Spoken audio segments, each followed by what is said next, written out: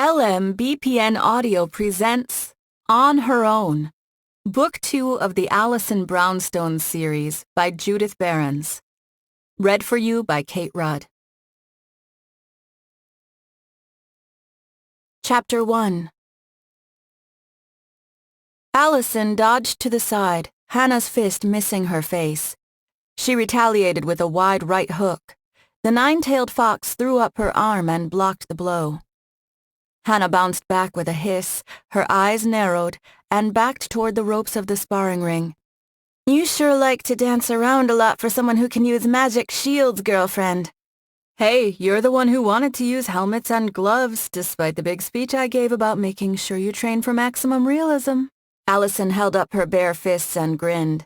"And I'm not using any magic now, am I?" "Of course I wanted a helmet and gloves. Healing magic or not, I don't like messing up this sexy face." Hannah grinned. "It goes nicely with this." She gestured to her body. While Alison had settled on plain black shorts and a loose tank top, her more sartorially obsessed friend had gone for ombre yoga pants and a matching tight stretch-knit ombre crop top. It had earned Hannah a few appreciative looks from the men and a few women working out in the combat sports gym. But Alison thought the whole outfit came off more LA housewife trying to look athletic than practical sparring attire. "Can't complain too much. At least she's throwing herself into this training." Alison shrugged. "Then protect yourself and you won't have to worry." "Maybe you'll be the one complaining when I break your nose." Hannah winked. "Bet you'll use some magic then." "Land a decent hit before you start trash talking." Alison raised her hand and gestured for Hannah to attack her. "Not getting hit is always better than getting hit, even when you have magic." She circled the other woman, her fists up. "And a good anti-magic bullet might still be able to take me out. Just ask AET." Hannah laughed. "You expect someone to shoot you in a fistfight? Maybe. In a real fight, you should expect anything and everything." Alison snapped a kick at Hannah, but the other woman dodged and avoided the blow. Before Hannah could offer a witty comeback, Alison followed up with her other foot and caught her friend's side. Hannah hissed and stumbled a few steps. "Ouch, girlfriend. That crap hurt." "I could have kicked you in your head, so you shouldn't bitch too much." Alison smirked, shaking out her hands. "And a little pain's good for you in sparring. Nice reminder. I've seen you show some good moves, but you still have a long way to go. Fox speed and claws aren't always going to win it for you." "Pain's good? That's twisted." Hannah rubbed her side and rolled her eyes. "Isn't the whole point of training me so I don't have to feel as much pain? That I can make the other guys feel more pain?" Alison raised her fists. "One thing my mom and dad drilled into me was that realistic training leads to realistic results. We're not athletes, we're security contractors. That means when we get in fights, there's a good chance the other side might try to kill us." She shrugged. "That said, there's also something to be said for not escalating a situation by not using a weapon or magic, so good hand-to-hand might actually lead to less killing. In either case, it's useful to be able to defend yourself without magic." Hannah laughed. "Escalating a situation?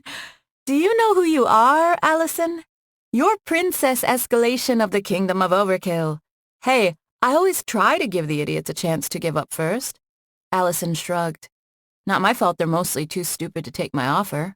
I'd be happy to do my job without killing a single person who isn't a dark wizard." She charged Hannah and threw a few more quick punches. Hannah blocked them, a cocky smile on her face. They traded a flurry of blows, but none landed solidly. "Wait a second." Hannah frowned after another exchange. "On a scale of 1 to 10, how much are you holding back?" Alison grinned. 11. "I've been training with my parents and the Brownstone bounty hunters for 10 years, and that's not counting all the on-the-job experience I've gotten. You're the one with the whole, I'm a lover, not a fighter thing. I follow the Brownstone family motto, kick their ass until they get the point, then kick it some more so they won't come back." Her friend snort laughed. "Subtlety? Thy name isn't Alison Brownstone. Anyway, even without magic, if I was going full out, this fight would be over too quickly for you to learn anything useful. This is realistic training, but it's still training." Hannah rolled her eyes. "I get that I can't take dozens of guys out by myself. But I'm not worthless." Alison kept her fists up as she shook her head. Not saying you're worthless, Hannah. Just saying I've got a lot more practical experience in fights. You'll get there. You just need more time. What if I amped it up a bit? Hannah rocked on the balls of her feet. Since you just went off about how badass you are even without magic. Sometimes it's not about being badass. It's about strategy. Alison furrowed her brow. I won't subject you to all the old military quotes Staff Sergeant Royce shoved down my throat when I was training with the hunters at my dad's agency, but they all kind of pointed at that idea. Hannah ran her tongue along the inside of her cheek and grinned. You're sounding pretty damn confident. How about I go full fox on you then? Okay, not full fox, no claws, just the speed. Alison gestured for Hannah to attack. Okay, bring it then. I won't use magic, but I'll still put you down before you can even hit me. Hannah offered her a hungry grin. 9 glowing yellow tails appeared behind her, and her eyes turned vulpine, but her claws didn't emerge as promised.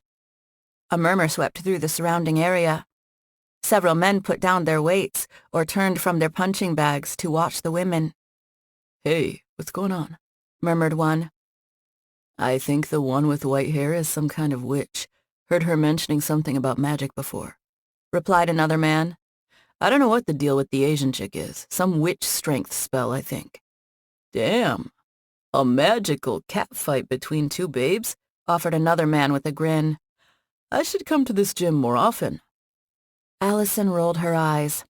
How did it always happen that no matter how old men were, they still ended up horny boys in the end? A few other women standing around the ring also shot angry glares at the men. Alison sighed and shook her head. Now, when I take you down, Hannah, remember I'm doing this to make a point. And the point is that fundamentals matter. You've seen it. Sometimes I take a guy down with a blast of ridiculous magic, and sometimes a knife does it. She shrugged. I'll admit I've gotten a little sloppy these last few years and overly reliant on magic, but because I trained in those fundamentals, it doesn't matter. So bring it, fox woman. Show me what you got. Hannah continued to grin as she circled Alison, her tails fluttering behind her. Should we bet? If I take you down... I don't know, she laughed. You have to go out on a date with any man I choose. Alison snorted. What the hell? It's for your own good, girlfriend. It's really a win-win bet for you. Okay, then, if I win... A huge grin spread across Alison's face. You'll do all of Ava's data entry for 2 days. She said something about a very detail-oriented spreadsheet that she couldn't automate. She was thinking about bringing in some temp help, but why spend more money to hire someone else when I'm already spending it on you? Hannah made a gagging sound. No, now I have to win. She took a few deep breaths and focused on Alison, then burst into a sprint, her form starting to blur. Alison threw up her leg and connected with the top of Hannah's chest. Something crunched, and Hannah flew backward and crashed to the floor with a yelp. Her tails vanished, and her eyes reverted to dark-eyed and human. Whether that was normal was a matter of opinion. A collective groan swept the crowd watching the fight. Hannah took shallow breaths. I think I broke something. Alison knelt beside her and placed a hand on Hannah's chest. White bands of energy flowed from her hand into her friend, and her own body began to ache. After a few seconds, she pulled away and took a deep breath. Hannah sat up with a smile. Good as new, thanks. Her smile faded as she looked Alison up and down. You look pale, girlfriend. You all right? It's okay. Alison waved a hand. Healing magic in particular really takes it out of me. It's why I rely on potions. Even if she'd come to terms with her AMDS, it was still annoying. Huh. Really going to have to talk to someone new about it. Just because one doctor in D.C. didn't have much to say doesn't mean doctors here can't help. Or someone from Oriceran. Have to make the time once I've finished getting everything with the company set up. Alison stood and offered Hannah a hand, then helped her friend up. Looks like you've got some data entry in your future, Alison noted. Hannah sighed. I'd say best 2 out of 3, but that hurt too much. I think I can only take so much realistic training in one day. A few disappointed murmurs sounded in the crowd as people began to wander away. Maybe you should take her on, one of the men suggested to a muscle-bound hulk in the crowd. Just get her to agree to not use magic. The huge man shook his head and grunted. Weren't you watching? I like my face. That witch doesn't need magic to hurt me. Alison chuckled. I'm not a witch, but I like that I don't have to make a point to all of you. Good on you. She looked around at the various people leaving. Her gaze landed on a fit man with short, dirty blonde hair in the corner. He stared back at her, his thick arms crossed. The guy had a nice face for someone who was in a combat sports gym. If his nose had ever been broken, he must have healed it with magic. Alison narrowed her eyes. She felt the faintest residual magic radiating from the man's direction. Calm down, Alison. You can't freak out about some magical being in a gym when your magical ass just fought a nine-tailed fox. The man gave her a slight nod and walked over to a bench press machine. Hannah leaned close to her ear. See something you like? She whispered. Alison shoved her a little, her cheeks heating. Quiet, you. The Fiat Spider's wipers worked overtime as light snowflakes drifted down from the gray Seattle sky. Assuming the snow survived or even continued, they were going to have a white Christmas, despite some initial reports that it'd be nothing more than a wet Christmas. Ugh, it's almost Christmas, and I don't have any presents. I can't show up at home without presents. Hannah stared out the window and sighed. That was embarrassing. Alison glanced her way, grateful to not have to think about her lack of Christmas shopping for a little longer. Huh? What? You haven't said anything for a few minutes, and the last thing we were discussing was how you didn't like the water pressure in the showers at the gym. No, the fight. You laid me out like it was nothing. Hannah shrugged. I know I don't have all that Brownstone experience, but I figured if I went full fox on you, I could at least get a hit in. There's nothing wrong with needing to train. Everyone starts somewhere. Alison slowed the car. The snow was making the roads slick. I remember the summer my dad and mom started training me. It was after my first year at the School of Necessary Magic. I was feeling pretty special, really magical. You have to understand that my birth mom kept all that heritage from me. She sighed. Not that I'm angry. She was just trying to protect me. Anyway, the point is I had trouble at first, but once I completed my first year, I was feeling pretty confident. Hannah smiled. No reason not to. I've got a few tricks, but I can't do all different sorts of magic like you. Alison shook her head. I was still coming into my power then and couldn't do nearly as much as I thought, so when I came home, I was surprised that my dad suddenly wanted me running obstacle courses and doing combat training. She laughed. I whined about it at first. It's pretty embarrassing when I think about it now. The magical princess didn't want to get sweaty. Hannah waggled her eyebrows. Pretty much. Alison did a quick mirror check before changing lanes. Even if she was still getting settled into Seattle, she'd already noticed their drivers were better than DC's. It was a damned low bar to clear, though. But my dad and mom put me through the paces, she continued, along with all the guys at the agency. And it was all guys at first. I mean, you have to think about how ridiculous it was. A teenage girl training with a bunch of bounty hunters directed by a retired Marine Corps drill instructor? Hannah winced. That sounds painful. It often was. Alison shrugged. But before I knew it, I was in ridiculously good shape and learning how to defend myself without relying on magic. She pointed to her eyes. Back then, I only had soul and magical energy sight, although I could absorb dark magic and cast shadow flames, which made it even more complicated. I had a few tricks I could use before I got artifacts to help, but it was still difficult. Hannah shook her head. That's intense. I still can't believe you had a genuine wish, and you and your dad sat on it for years without using it. If it was me, I would have used that thing the second I got it, probably for something stupid like a new car. Alison smiled softly. I'm glad I didn't. It let me save a lot of people. And we return to why I'm embarrassed. Hannah let her head fall forward. I'm going to keep training with you, girlfriend, but even with fox speed and claws, it's going to take me a while to be 1/10 as tough as you. And as badass as you are, you can't be everywhere. We need additional ass-kickers for Brownstone security.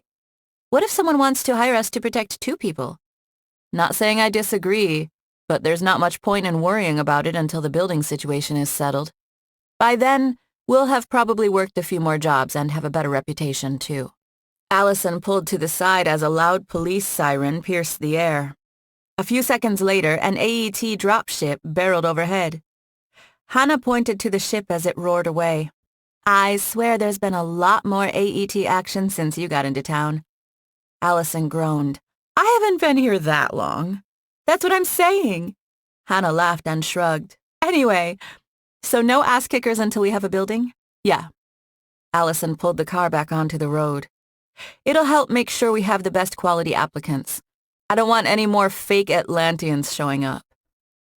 Her phone buzzed in her pocket and she hit a button to send the text to a display on her dashboard. Miss Brownstone, please come to my office immediately. Agent Latherby.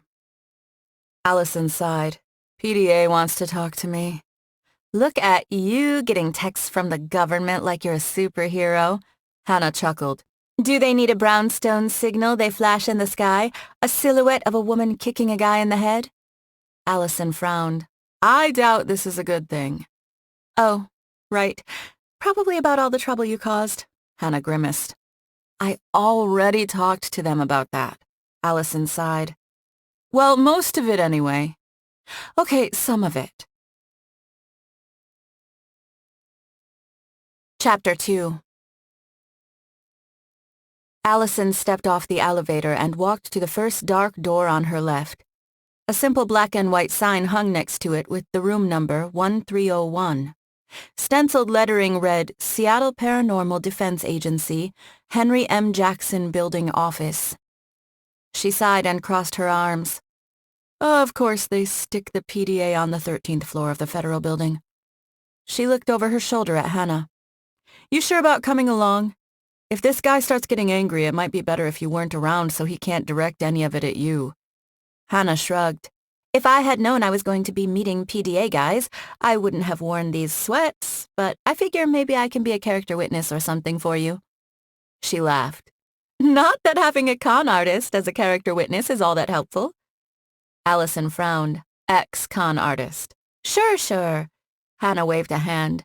But there's no way I'm letting my boss and roommate get locked up by the feds. If anything, I like that condo too much. I can't go back to a cramped apartment. Alison snickered. I feel so loved. Your loyalty is amazing. Hannah winked. Alison opened the door and entered the office. A bored-looking, black-haired young woman sat at a computer behind a small desk, typing away. A glass door led to a small conference room behind the receptionist, and 4 other doors led to individual offices, each labeled with a different agent's name. The receptionist didn't look up from her computer.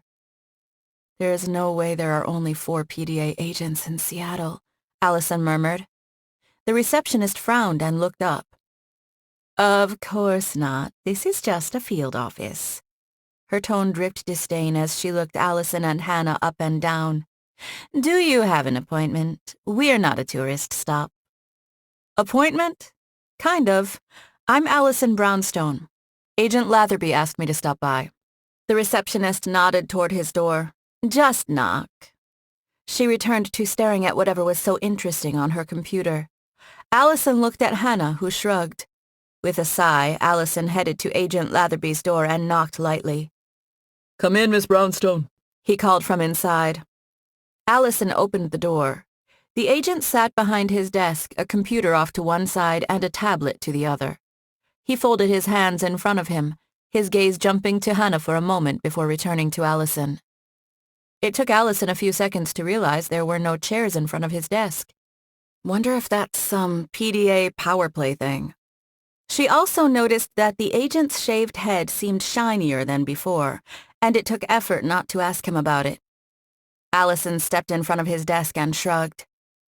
You asked me to come, so I came. I figured after our last chat it wouldn't hurt to be on good terms with the PDA. A good attitude, Miss Brownstone, and I'm pleased that you came so swiftly. The agent glanced at Hannah again. And good afternoon, Miss Sugimoto. Hannah blinked. I don't think we've met. At least if we have, I don't remember. No, But I've made it a point to ensure I'm aware of the people hanging around Miss Brownstone. The agent continued, staring blandly at her. And let's be honest. The only reason you're not in prison right now is because of the particular nature of your abilities and how you've used them on law enforcement in the past. You're quite the criminal, Miss Sugimoto, aren't you? Hannah rolled her eyes. That's me, the criminal queen of Seattle. Even better, lock me up, and all magical crime in the Pacific Northwest goes away. Alison frowned. She works for me now. If you've got a problem with that, maybe I should leave right now. She's not just my employee, she's my friend. Agent Latherby snorted. Calm down before you blow up a building. You'll find that I'm a man who values pragmatism over, let's just say, obsessive dedication to rules. Alison narrowed her eyes. Meaning what? Keep your fox on a leash and I won't have any problems. And if I don't have any problems with you, I can generally make sure the local PDA doesn't. Agent Latherby unfolded his hands and set them in front of him. Hannah smirked. I bet you'd like to see her leading me around on a leash. The expression on the PDA agent's face didn't change. As entertaining as this prattle is, I'd like to get to the point on why I called you here, Miss Brownstone. Alison crossed her arms. It'd be nice, yeah. As we previously discussed, things are chaotic in Seattle. More chaotic than people realize, if only because of the efforts of government agencies and other interested stakeholders. Agent Latherby shrugged. And chaos sometimes requires unorthodox solutions to handle. What do you mean by that? He gave her a thin smile. Let us just say that because of that and certain other limitations, it's to the advantage of the PDA to handle certain problems indirectly in a well-compensated but off-the-books manner. Hannah laughed. He's giving me heat about a few minor cons, and he's trying to recruit you for Black Ops? What a hypocrite. Alison nodded at her friend. She's got a point. But besides that, I need to make something very, very clear to you. Feel free, Agent Latherby replied. I value an open and honest relationship between the two of us. I'm not going to stand here and pretend I have a problem spilling blood and kicking ass. My record in Seattle speaks for itself. A hint of a smile tugged at the corners of the PDA agent's mouth. Indeed. Your point? Alison rolled her eyes.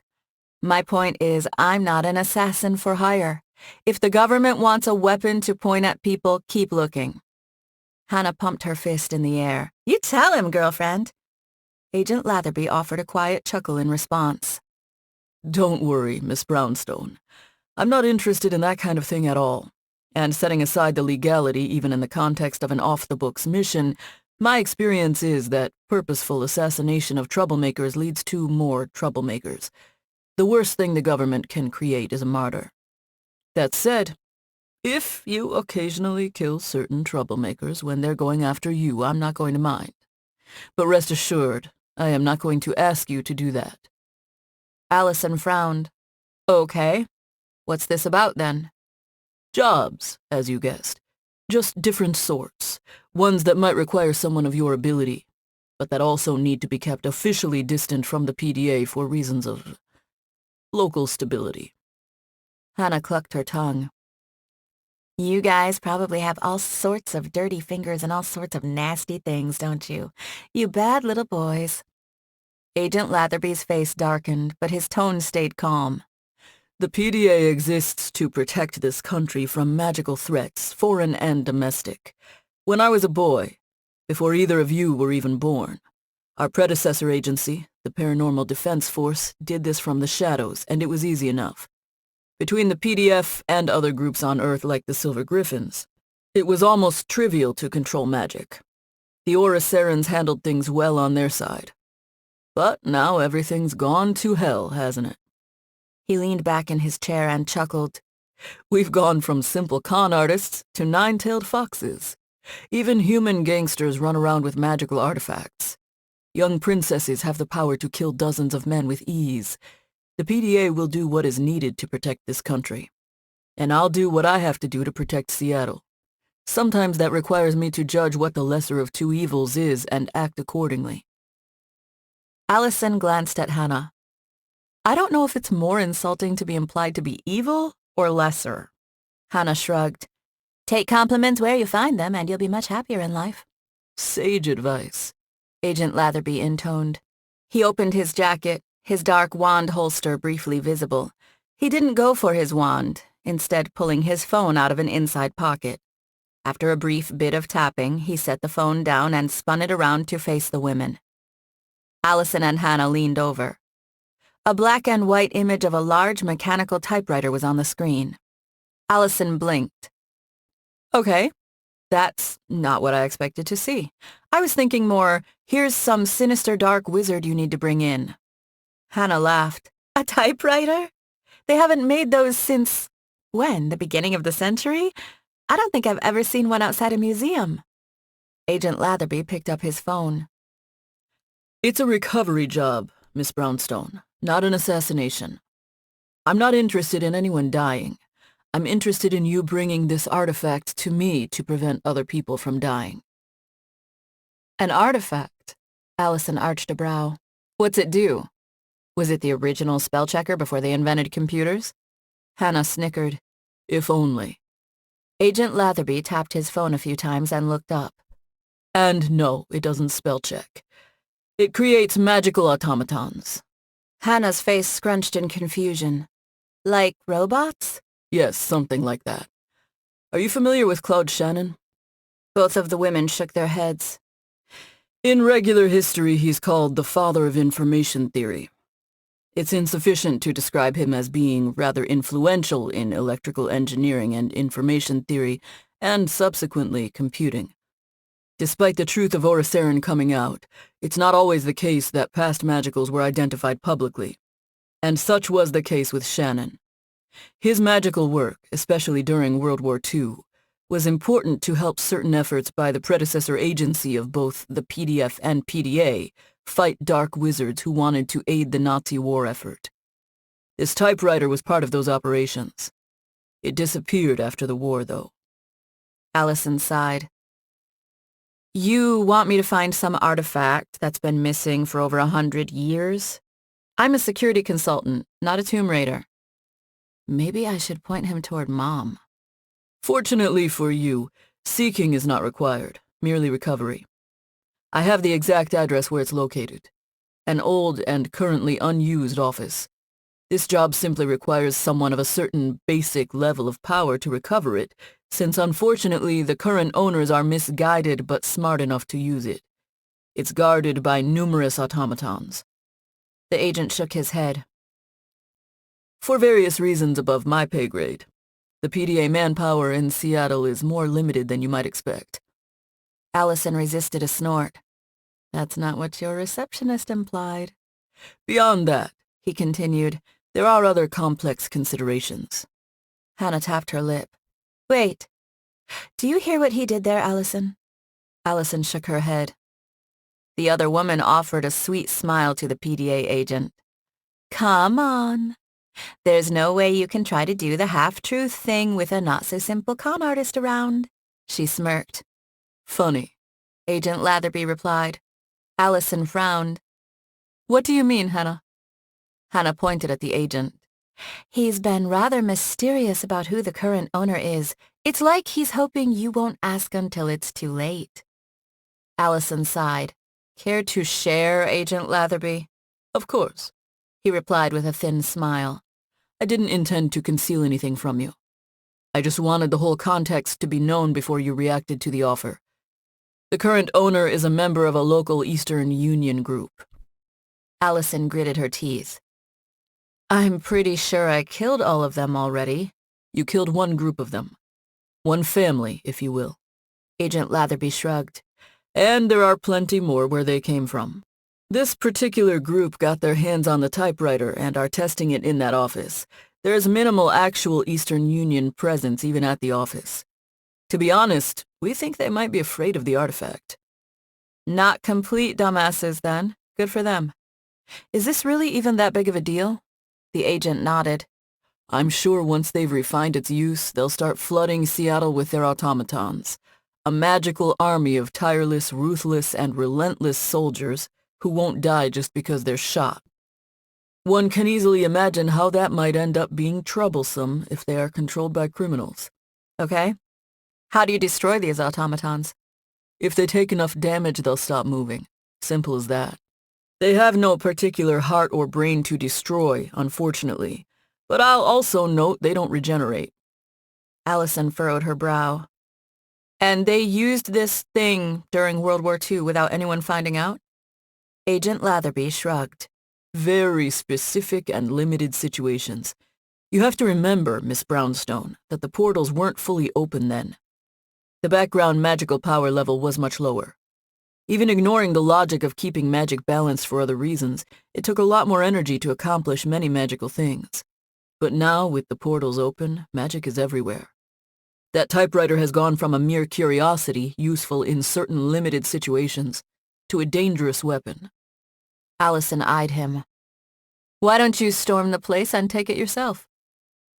Life is complex when you're in the PDA. We need you to infiltrate the office and recover the typewriter. If you pull out and destroy the piece of paper currently in it, it'll deactivate all the automatons, making it unnecessary for you to clear them out one by one. He leaned back and rested his hands in his lap. Unless you'd rather avoid any more entanglements with the Eastern Union. You're my first choice in this matter, but I do value our relationship, and I will note that even if you're not interested in this opportunity, others will arise. To be clear, you'll be well compensated for your risk, given the potential to attract additional attention from the Eastern Union. Alison snorted. I'm not scared of those assholes. If they're smart, they'll stay out of my way, not the other way around. A brownstone through and through, she scoffed. You're damn right. Of course. Please be aware that if something unfortunate comes out of this, the PDA will deny any involvement in this incident. But we both know how good the Brownstone family is at keeping secrets. Agent Latherby glanced at Hannah before returning his attention to Alison. What does this asshole think he knows about my parents? She frowned, not sure if he was complimenting or threatening her. The secrets her parents kept were more for the government's protection than their own. Alison worried more about how her interaction with the PDA might impact her life in the coming months. Can you be more specific? She asked. Or are you just saying that if the AET shows up on this job, you're going to let me rot in jail? That would be a strong possibility. The agent shrugged. But it shouldn't be an issue. Just make it clear to them that you shouldn't be the one going to jail. I will note that there are certain parties still putting pressure on your behalf. Alison snorted. You mean Scott Carlyle? Agent Latherby nodded. He's chief among them. But I wouldn't grow too complacent by trusting in him either. He's useful in many ways, but he also has his own plans and motivations. That's why I'm building up my own resources. Alison looked at Hannah. What do you think? The fox shrugged. You know me, I have my own reasons to hate the Eastern Union. If you gave me a free magical nuke to shoot at them, I'd use it. Alison chuckled. Fine then. Even if most of them aren't related to the Hurricane, I don't like those assholes. I'll do it. Agent Latherby nodded. Excellent. I would suggest that you try to be as quiet as possible about it, but I'm not here to tell you what to do. I'd just like that typewriter back. Quiet, huh? We'll see how things go. Alison grinned. No promises, though. Chapter 3. Alison jogged down the street, shivering from the chill in the air. Her boots crunched in the light layer of uncleared snow. She needed to give up her winter defiance and start wearing a heavier jacket, no matter how much she loved her leather one. She tugged at her ear. It had taken a lot of trust to let Tahir stick something in her ear that looked like a wriggling silver worm, but the magical receiver hadn't eaten her brain yet, so she didn't have too many complaints. Can you still hear me? Loud and clear, girlfriend, came Hannah's voice in her ear. Tahir's snort came next. Of course we can hear you. The magic on that receiver will work even in situations of high-powered conventional jamming. There is no way it'd fail on a city street. Touchy, Tahir, Alison replied. I'm coming up on the office. There are several other offices and a few stores on the street. She glanced around and spotted a couple of people wearing heavy coats she coveted. There are other people around, so I'm going to take Baldy's advice and keep it as quiet as possible. I can't believe the Eastern Union would be messing with that kind of artifact so close to other people, Hannah replied. It's like they're begging to be caught.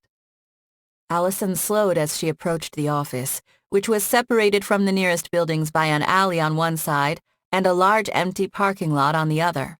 A sign plastered to the doors to the front lobby announced "Commercial Space for Rent." These guys are a lot subtler than those assholes I killed before. I don't know if that means trouble in the future or not. Hannah sighed through the receiver. Problem? Alison asked. She glanced over her shoulder. No one was paying her much attention. Even if they cared about her white hair, it was mostly hidden under a black knit cap. No, Hannah replied.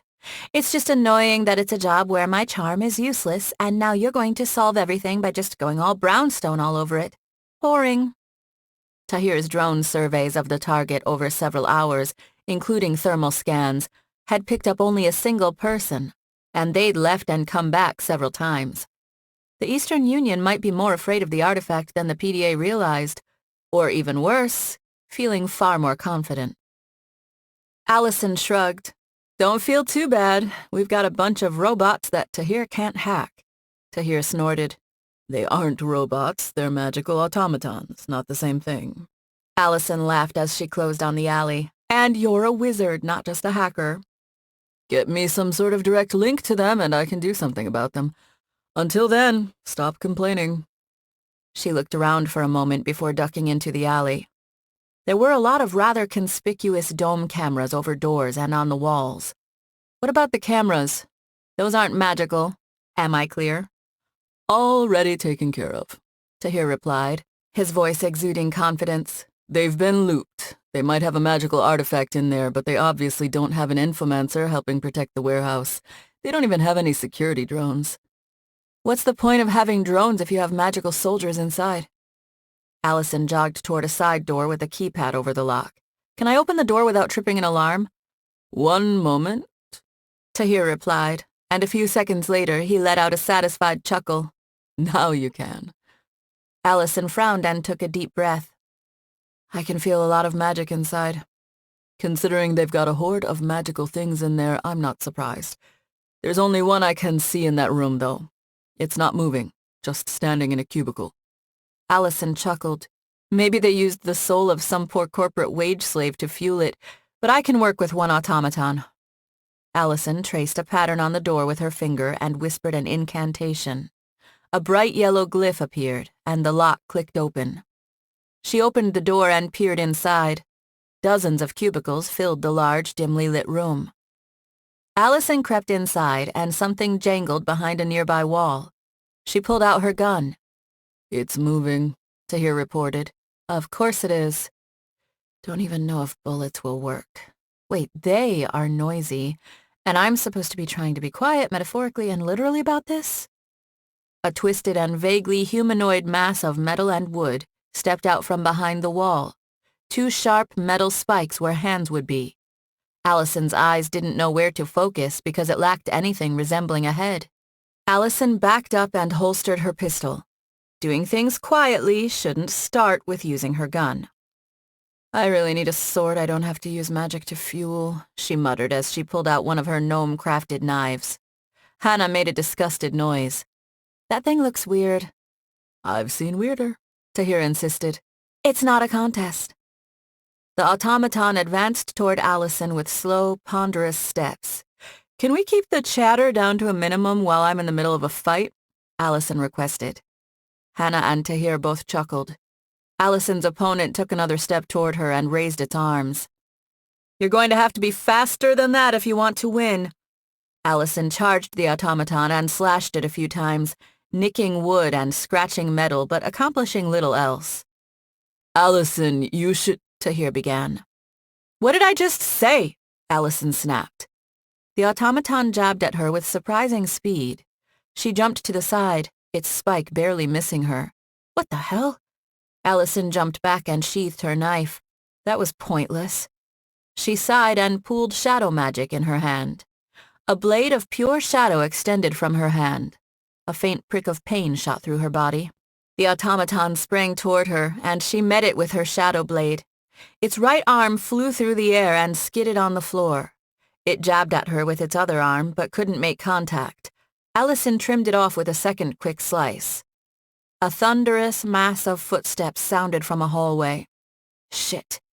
Her current enemy charged her, this time at decent speed.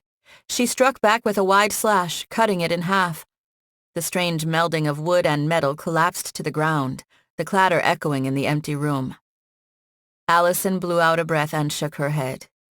Tahir, do you have eyes on the reinforcements? I can hear them coming and they sound close. That's what I was trying to tell you. The whole army. All the same basic shape, kind of humanoid, no heads but different materials. Some are wood and metal, some are brick or glass, and one looks like it's made of plastic. It's like when you hurt the first one, they all woke up. She furrowed her brow.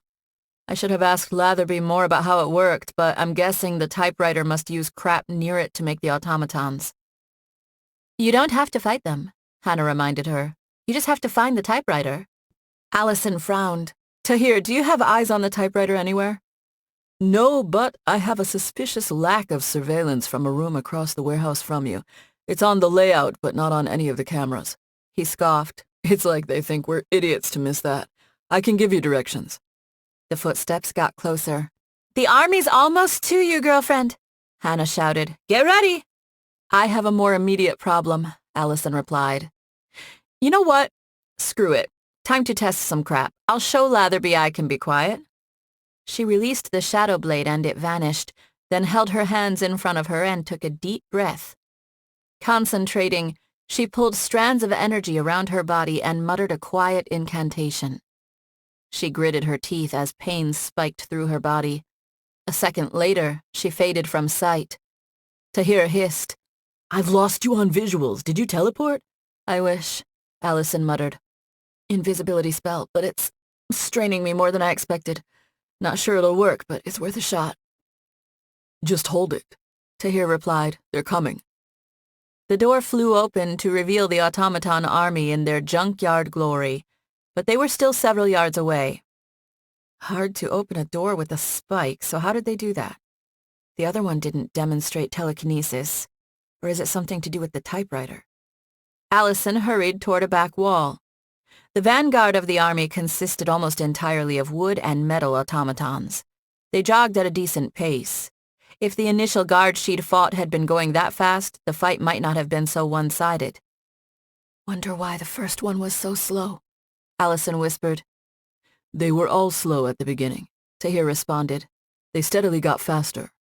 It's like they're warming up or something. The automatons fanned out and marched through the cubicles, their spike arms raised. Their lack of heads made it hard to tell where they were looking, but the first line of the army converged on the remains of their fallen sibling and stopped moving. The next line of enemies advanced and clustered around the first. Alison watched in silence as the room filled with automatons, including two made mostly of glass a few feet from her, on the outer circle of enemies. She'd not bothered to keep count, but she wouldn't have been surprised if there were more than 100 of the creations in the room. She glanced toward the cubicle of the first automaton and noticed the desk lay in a pile of jagged and broken wood. Sharp ribbons of metal from the drawers littered the ground around the wood. Guess I know where the raw materials came from for the first guy. Alison took a deep but quiet breath and crept around the edge of the now immobile mass of headless magical constructs. I see no other enemies, Tahir explained. There might be some in the camera's dead zone, but that's not a very big room, according to the layout. Okay, Alison whispered as she continued making her way around the edge of the room to the hallway. She gritted her teeth as pain continued to build throughout her body. For whatever reason, the invisibility spell was proving taxing. It might take less energy to fight the whole army. The thought drifted away as she neared the open door to the hallway. Once she turned the corner, she could drop the spell. Alison made it to the front door, the entire automaton army silent and unmoving around the dismembered body of her first victim. She grinned despite the pain. Once she cleared the door, she went from skulking to walking, but didn't risk jogging, unsure if the automatons responded to sound. A painful half-minute passed as she strolled down the hallway and turned the corner. Alison dropped the invisibility spell and took a deep breath. "How is our army looking?" she whispered. "Still just standing there," Tahir responded. "None of them have moved an inch." Alison smiled. "See? I didn't even have to go all Brownstone. I can be a ninja when I put my mind to it." Tahir snorted. "Job's not over yet." A few seconds later, he yelped. "What did you do that for?" Alison frowned. "What? I didn't do anything." "I smacked him for you, girlfriend," Hannah explained. Alison laughed and then slapped a hand over her mouth. She lowered it and glanced around the corner. "Movement?" she whispered. "Nothing," Tahir muttered. "Let me give you the directions to the off-camera room. Also, don't have eyes in any of the closets, but if we can't find it in the room, you can hit those up." "Sounds good." Alison rubbed her hands together and shook out her arms. Some ache remained from the invisibility spell, but nothing too bad. Tahir's expert navigation led Alison to a closed managerial office only a few minutes later. She sensed magic inside the office, but half the building screamed magic, probably from the Eastern Union tearing it up to make automatons, so it was hard to know what to make of what she sensed. She'd spotted numerous missing doors and stray piles of metals, wood, glass, and leftover plastic during her trip. Alison summoned a shadow blade and reached for the door handle with her free hand. "Do you have any thermal scans from your drones?" "Yes," Tahir replied. "You are the only warm signature in the entire place." "Here goes nothing." Alison flung open the door and sighed. A dozen automatons stood in 2 rows in front of a plastic table and chair with the typewriter on top. They all took a single, slow step forward. "The armies started moving," Tahir reported. "Slowly, but they're turning toward the hallway door." The automatons in front of her took another, quicker step. Alison sighed. "Yeah, they've got friends here. Going into combat mode, radio silence." She moved her free hand and concentrated until a shimmering shield of light appeared around her. The enemy stepped forward again. Alison charged into the room and sliced through 2 automatons, one obviously of desk origin and the other window glass. The remainder broke formation. A close metal automaton jabbed at her and missed, but another's attack bounced off her shield. Alison pivoted to slice the metal automaton in half. They swarmed her now, stabbing like angry pistons. Their blows didn't pierce her shield, but the relentless attacks forced her back, and strain built in her body. 2 more quick swings finished a red metal automaton that had several fire extinguisher stickers on its body. The thundering charge of the rest of the automaton army echoed down the hallway. While relentless building materials animated might have scared an Axis soldier into wetting his pants a century prior, the Drow princess continued to cut through them with ease. "I know you told us not to talk, girlfriend," Hannah shouted, "but they're right around the corner. You better hurry." Alison finished off the last of the room's guardians and released the energy flowing into her shield and sword. She ran toward the table, her breathing ragged. A single sheet of paper sat in the typewriter, the same Latin line repeated without spaces. Vita abundat. She yanked the paper out of the typewriter as the first few automatons appeared in front of the door. Brick warriors instead of wood or glass. Screw ripping this shit up. Alison gritted her teeth and forced shadow magic into the paper. Black flames appeared and incinerated the paper. The ashes flowed into the air.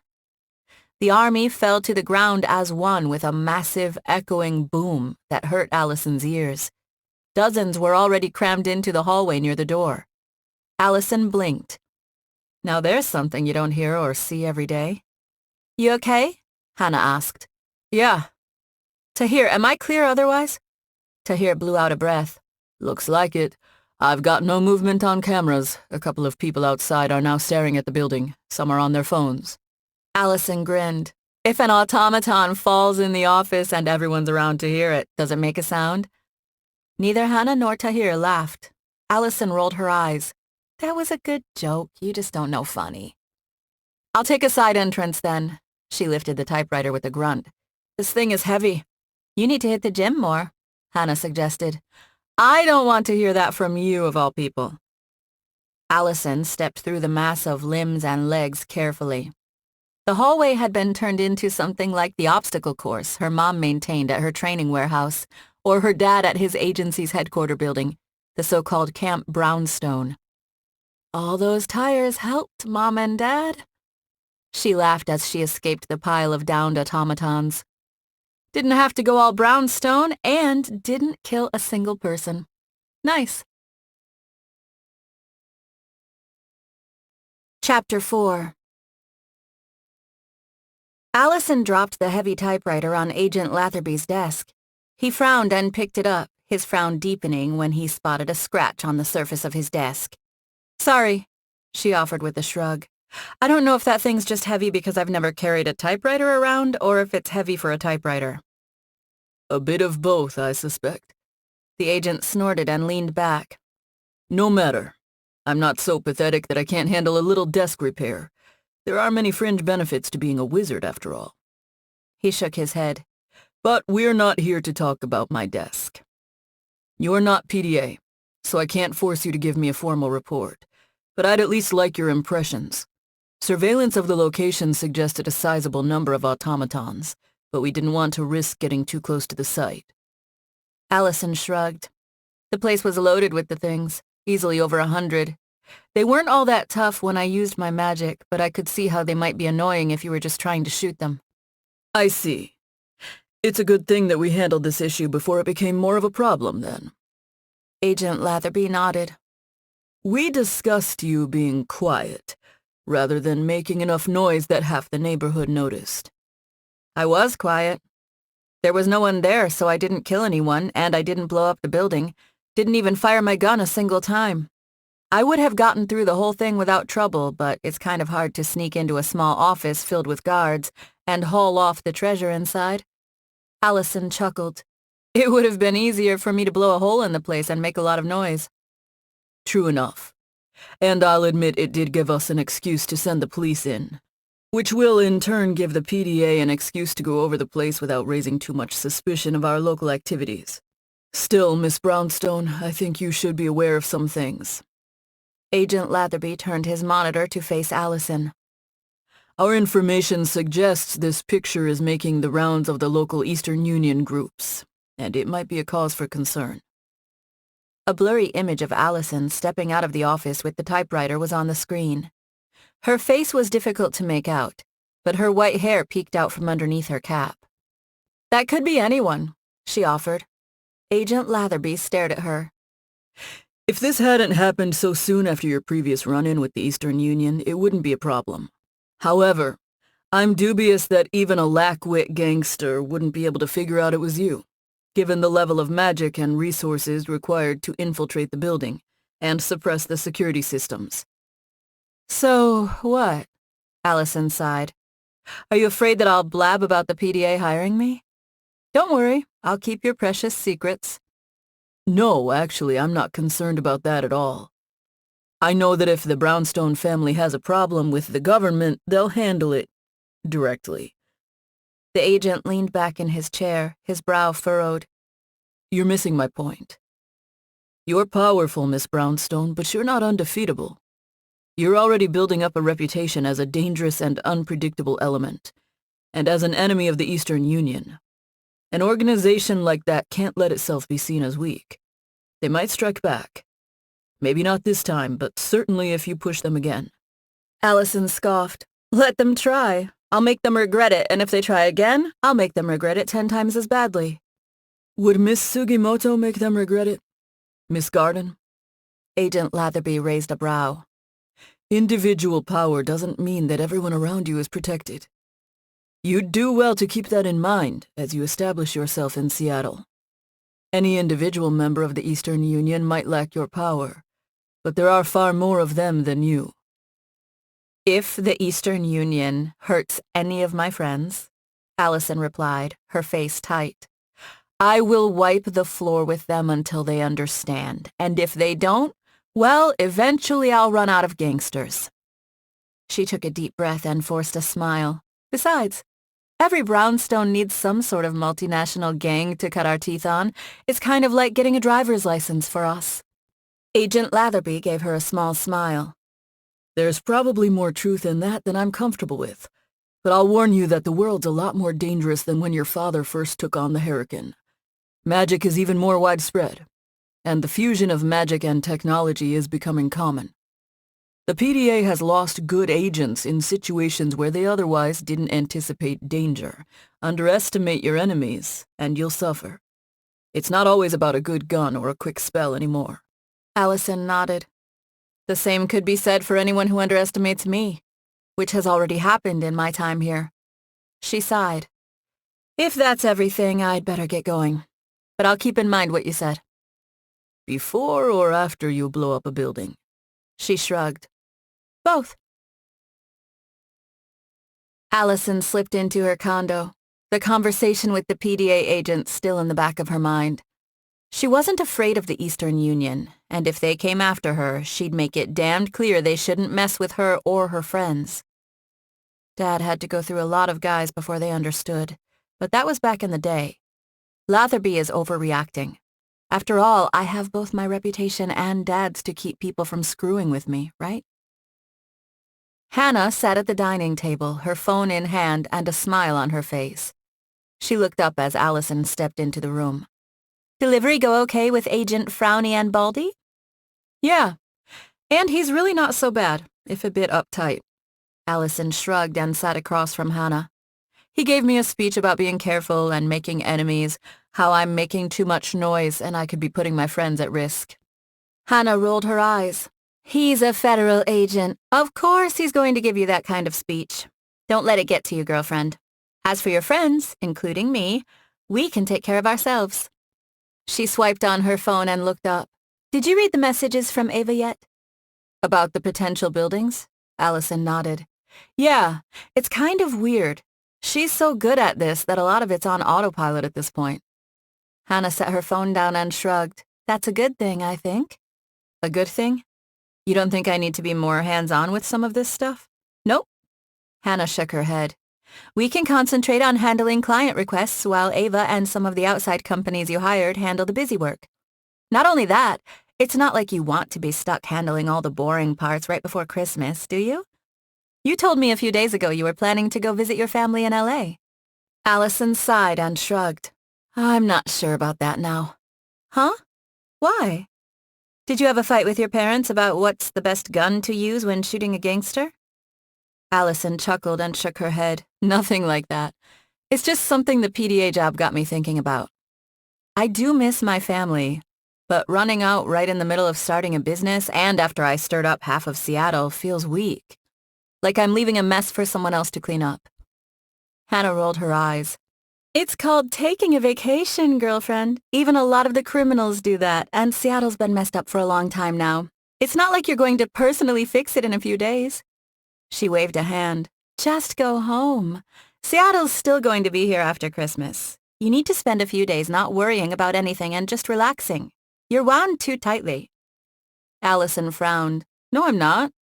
I'm just trying to make sure my business gets off to a good start.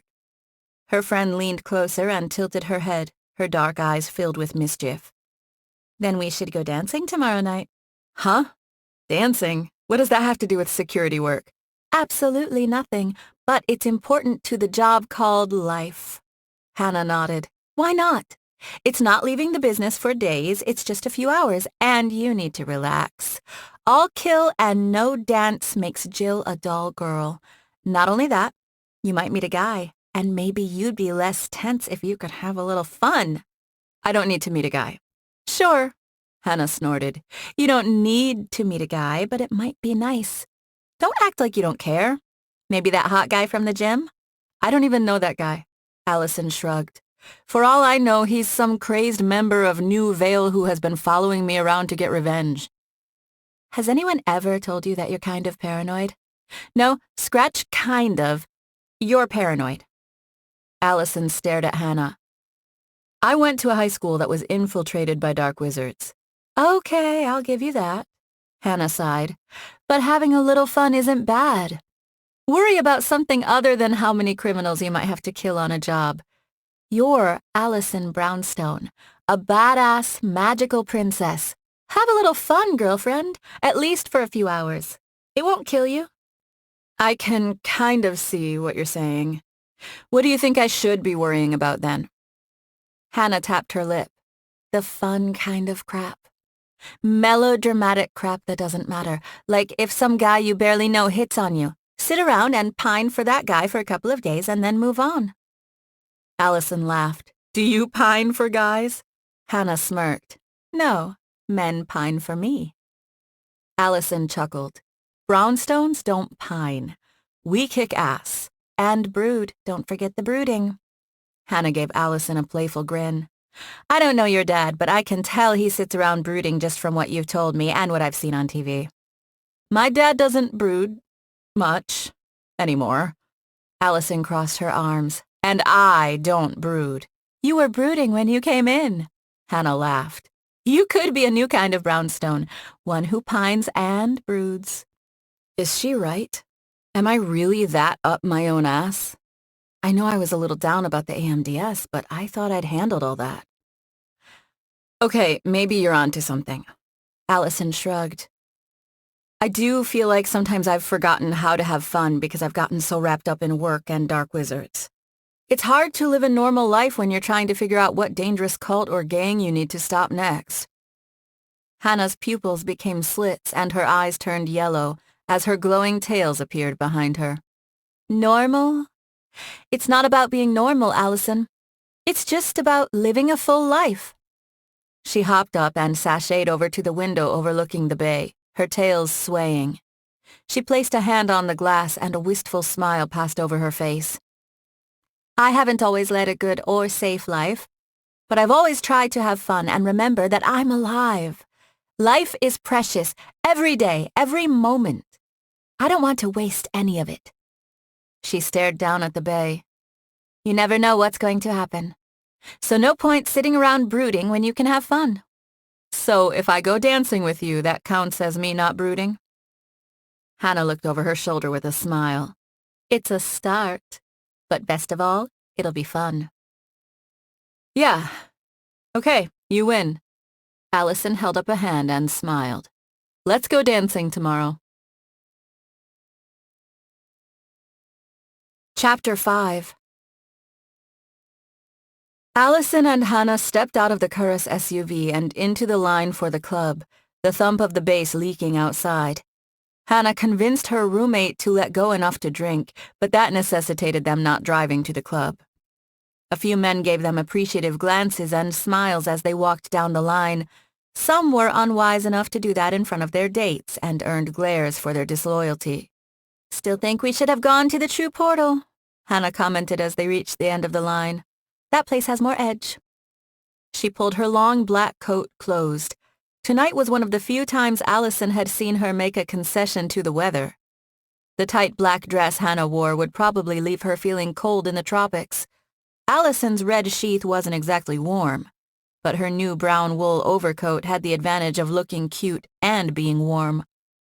Fortunately for both women, although the air nipped at them, there wasn't a cloud in the sky threatening any snow or rain, and the wind was non-existent. Alison shook her head. It's not a good idea to mix work and fun. Imagine if we ended up really liking that place, but at some point, I have to throw Vincent through a window. Hannah laughed. I love how your thought process ends with you throwing someone through a window. Just saying. Besides, shouldn't I explore the city with you? All the different clubs? Isn't that more fun? Her friend grinned and patted her on the arm. Now you're getting it, girlfriend. There's more fun to Seattle than just Manakees and that old troll. Glad we're on the same page. But let's be real. You probably agreed to this place because it was the closest to your condo. Alison shrugged. It doesn't hurt. It's not like all the clubs are going to disappear if we don't try them right away. Working an angle, Hannah replied with a smile. You're learning. More than one way to get what you want. That's something we need to work on, and I can help you. What do you mean? Hannah tapped the side of her head. Solving situations with a few colorful and fake stories. Don't need charm magic to talk yourself out of most situations. You might not always remember it, and your style is too bounty hunter casual chic, but you're a hot young thing, Alison, which means you can talk your way past a lot of situations. She shrugged. And it's not just about making men drool. People listen to attractive people in general. It's unfair, but it's how the world works. Alison frowned. I don't really need to worry about that. If I'm on a job, I can just ask, directly. You mean Brownstone style? Is that what you're calling it? Alison chuckled. Hannah shrugged. Think about that last case. I helped, right? Sure, you were a great help. And that did not involve throwing a guy through a window. Hannah pointed to her smile. This is a weapon as much as your magic or sword. I get that your daddy's ridiculously powerful little girl and daddy's famous for being a force of nature, but I'm just saying we can help each other improve in different skills. You might never be as great at talking your way out of trouble as I am, and I'm never going to be the ass kicker you are. But it'll make us both better to have more skills. Alison blinked and took that in. Her solutions to problems in Seattle had been rather straightforward, and a simple solution was often the best. Damn it. A simple solution. Is that what I believe, or is it Dad's logic? What would Mom say? Maybe not a simple solution, but a direct solution is the best. She licked her lips and nodded. Hannah had a point. Every tool in Alison's arsenal should be employed for her jobs, and it wasn't like she had to become a con artist. Alison hung back as the crowd advanced. Do you ever miss your old life? She whispered. What do you mean? Hannah responded, also whispering. It seems like you enjoyed conning people. Hannah shrugged. I do enjoy a good manipulation, just like you enjoy a good fight. For me, it's more of a game, and I've always tried to only go after people it wouldn't hurt too much. It's not like I was conning some poor single mom out of her rent money. I loved it most when I didn't even have to use my charm magic. Alison nodded. Not trying to ride you about it, but you've spent years living your life that way. Now you're working for me, and we're not constantly running into situations that let you use your skills. While I'm not going to claim I never have a little side fun, the way we met was important. Hannah shrugged. Look, my lifestyle led to me being controlled by some vicious gangster. Even if I'd gone through with giving him something to avoid getting in trouble, I know how that life was going to end, with my body floating in Elliott Bay. She let out a dark snicker. New Year's is coming up anyway. Nice time for a new Hannah. I understand a lot about change. Alison moved closer to the line now that the distance had grown. I'm only 25, but I feel like I've led a bunch of different lives already. It's overwhelming when I think about it. Hannah shrugged. That's kind of everyone, isn't it? You know what? You're right. I just have a few different and unusual challenges to deal with. Hannah looked at the line for a moment, her gaze calculating. New lives, huh? Do you miss D.C. at all? You haven't mentioned many friends there. Everyone you've mentioned lives somewhere else, except for your shifter buddy who is going to be a congressman. Alison shrugged. Other than some of the sushi places there, it's not like I was connected to the city. It was just a place to work, a place I thought I could find job opportunities. In my heart, I've always been a West Coast girl, even if I went to school in Virginia, although Seattle's admittedly not as warm or sunny as L.A. A laugh ripped from Hannah. It's December. It's not like you can judge the city for December. Half the country is cold in December. Just saying it never gets super cold in L.A. That's kind of nice. Sounds boring. Hannah looked at the sky. The bright lights of the city washed out the vast majority of the stars. Seasons are nice. They remind you of the changes in the world. And that's the only real constant, right? Change? Think about it. A 9-tailed fox and a half-elf princess are going to a dance club in Seattle. That's a big change from the past. Sounds like the beginning of a joke, Alison responded. The line moved forward several yards. Hannah rubbed her hands. Line's really moving now. Looks like we're almost ready for some fun. Yeah. Thanks for convincing me to come. Her friend winked. Anytime, girlfriend. I'll always have your back in fun or fights. Alison took a sip of her martini. Not drinking often made it easy for her to get drunk, and a pleasant buzz had already settled into her head halfway through her first drink. Bodies packed the club, but unlike the true portal, almost all of the customers appeared to be humans, and the few Oricerans present easily blended in. Light elves mostly. The relentless, heavy beat of the music shook Alison's bones, but the drink kept her from caring much. Hannah polished off her own drink and sighed. Ah, that hit the spot. How about you? Relaxed yet? I think I am, but then I don't believe I'm nearly as stressed out as you seem to think. But still, Alison smiled. I could be more like my mom. Her friend groaned. You're talking about your mom on a girls' night at a club? Lame. Alison shook her head. You forget that she's my adopted mom. She's only in her 30s, and even during her days of peak badassness, she liked to hit clubs with her friends. Still does when she needs to recharge her batteries and get away from some of James Brownstone's testosterone and the smell of barbecue.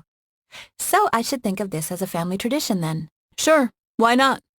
Alison traced the rim of her glass with her finger. The point is, my mom knew all about living a dangerous life and still relaxing, and it wouldn't hurt for me to be more like her. Not that my dad's bad about that kind of thing. It's just he's a simple man with simple needs. A little barbecue and my mom is pretty much all it takes to keep him relaxed. Hannah smiled. That's sweet. It's kind of weird to think of the scourge of Hurricane just sitting around eating barbecue and hanging out with his wife. Alison pointed to her eyes. When I first met him, I didn't even have the glasses. I could see soul and magical energy, though. And I knew that he was a good man. He only proved it after that. Same thing with my mom. Sure, they can get a bit intense when people threaten them, but it's easy not to get in someone's face if you don't want them to mess with you. A bittersweet look played across Hannah's face, but she didn't say anything. Yeah, I had a loving mom and an asshole dad, and then I got another loving mom and loving dad, but you didn't get anything after you lost your parents, did you? Time to change the subject. Alison cleared her throat. I was thinking about what you were saying about guys. Hannah perked up and leaned forward, an eager gleam in her eyes. We've got an entire building full of them. Time for a hunt? I doubt I'm going to meet anyone here, but you're right. I'm acting like if I ease up for 5 seconds, a bunch of dark wizards are going to rush into Seattle and blow up half the city. It wouldn't hurt to maybe, just look around a little.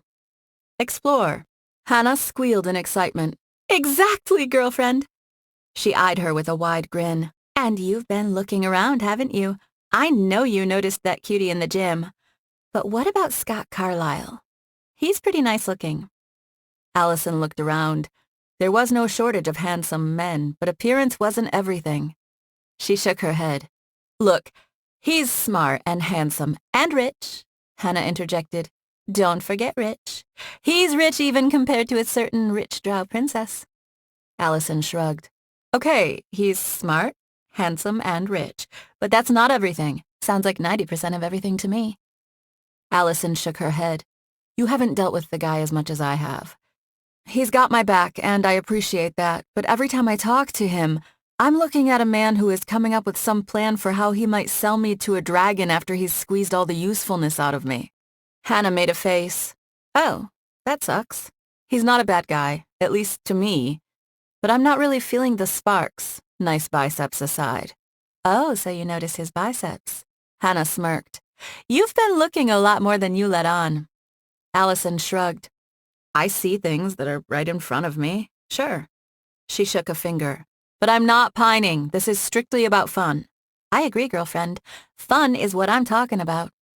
Hannah rubbed her hands together. I'm pulling you into fun Alison land rather than brooding Brownstone land inch by inch. She nodded. Yep, I've decided. Decided what?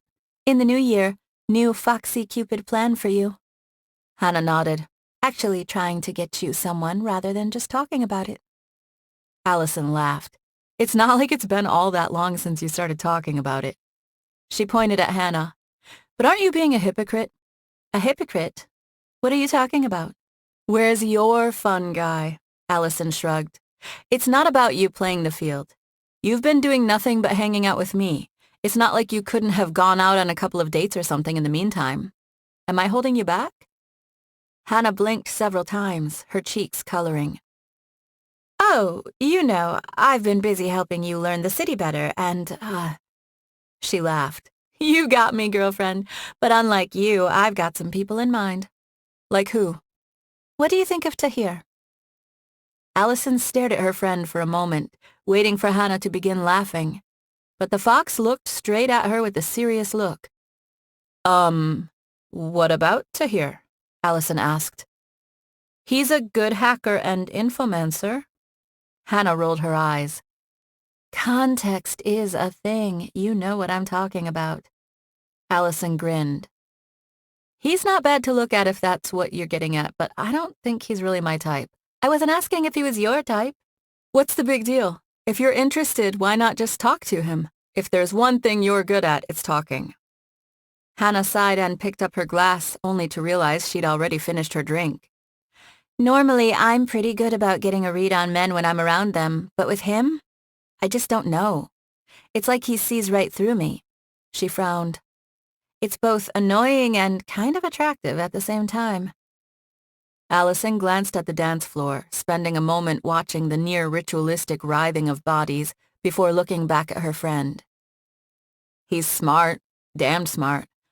I'm betting you're used to having men wrapped around your foxy little finger, even without the charm.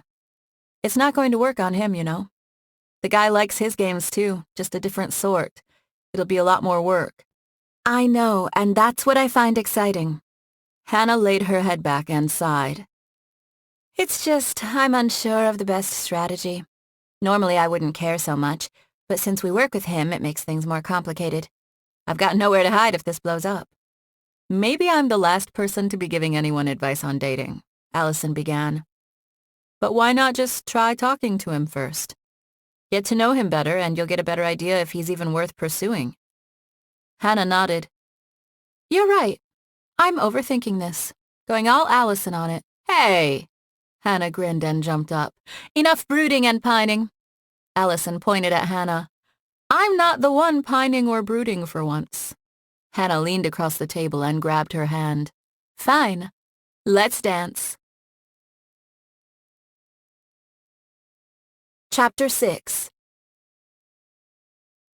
A few seconds after Alison finished brushing her teeth, her phone rang in her bedroom.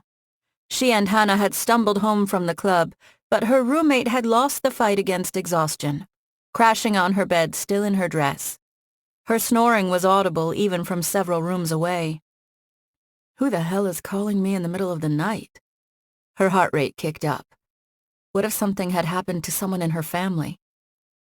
Alison stepped out of her ensuite bathroom and headed to her nightstand to pick up her phone, taking deep breaths. She let out a sigh of relief once she saw the caller ID. Most likely still trouble, but nothing to do with her family. Incoming call from Ava Garden. This better not be about that fake Atlantean complaining. Alison shook her head to try to clear out the cloud of fatigue and martinis before answering the phone. What's wrong? Wrong, Ava replied, her voice even, and her posh English accent magnifying her perceived detachment from the circumstances. Why would you think something is wrong, Miss Brownstone? Alison chuckled. Because it's the middle of the night and you were calling me out of nowhere? That's usually the kind of thing that begins with, "Don't worry, our insurance will cover it." I called you because I suspected you'd be awake. Nothing more, nothing less. A vaguely amused tone filtered into the administrative assistant's voice. And so I decided it'd be a good time to get your feedback on something related to the company. Is this a bad time? If so, I do apologize. Alison blinked. You suspected I'd be awake in the middle of the night? It's 2:30 in the morning. Yes, of course I did. A good assistant learns to anticipate these things. Alison could almost hear the shrug. She held the phone out for a second, wondering if Ava was somehow watching her, before sighing and bringing the phone back to her ear. I don't know if I should be impressed or worried.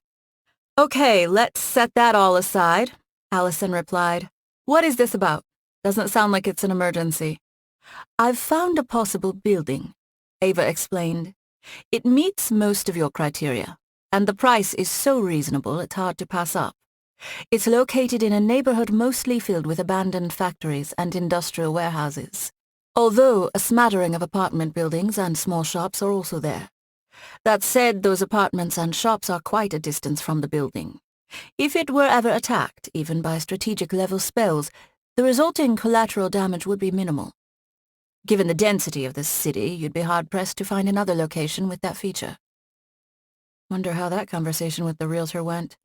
Oh, we need a building that can get blown up without hurting anyone else. Sure, I know just the place, and it's close to a metro station. Alison chuckled. I'm impressed. You've found a place assholes can nuke without troubling the neighborhood. That takes some doing. I don't know if I would have been able to do it, even with a lot more time. I should note that even this location has limits. If our theoretical foes confine themselves to tactical nuclear weapons, yes, it won't be a problem. I'm pretty sure that if someone's dropping a hydrogen bomb on me, the choice of neighborhood is going to be the least of my worries. Indeed. Ava sniffed disdainfully. Despite the building being out of use for some years, it's in great condition. With few upgrades required, even for modern networking, it'd be easy to remodel and fortify. With enough forethought, you could easily set up multiple lines of defense to ward off an invasion. Admittedly, that'd be somewhat difficult with only 3 of us, but I'm sure we'll eventually have more employees. Alison considered that.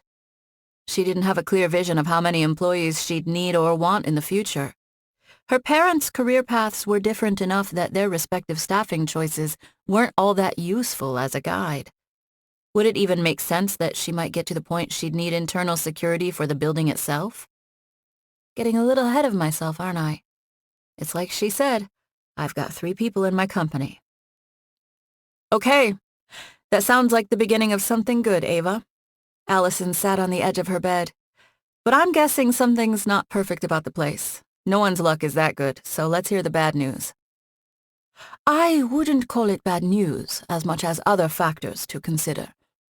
It only follows that an area with large numbers of abandoned factories and warehouses would be economically depressed. That, in turn, has rather unsurprisingly led to a massive upsurge in crime, particularly in the form of petty street gangs in the area. But to the best of my knowledge, no major organized crime groups such as the Eastern Union infest the neighborhood. Ava sighed. Given your desired client base, the rough nature of the neighborhood might discourage some from hiring you or coming to the facility. Ironically, there's an upscale neighborhood not all that far away. We've not discussed outreach and hiring strategy beyond taking the scraps thrown to us by the PDA and Carlisle, so I'm not yet sure about the best way to approach this. There's also the consideration that the local criminals may attempt to assault or rob the building, either during the renovation process or in the future. That might require you to pay some form of local protection to keep them from harassing the company. Protection? No way I'm paying protection, Alison laughed, and I'd love to see gang members try to rob me. She frowned, remembering what Agent Latherby had told her. But I see your point. You and Hannah might not be safe. Ava snorted. Simple street toughs would need total surprise to deal with me. But we'll eventually need additional staff, and not all will be trained in self-defense. This could present a difficulty, and I'd rather proactively solve the issue. The way she talks makes it sound like she's a bit more than just a former PDA secretary, but there are worse things than having a hyper-competent assistant. Alison blew out a breath. That's not a big deal. I already have an idea about how to, well, proactively solve this problem. I'm glad to hear you say that, but I must also admit I'm a little surprised. This location is our best choice, all factors considered, but I'd wondered if you'd desire a more high-end neighborhood. No, the place sounds perfect. And you just have to understand where I came from. Alison laughed. My neighborhood when I was growing up was pretty high in crime. Crime-ridden even. But in the last 10 years it's been heavily gentrified and crime has gone down to almost nothing. If you grew up there and hadn't been back, you wouldn't recognize it. I see, Ava responded. Do you have a plan other than gentrifying the neighborhood of the building over the next decade? It's certainly a viable plan, but I imagine your operational timetable is a bit shorter than that. Yeah, we'll just accelerate the process. Alison nodded, her confidence building. That lacks a little in specificity. Care to elaborate? How do you intend to speed it up? Alison lay back on her bed, the sudden plans pushing out the late-night fatigue and alcohol haze. We need to clean up the neighborhood directly. This is something I already have a good idea how to do. I see. It's simple, Alison replied. Step 1, I'll have Tahir look into establishing the main criminal leaders in the area, the movers and shakers. From what you've said, it mostly looks like street gangs and not anyone major, so that simplifies things. If I can deal with the gangs, that will disrupt the more serious threats. This is one of those times it'll be helpful to be loud instead of quiet. It's one of the reasons my old neighborhood started getting safer, because everyone learned that if you messed with people there, you might have to deal with James Brownstone, or if not him, someone from the Brownstone agency. Ava cleared her throat. I should remind you, Miss Brownstone, that you don't have your license anymore. You should be cautious about engaging too much with criminals, since you risk personal and corporate liability, especially in non-self-defense related scenarios. Alison grinned. Easy solution to that. I'll just get my license renewed. I shouldn't have let it lapse anyway. Even if I'm not going to be hunting bounties, it makes things simpler a lot of times. Just to be clear, are you aware that's not such a trivial task? It might take weeks to get the request processed. Not only that, you have to understand that local bounty hunting licenses are difficult to come by. And the fact that your license has lapsed means they'll want to check into you more, not less. Ava sighed. I'm also unsure how some of your recent adventures might play into the situation. If the local authorities believe you're too much of a loose cannon, they might block your application. And I'm not sure if the PDA will be able to help you in that regard. Alison sat up and rubbed the back of her neck. Good point. But I've got an idea on that. I bet I can even get it done within a couple of days. Once I have the license and Tahir identifies the threats, it'll be time to sweep the neighborhood and handle the troublemakers. We can start making the neighborhood safe before we even finish remodeling the building. I see, Ava replied. Then I should initiate the process of purchasing the building? Yes. I'll tour it tomorrow, but I trust you. It's time we stopped running Brownstone security out of my condo. Alison rested her hands on her lap as she reclined on the dark blue settee in yet another of Scott's receiving rooms. His personal assistant had departed 20 minutes after informing Alison her boss would be in any minute. Did she lie, or is this some sort of manipulation by Scott? Whatever. Got plenty of time before I need to tour the building with Ava. Besides, he agreed to an early morning meeting with only a couple of hours' notice, so I can't bitch too much. She let out a long yawn. Partying with Hannah might have been fun, but she could feel the weight of her lack of sleep on her eyes and muscles. Anyone could see the bags under her eyes, if only because she'd rushed out of her condo without worrying about concealer. I wonder if Hannah's still asleep. Alison stood and walked to a window with a gorgeous view of the well-manicured lawn and a row of trees. The only detail breaking the soothing view of the outside was the unusual number of low-flying drones. Perhaps not a paranoid touch for a man who'd been subjected to multiple assassination attempts. Despite all of Alison's current wealth, she'd grown up in a modest home and continued to live modestly. Her adopted parents liked to keep low profiles for their own reasons, and she now appreciated how deeply their ideas had infiltrated her soul. I could buy a mansion like this, but what's the point? Why does he even have all these rooms? Just to show off when people like me arrive? She chuckled and shook her head.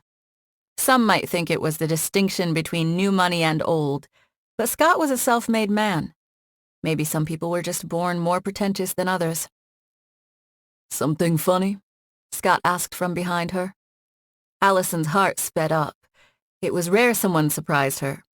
She turned around and offered him a smile. She didn't need to be an experienced businesswoman to know she should never give a party any unnecessary advantage in a negotiation. Just thinking about the past, she explained. Mine's unusual. Scott's mouth twitched in a thin smile. Unusual is a strange word to use anymore. I can barely remember a time when magic and wonder didn't permeate the earth. And heritage aside, you weren't even born yet when magic fully returned. Fair enough, Alison responded. Maybe you could call it falling into nostalgia. Few things are more subtly dangerous than nostalgia. Scott lingered near the open door. He adjusted his tie before closing the door. Like every other time she'd seen him, the tie was covered with glyphs and reeked of magic even from a distance. He cleared his throat. Your message said there was something you needed from me? A favor. I was intrigued by your bluntness, so I made an effort to rearrange my schedule to talk to you directly. Alison waved a hand. It's nothing big. Well, nothing big for you, but annoying for me. I need to get my bounty hunting license renewed, but I need it expedited. It'll help me with some things I'm about to do, and it'd be beneficial if it could be done sooner rather than later. She shrugged. That's the one thing being a Brownstone and having magic won't help me with. I can't power my way through paperwork with a shadow blade or a gun. Scott chuckled and nodded. That's true. You'll find accumulating political resources will be as useful as you and your associates' magical abilities. The dynamic nature of this city means that forging different sorts of alliances can be helpful. I'll keep that in mind, but I'm guessing I'll never have the influence that comes with being a billionaire and running one of the largest companies in the world. So, how about it? Can you help a girl out? Scott frowned. I can help you with this, but nothing in life comes for free. Of course. Alison chuckled. What did you want in return? I don't have anything in particular I need you for at this moment, but I'll do this in exchange for you owing me a minor favor to be cashed in at a future time. Be aware that having worked with you before and knowing your background, I'm well aware of your particular restraints. I'd never put you in a position to agitate you or force you to do something you're uncomfortable with. I'll be blunt as well. I have plenty of enemies, and I don't need you as one. Alison shrugged. Fair enough. You get that license renewal, and I'll owe you a favor, Scott. Why do I feel like I'm about to sign a deal with the devil? Chapter 7. Alison took a deep breath as she lifted the weights on the quad machine, her muscles screaming for her to stop. She fought her traitorous body and continued with her reps. If there was one lesson her dad and mom had drummed into her stubborn head, it was the importance of basic fitness. All the magic and weapons in the world might be involved, but a fight could come down to being able to break a man's neck with her thighs. Hannah sat next to her on a different machine, working her hamstrings. Sweat dripped down her face. For all her friends' complaints, when it came down to actual exercise and sparring, she put in the effort. Although serious conditioning had only just begun, it wouldn't take that long before Hannah's improved fitness, combined with her natural nine-tailed fox speed, would make her exponentially more lethal than she currently was. Alison finished her reps and moved out from under the weights, her legs aching. Nothing like good, solid, basic conditioning. Hannah performed 2 more reps, hissing each time before responding. Don't have some magical muscle spell? I've found that using magic for basic stuff is often more trouble than it's worth, even before my AMDS. Alison shrugged. She toweled sweat off her forehead and the seat of the machine. The thing is, magic might perform wonders as far as physics is concerned, but it still has its limits. I know, girlfriend.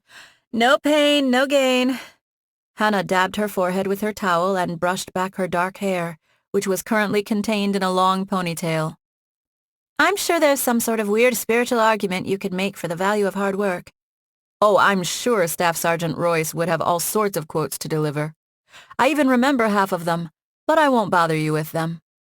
Alison took a deep breath and looked around at all the other people either sparring in rings or hitting the machines.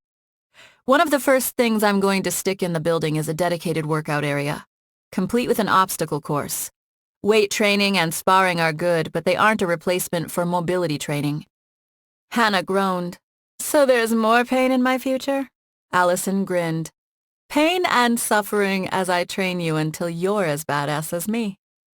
In other words, forever. Hannah's gaze shifted past Alison for a moment, a grin creeping onto her face. Alison frowned. What?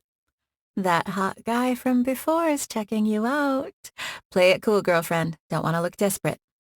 Alison snorted. Looking desperate is pretty low on my list of worries. She turned her head. The same blonde-haired hottie she'd spotted after her sparring match with Hannah sat on a bench doing curls with a large free weight. His powerful arm muscles came into sharp definition with each movement. She swallowed and looked away, her heart rate kicking up and warmth spreading through her body. Her face was on fire. Hannah snickered and leaned over to whisper to her friend, "I'm wondering if you both like what you see." "Maybe," Alison frowned. "Or maybe he's an Eastern Union assassin." Her friend laughed so loudly that half the gym turned to see what the commotion was. Hannah sniffed and wiped her nose before leaning toward Alison. "Seriously, girlfriend? You think he's here to kill you in the gym?" "Why the hell not? There's nothing special about gyms. Why wouldn't you try to kill someone in a gym?" Hannah scrubbed a hand down her face. "I see we've still got a long way to go in getting you to loosen up. Look, there's no mystery here. You're a hot, fit woman. This isn't some big conspiracy, Alison. He's just into you as a normal guy." She ran her tongue inside her cheek. "The problem is the she-wolf pack. Or the vixen pack in this case." Alison raised an eyebrow. "The pack?" "Yeah, the pack. Me and you. He's probably not going to make a move if he thinks I'm here to bite him. So here's what I'm going to do." Hannah nodded to a water fountain across the room. "I'm going to head over there and take the world's longest drink, which should give him an opening. If he's interested, he'll make a move. If he turns out to be an assassin, I'm never going to let you hear the end of it." Hannah laughed and tossed Alison her towel. "It'll be a short fight, I'm sure. Now you just sit there and let him come get you." She snickered and sauntered toward the water fountain. Alison sighed. "What the hell am I doing? This is ridiculous. Or am I being ridiculous? I've moved on from Tanner, I think."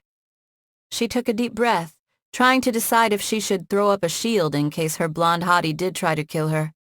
The thought of dying didn't scare her much, but the idea of being taken out by a cheap shot embarrassed her. Her parents had trained her better than that.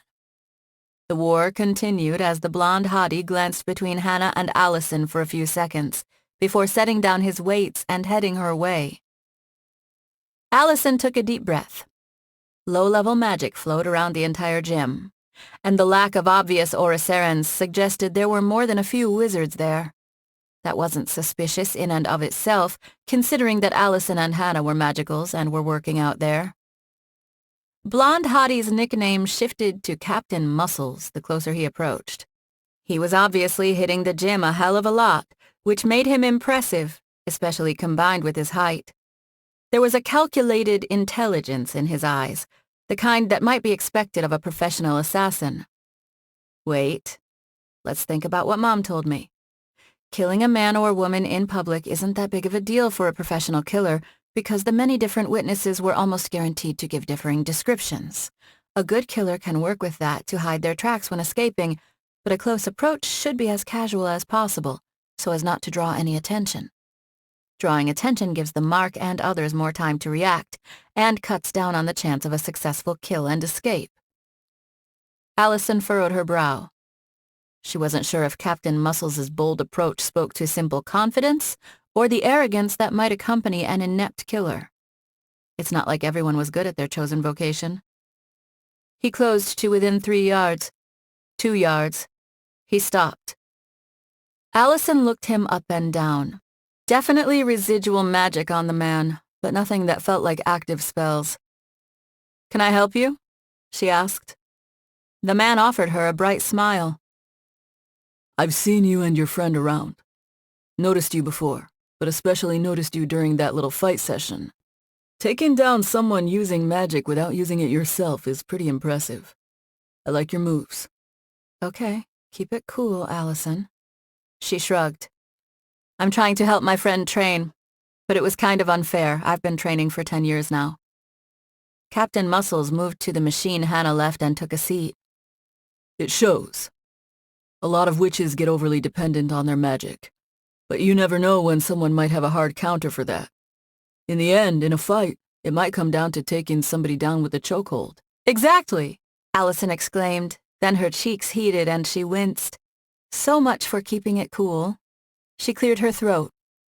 Exactly, she repeated, this time at a more reasonable volume. I like your attitude.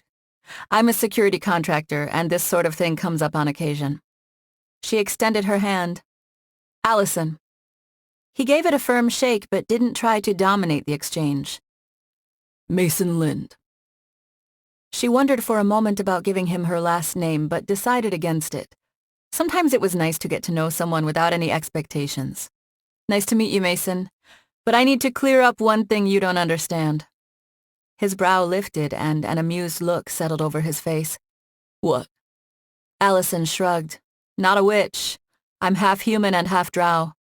Drow? That sounds familiar, but I can't place it. Type of elf. Sometimes called dark elves. She watched him for any sign of discomfort, but saw only curiosity. You're pretty young, but not that young. Mason scratched his cheek.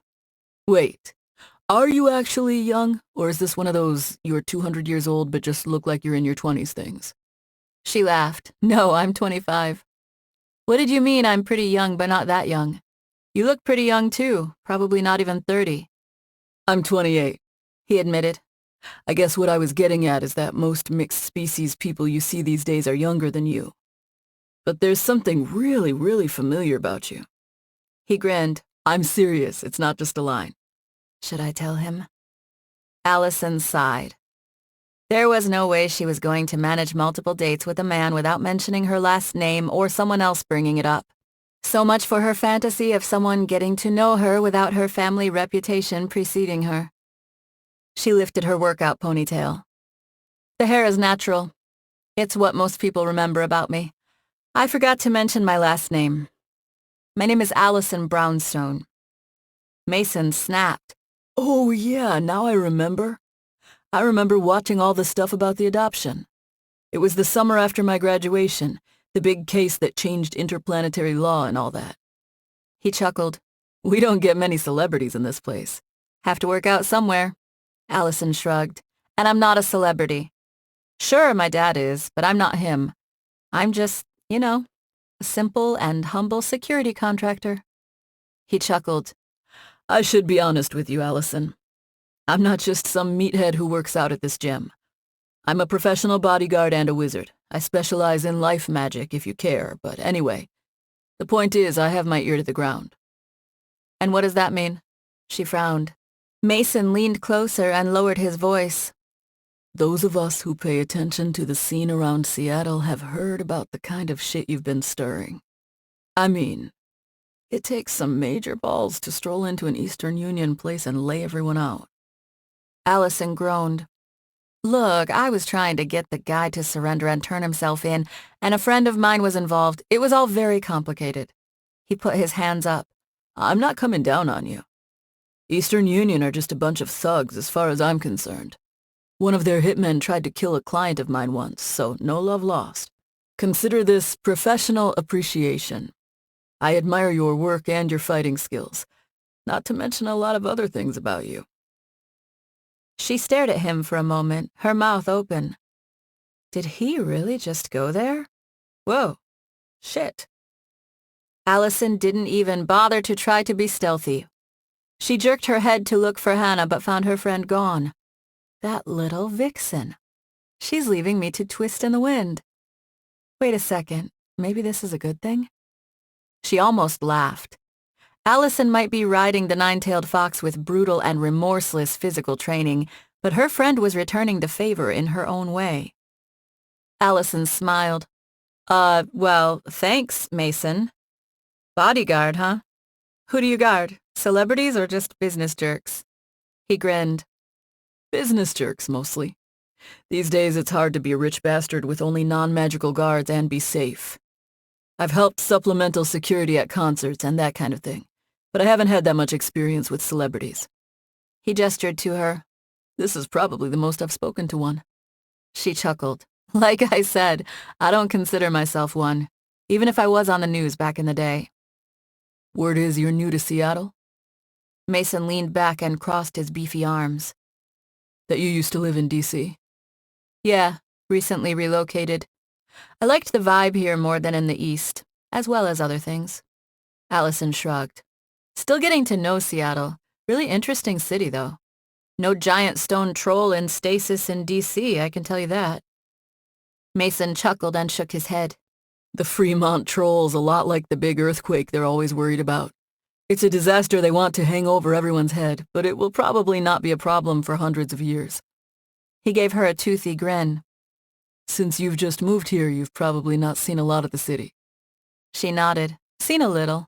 My friend has shown me around. Confusion played across his face for a second. Is she an elf, too? I've never seen that kind of thing with the glowing tails. Nah, she's... Alison pursed her lips. A nine-tailed fox. Kind of like a shifter, but not. Pretty rare. His brow lifted. Huh. You have interesting friends, Alison Brownstone. Her phone, which was strapped to her arm, buzzed with a text. She glanced at it. The message was from Hannah. You're taking too long. Come to the locker room, girlfriend. So that was where she hid. Alison gave Mason an apologetic smile. My friend needs me. Nice meeting you, Mason. I'm sure I'll see you around. Sure thing, Alison. She rose and hurried toward the locker room, her heart thumping more than she expected. Hannah leaned against the wall next to the locker room door, her grin appropriately vulpine. You have to leave him wanting a little, girlfriend, pining. If you act too interested, you'll lose the power. Alison rolled her eyes. Oh, come on, that's silly. Hannah shook her finger. Trust me on this and don't worry. Give him a day or two to text you. He doesn't have my number. Hannah winced. Damn it, I thought he'd already gotten it. Slow bastard. Should I go back out there and offer it to him? No, you'll look even more desperate then. Hannah sighed. We'll just have to hit this place again.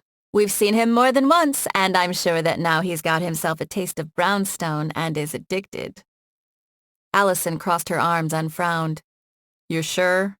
Hannah nodded. Girlfriend, trust the expert. Alison sighed. Why does that make me more nervous? Chapter 8. Maybe I should just charm someone at the gym, Hannah mentioned from the passenger seat of the Fiat the next day. I can get you Mason's number without him knowing about it. Alison glanced her way. Why are we talking about this now? I thought we agreed to just go back. Today's supposed to be about gang hunting. Hannah shook her head. Part of me doing my duty as your friend is always worrying about how to help you out. I was thinking it wouldn't be a big deal, but now that we're working the neighborhood job, we might get swept up in doing this crap over the next few days or even weeks, and Mason will have moved on to some other chick. I'd feel terrible about your lost opportunity. So what? Alison snorted. I barely know the guy. He's interesting, sure, but I'm not going to sit around waiting for him. It's not like he's the only single man in Seattle. She turned the corner and passed a liquor store with barred windows and more neon signage than should be legal. An obvious prostitute in a faux fox fur coat stood on the corner. Hannah narrowed her eyes and muttered something under her breath. Alison slowed and looked for a place to park. And no, I don't want you to charm anyone at the gym. If this Mason crap is meant to be, he'll show up again. If not, I'll move on to some other wizard with a nice smile and a great body. Hannah smirked. Nice smile and great body, huh? I used a wish for perfect vision, remember? Alison grinned and parked the car along an empty stretch of the street. For now, though, our manhunt isn't for a stud for me, but gang members. Sure thing. They stepped out of the Fiat, the cloudy gray sky casting a gloomy pall over the rusting fence and factory next to the car. Warehouses with cracked paint flanked the factory on either side. Huge signs with commercial realtor contact information hanging on the fences outside them. The faded colors on the signs made Alison wonder how many years they had been hanging there. Hannah shook her head as she looked around. I can't believe Carlisle got your license reissued so quickly. It must be great to be that rich. Alison chuckled. Remember, it wasn't all that long ago that I had to help fight off a whole team of assassins who were trying to kill him, and he made it clear that wasn't a one-time event. I doubt there's a billionaire in the world who doesn't at least have to deal with kidnapping threats, let alone assassination. True enough. Hannah wrinkled her nose as she looked back and forth. A homeless man up the street hurried into an alley. Until we clear out this neighborhood, might want to bring a less nice car. It's a bit conspicuous. No one better fuck with my car if they want to live, Alison growled. She pulled out her phone. Tahir sent me all the information on the two main gangs in the area, the Blood Daggers and the Elliott Bay Death Knights. I've heard of both of them. Far as I know, no magicals. Hannah shrugged. But they might have an artifact or two, not that I've heard anyone mention that. Alison nodded. That's what Tahir's info showed as well. They have no real ties to outside organizations, and they fight on occasion, but they've mostly carved up territory and kept things stable. They do like to prey on innocent people, whether local shop owners or just random people. Lots of drug dealing, petty violence, that kind of shit. A large man up the street lingered in front of a door, eyeing her car with undisguised greed. His bulky, puffy jacket hid his body, but his scarlet bandana matched what Tahir had told her about the Blood Daggers. Alison gestured toward the man. Nice and convenient. Or these guys are infesting this neighborhood like cockroaches. Tahir couldn't find the location of their headquarters, so we're going to have to get it from one of their guys. Then we can go straight to the boss and have a little chat about him chilling the hell out. The gang member sauntered down the street, each step infused with concentrated arrogance. He had a huge smirk on his face. Alison leaned against her car, arms crossed. I almost feel sorry for this bastard. He has no idea what's about to hit him. Hannah smiled at her. This doesn't call for a drow solution. It calls for a fox solution. Alison saluted. Go ahead, do your thing. The gang member finished his approach. Hey, ladies. He flashed his teeth, a golden grill over several in the front. Nice car. Alison rolled her eyes and nodded to Hannah. Hurry, before I do something I regret. Hannah stepped forward and flashed a smile at the gang member. You look pretty strong. I like strong men. He grinned. Yeah, baby, I'm fucking strong. He pointed to the bandana. You know what this means? You're a blood dagger, Hannah cooed. I've heard you're one of the strongest gangs in Seattle. Alison turned her head so the gang member couldn't see her biting her lip to keep from laughing. At the rate Hannah was going, she might not even need to use her magic. The gang member licked his lips. You heard right, sweet thing. Everybody knows not to fuck with the Blood Daggers. He nodded to the car. What? You some rich bitches who've come looking for real men to satisfy you, rather than pussies who work in an office? We'd love to meet the rest of your guys, Hannah murmured. She walked over and wrapped herself around the man's arm. It'd be really special if we could go see your base or hideout or whatever you call it. It's so dangerous and so exciting. It just gets me going. He shook his head. Nah, baby, we got rules and shit. If you and your friend want to meet more of my boys, that's fine. We've got places we hang. But we can't just bring any random woman to the heart of the Blood Daggers. Sorry, you're fine and all, but I'm a Blood Dagger before I'm a man. Hannah's grin grew. That's very impressive. It's good you keep your word. Her eyes shifted from human to fox. But I need you to at least tell me where it is. Just the address. We don't need directions. If you did, it'd make me so happy. She all but purred the last part. The gang member looked down at her, blinking a few times as he stared into her inhuman eyes. Her power was overwhelming him. It'd make you happy, he murmured. Hannah rubbed her head against his arm. So happy, my big, strong man. He rattled off an address. That's our main place. It's where our leader is most of the time. Thank you so much. Hannah winked. Now how about you take a little nap and forget you talked to me, okay? Okay. The man slumped. Hannah caught him and hissed. Damn, this guy's heavy. Alison looked up and down the street, then took the man's other arm and nodded toward the nearby alley. Let's just stash him there. There are a few people around, but I don't care. By the time today is done, the Blood Daggers won't be a problem. The women hauled the sleeping gang member to the alley. The homeless man from before sat on the ground, his back against a dumpster. He blinked as they set the gang member down. The homeless man swallowed and shook his head. "That's a blood dagger. You girls shouldn't be drugging and robbing no blood dagger. They'll come for you, and they're vicious like rabid dogs." Alison snorted. "Don't worry. They won't have to come to us. We're going to them." She waved and turned. The man blinked, disbelief spreading over his face. Hannah smiled. "If you think he's going to get too cold, slap him to wake him up." She winked and hurried after Alison. "You know, it takes a lot of self-control not to burst out laughing when you're laying it on so thick," Alison admitted once they were a few yards from the alley. Hannah shrugged. "Whatever works, right? I doubt that initial approach would work on a guy like Scott Carlyle, but it's not like your typical street gang is filled with men renowned for their self-control." Alison nodded. "Yeah. Now we have the address, so it's time to go say hello." "You don't need to lay waste to everyone you know," Hannah sighed. "I'm not saying you sit there and take it if they try to kill you. Just that it's not like everyone in a gang is guaranteed to be a total piece of crap.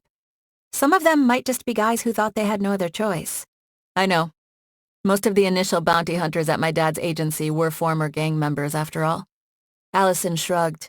"Trey, who was the leader of the gang, might not be blood, but it's hard not to think of him as my uncle. I'll be restrained, and I'm going to try to channel the political skills of my old friend Luke. We'll attempt to be diplomatic." Hannah nodded slowly. "And if that doesn't work?" Alison's face darkened. "Then we remember the old saying. War is the continuation of politics by other means." Chapter 9. An old pet food factory stood at the address. Graffiti all over the area made it obvious it was blood dagger territory. Alison gestured to the graffiti as they approached a chain-link fence topped by coils of concertina. "Wonder why the guy even bothered to try to not tell us if they were going to be this obvious." Hannah shrugged. "It's a gang, not the CIA. It's not like they're recruiting the best and the brightest." She nodded to a gate in the middle of the fence in the distance. Two men wearing scarlet bandanas sat in chairs, rifles in their laps, their hands held to a roaring fire in a metal barrel. "We gonna try to ninja this?" "Nope." Alison shook her head. "Need to be as loud as possible. Follow me." They walked straight toward the makeshift checkpoint. The gang members looked their way, boredom on their faces. One of the men sneered, "Turn around, girlies. This shit here is private property." Hannah opened her mouth to say something, but Alison threw up her hand to silence her. The fox raised a brow and shrugged. Sometimes it's not about being flirty or charming. Alison took a deep breath and slowly blew it out, the heated air steaming in the cold. "I'm Alison Brownstone. My understanding is that this is the headquarters of the Blood Daggers. I want to see your leader right now. I've got some business to discuss with him." The gang members exchanged glances before the first one grabbed his rifle. He didn't point it at her. Good choice, asshole. "How the fuck do I know you're actually Alison Brownstone?" the gang member asked. Hannah laughed. "Good for you, girlfriend. He recognizes your name at least." Alison gave her friend her best "I'm working here" glare before returning her attention to the man. "Do you want to see my license?" She snorted and grew a shadow blade. "How's this for proving who I am?" The men pointed their guns and backed up, their faces twitching. She rolled her eyes. "If I wanted to kill you, I wouldn't have asked." She released the magic. "I'm not here to kick ass. I'm here to talk." They stared at her in silence, obvious fear in their eyes, before finally lowering their guns. The first man nodded toward the building. A dense group of footprints marked the path on the packed-down snow. "I'll show you, but make any moves and you're gonna regret it." Alison shrugged. "I think we'd both regret it." She leaned back to whisper to Hannah. "If trouble starts, I'm going to try not to kill anyone. No promises, though." Hannah nodded. The gang member frowned. "Come on already." They both nodded and jogged after him. As they moved past the fence, scarlet specks appeared in the windows of the large building in the distance. The gang was watching them. Snow covered the half-collapsed remnants of several smaller buildings, including a large storage silo. Decades ago, this had been a source of economic health for the community, a place of work and purpose, but now it provided a focus for a different type of employment, one that drained the community.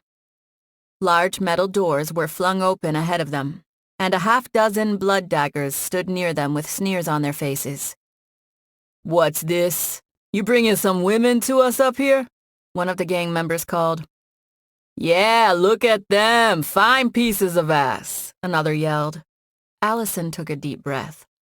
Need to wait until I find their leader, but if anyone tries anything stupid, I can't be blamed if I take them down. Their guide brought them into what had obviously been a reception area in another life, but now numerous makeshift barricades had been erected and layered between the lobby and the hallways leading away from it. "This is Alison Brownstone," the guide shouted, "and she's here to see Angel." The sneering condescension vanished from the gathered men's faces, replaced by fear on some and gleeful anticipation on others. Several men who had been standing in front of the entrance to the main hallway parted for the new arrivals. Okay, this can work. These guys seem to know the score. Alison looked over her shoulder at Hannah. The fox smiled and gave her a thumbs up. Their trip continued down the wide central hall for a couple of minutes, until they entered a cavernous production floor. The conveyor belts and massive machines that had dominated the factory in its working life were now piled up in corners, most covered with dust. Tables and chairs of different designs were spread out along the floor, most filled with gang members in thick coats, on their phones or playing cards. A dedicated space heater stood near each table.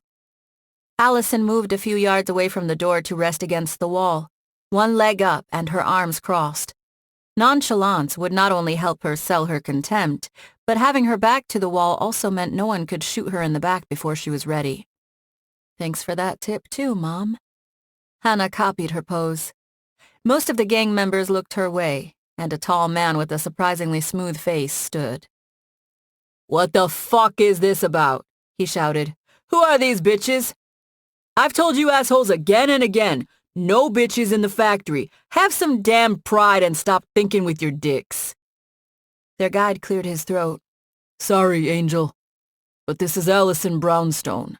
She said she needed to talk to you about business." Murmurs swept the room, echoing and overlapping. Everyone stared at Alison and Hannah. The guide jogged away from her as if she might kill him any second. Angel slow clapped. "Alison fucking Brownstone. Now that is some shit I did not expect." He strode toward her. "It's all over the street, you know.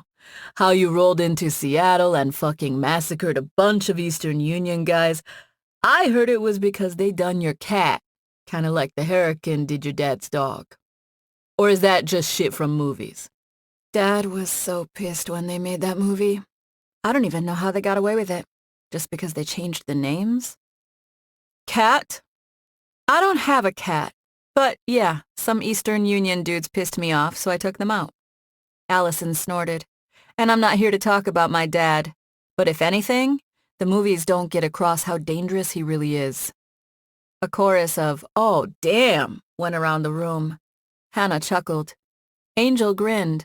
"Yeah, I'm just glad that motherfucker is way the fuck away from me. I got respect for James Brownstone. He's got stones the size of Mount Rainier. But like you said, you ain't here to talk about your dad." Alison gave him a curt nod. "No, I'm here to talk about your gang." He spread his arms out to either side. Is he trying to be intimidating? It's just not working for me in his big winter coat. It's like I'm getting threatened by a seal. "What about my gang?" Angel sneered. "You come in here to tell me you're gonna wipe out the fucking Death Knights for me? Not that we need your help. They a bunch of pussy bitches." The gang members roared their approval. A few others trickled into the room from various side doors with curious looks on their faces.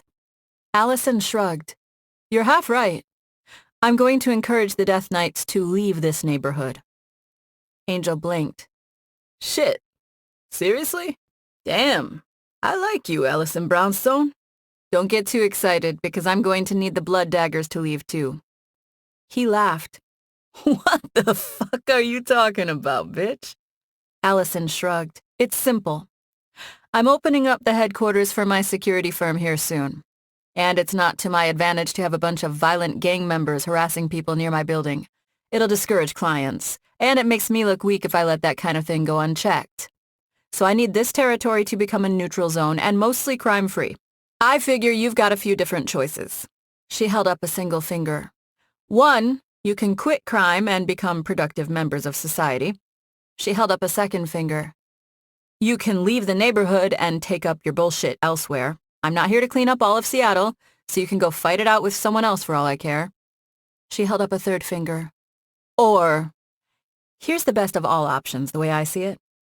You can quit the crime shit and not leave, and instead work as informants or something for me in the local area. It'd be nice to have the start of my own network. Think of it as being contractors for me, if that makes sense. You'd have to swear off attacking innocent people, of course, but it's not like I'm going to tell you to take a punch if someone jumps you.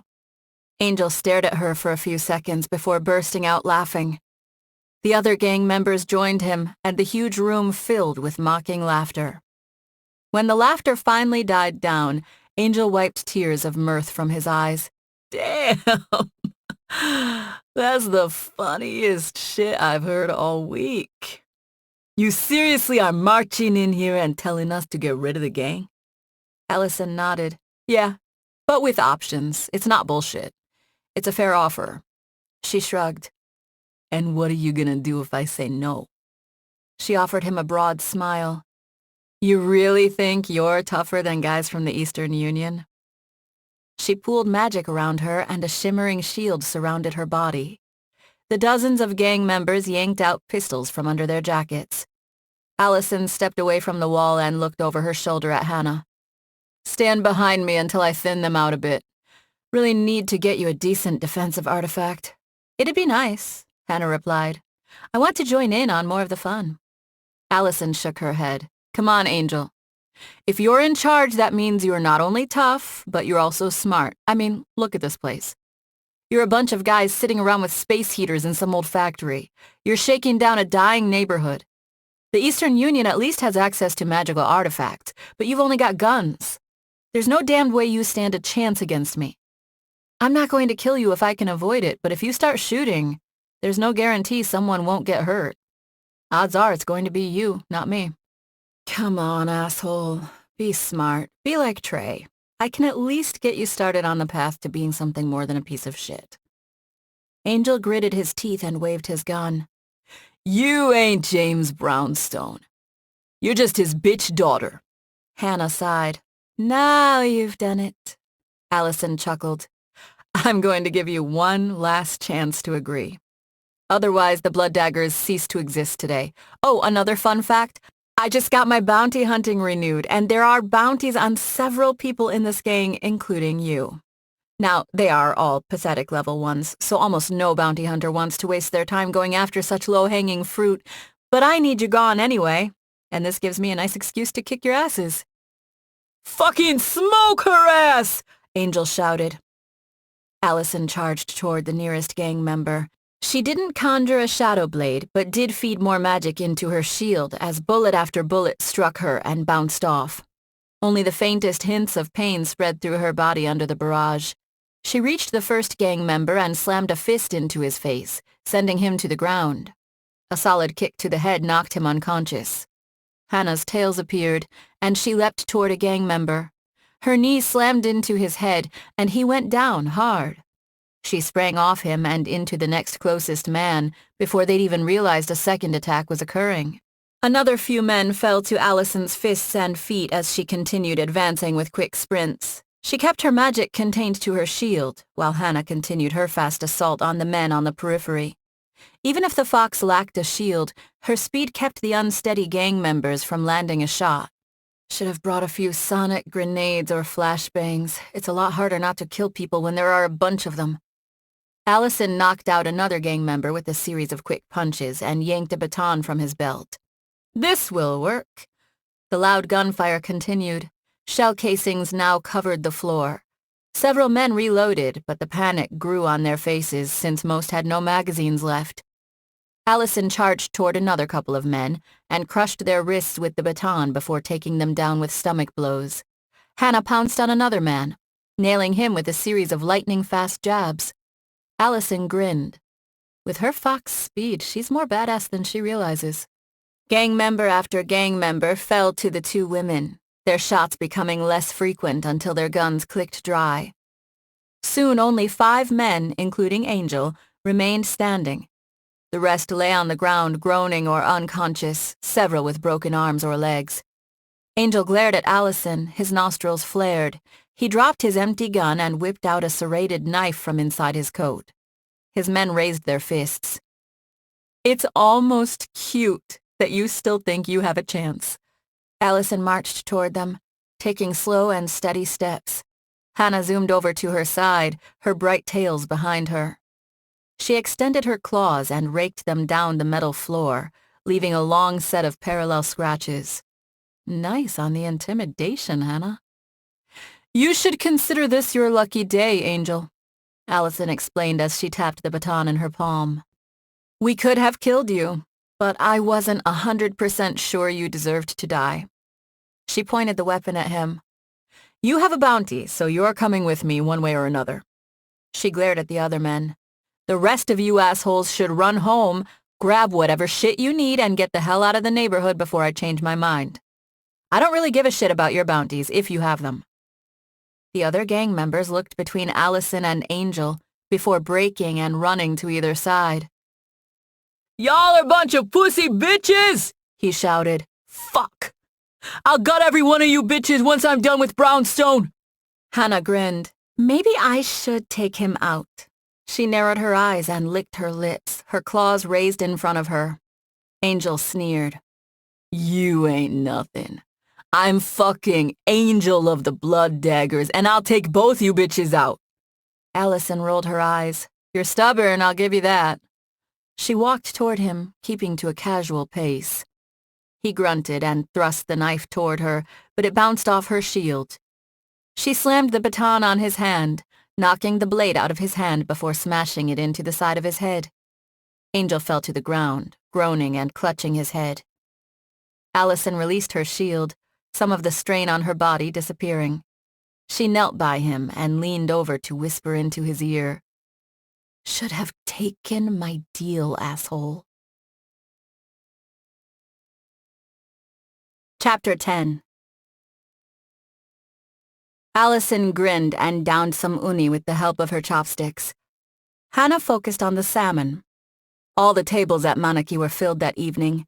Not that such an occurrence was rare, so they'd been lucky to find a table for their victory sushi. "That was kind of annoying," Alison muttered after swallowing. "What?" "The blood daggers."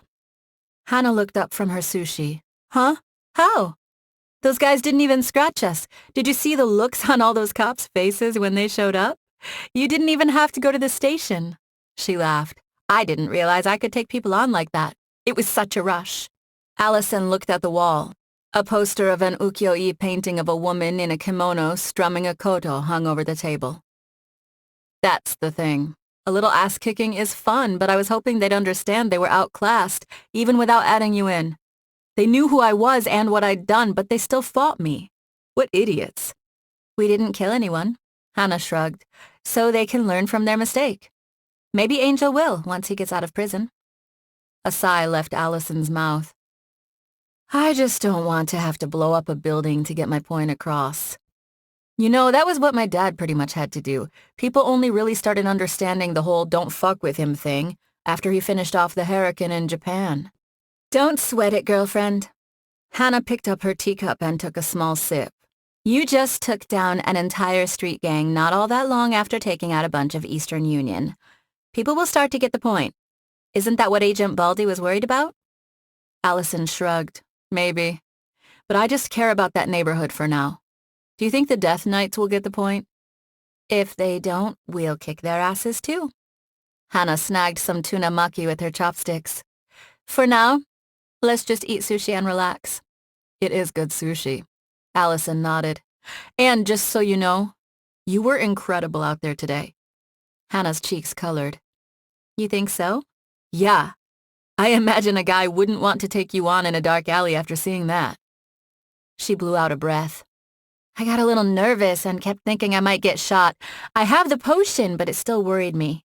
Nothing wrong with being cautious during a fight. Alison picked up some more uni. I just think you're far more of an ass-kicker than you realize. She plopped the sea urchin into her mouth and smiled. Her phone rang and she pulled it out of her pocket. She narrowed her eyes. What's wrong? Hannah asked. According to caller ID, it's the cops. I should have known they were too relaxed at the factory. Alison waited in an interrogation room sitting behind a bolted-down metal table in what must have been Seattle's most uncomfortable chair. The caller, a sergeant from the Seattle PD, had been rather cryptic, only noting they'd like her to come down to discuss a few recent local matters. She'd gotten them to agree to a meeting the next day, which implied she wasn't about to be arrested, but she couldn't be sure. They didn't seem to mind that I cleaned up that gang. I didn't even kill anyone, and it totally would have been self-defense given that those guys fired hundreds of bullets at me. The door opened and a suited, middle-aged man with salt and pepper hair walked in, his face weathered and weariness in his eyes. He walked over to Alison and extended his hand.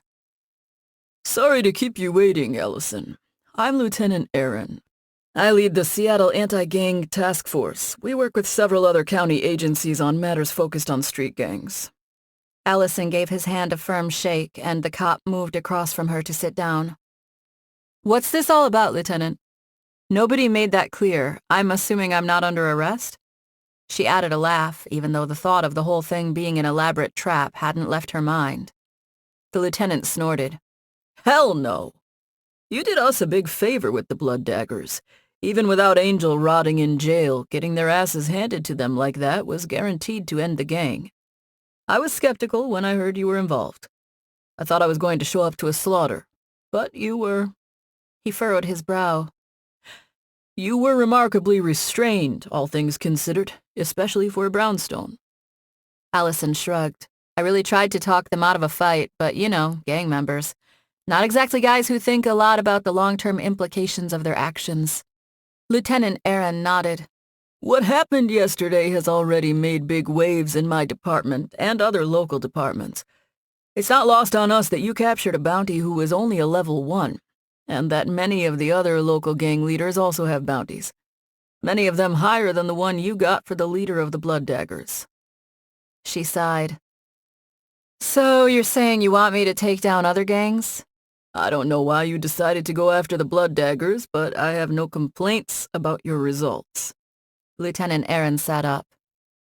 Have you ever heard of the Brownstone effect? Huh? What's that? It's something talked about at police conferences.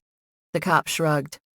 Crime in LA, even petty crime, is way below what you'd expect in a city that size. Same thing in Vegas. Huge drop over the last 10 years.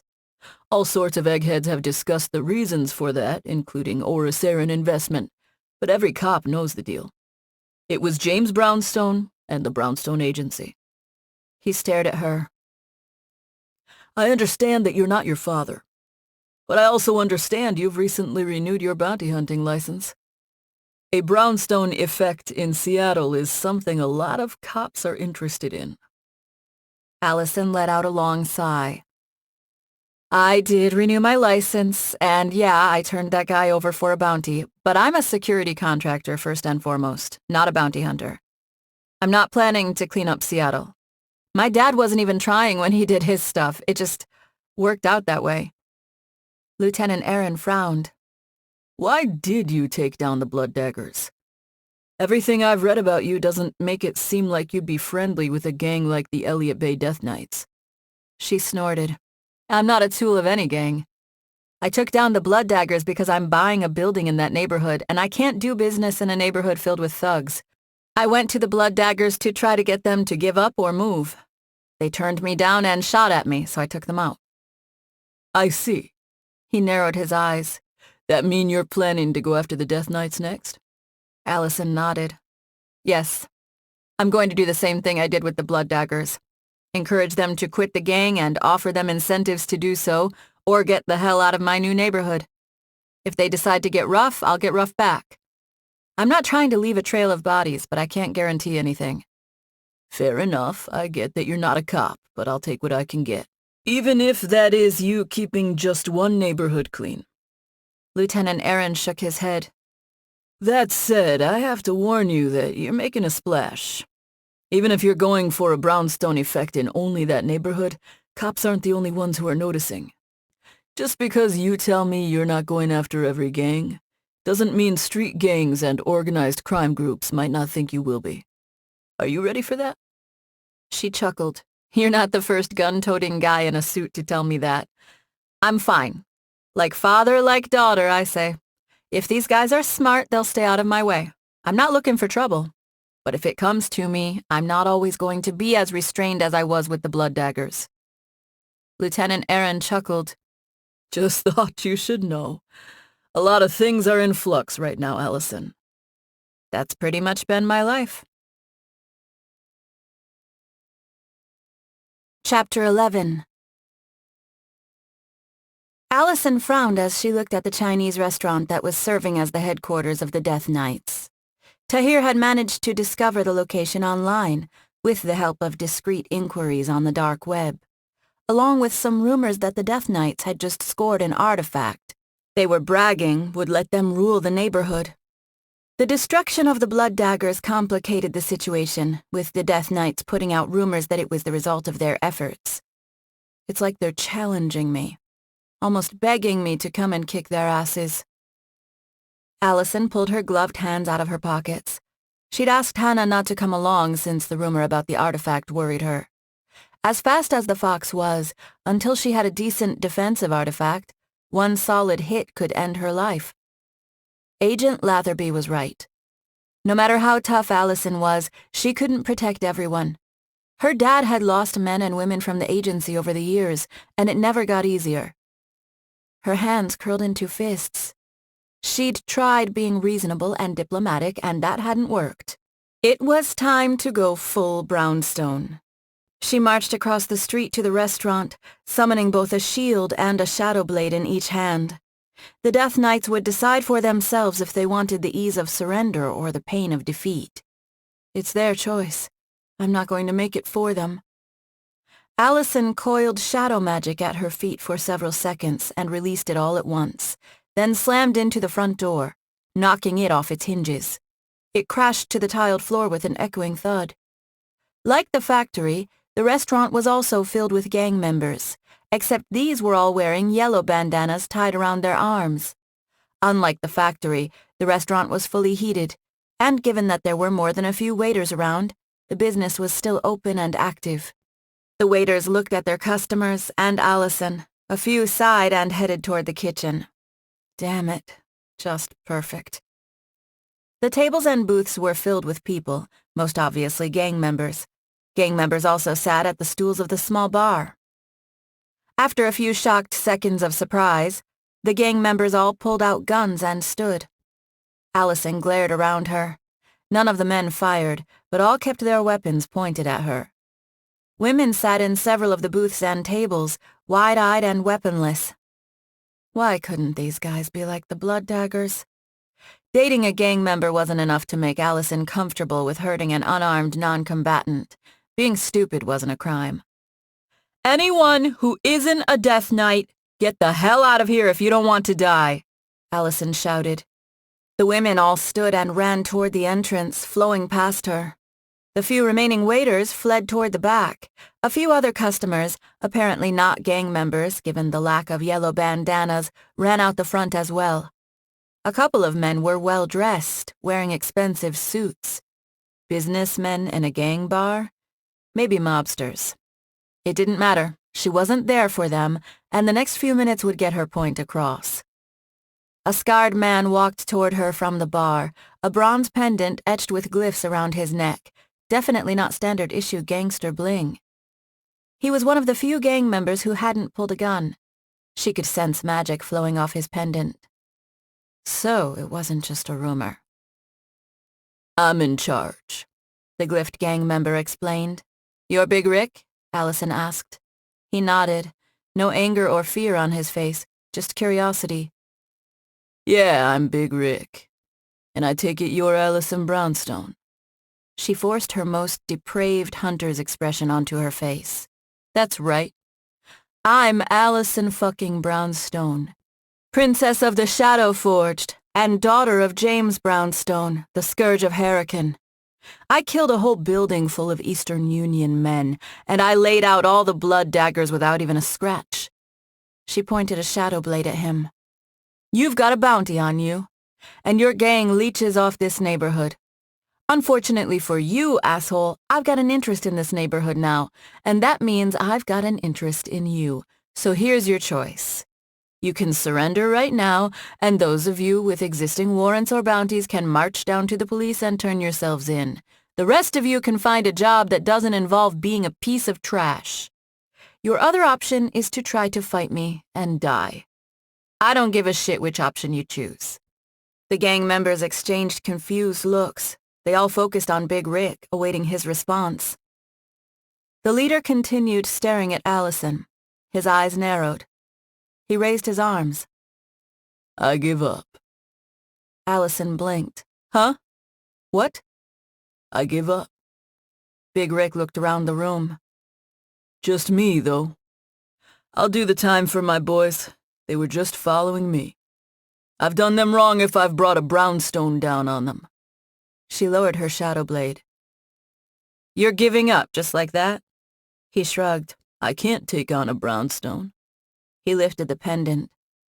This shit makes me a badass gangster, but you'll fuck me up, and then my boys will get fucked up. And for what? Even if we don't get our asses totally handed to us right here, you're a damned brownstone. We can move to Antarctica and you'd still track our ass down and beat us into a wall for messing with you. Shit. I didn't think he'd give up so easily. The other gang members lowered their weapons, some with anger on their faces, others with disappointment, but soon none of them were pointing a gun. Most wore masks of resignation as if they'd been expecting this eventuality. Maybe they had, after what had happened to the blood daggers. Okay then. Alison shrugged and released her shadow blades, but she kept her shield up. Here's the deal. Anyone who is willing to quit this gang today will get a couple grand from me to cushion the blow. You can go find a normal job somewhere. If you don't want to quit, I don't give a shit. This neighborhood isn't a place for crime anymore. It's under my protection. For that matter, I need people who are willing to keep their ears to the ground and pass along information to me, both in this neighborhood and nearby neighborhoods. It's a good way to earn money. And it doesn't involve you having to mess with anyone. And if they mess with you, they'll have to deal with me. Several men nodded, interest on their faces. Big Rick chuckled. And me? Do I still have to go turn myself in? She nodded. Someone's got to pay for the crimes of this gang. I'm doubting you've avoided hurting innocent people. He sighed and sat on a stool. He yanked the pendant off his neck and tossed it to Alison. She snatched it out of the air. I'd rather you have it than some bitch-ass cop in AET. I don't know about it bouncing off a whole gang's worth of bullets like I heard you did with the blood daggers, but it stops a lot of shit. Big Rick shrugged. He reached into his wallet, pulled out a piece of paper, walked over to Alison and offered it to her. You need words to make it work. Alison took the paper and looked down at it. Corpus meum defendat custodiat animam meum. She pulled out her phone and brought up a translation app to run the text. Protect my body, protect my soul. Huh, kind of like the one I used to have, she murmured. Big Rick blinked and looked at his gang. They all shrugged. I used to have something called an Aegis pendant, similar deal, Alison explained. My dad got me one as a gift and an asshole destroyed it. She smiled at the memory of the gift, even if the recent loss still stung. Wheel keeps turning, I guess. She looked around, a huge grin on her face despite being in a room surrounded by confused gangsters. Let's make this easy.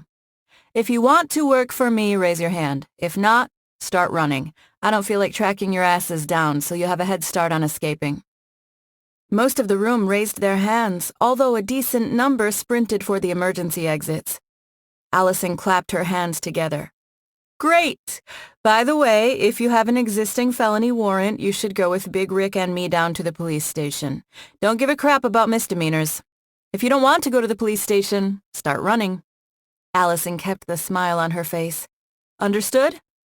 Yes, the remaining gang members shouted in unison. I can't hear you. Yes, ma'am.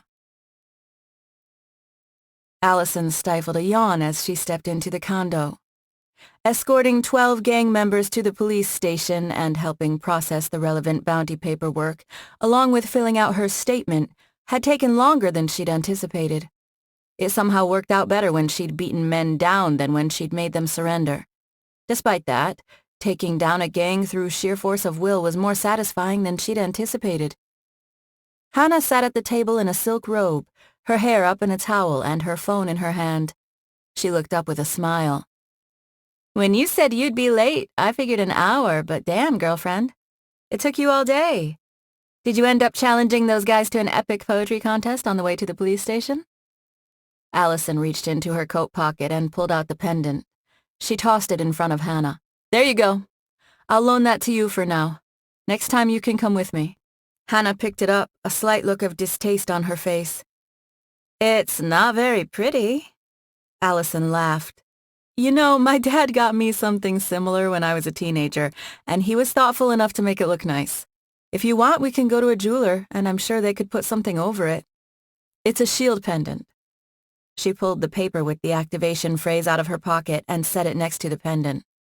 Memorize that. The life you save may be your own. What?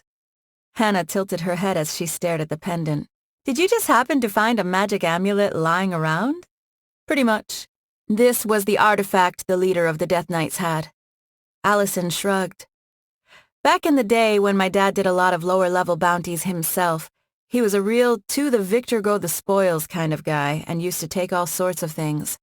I think giving me an artifact is a small price to pay for not beating everyone down. Hannah snickered. So you're saying you basically robbed the gang? Alison settled into a seat. It sounds so seedy when you say it that way. She laughed. Nah, a good chunk of them will be working for us gathering street info and that kind of thing. I shouldn't be so surprised. My reputation does precede me. Just because the Blood Daggers were dumbasses doesn't mean everyone will be. Let's be real, girlfriend. Gangbangers aren't that tough. You'll generally have to worry about people a lot tougher. I think the next wizard you run into won't give up just because you yell at him about you being a brownstone. Hannah smiled. It'd be fun if they did, though. Alison shrugged. Fine by me. If I can keep the small fry from wasting my time, it's worth it. She nodded to the amulet. That'll be handy if I'm solo, too. Don't have to pump magic into my shields. She frowned. Once Christmas is over, I'm going to look up someone else to help with my AMDS. Might have to arrange a trip to Oriceran if I can't find someone here. Now that I'm aware of it, it's easier to manage, but it'll be nice to take care of this crap sooner than later.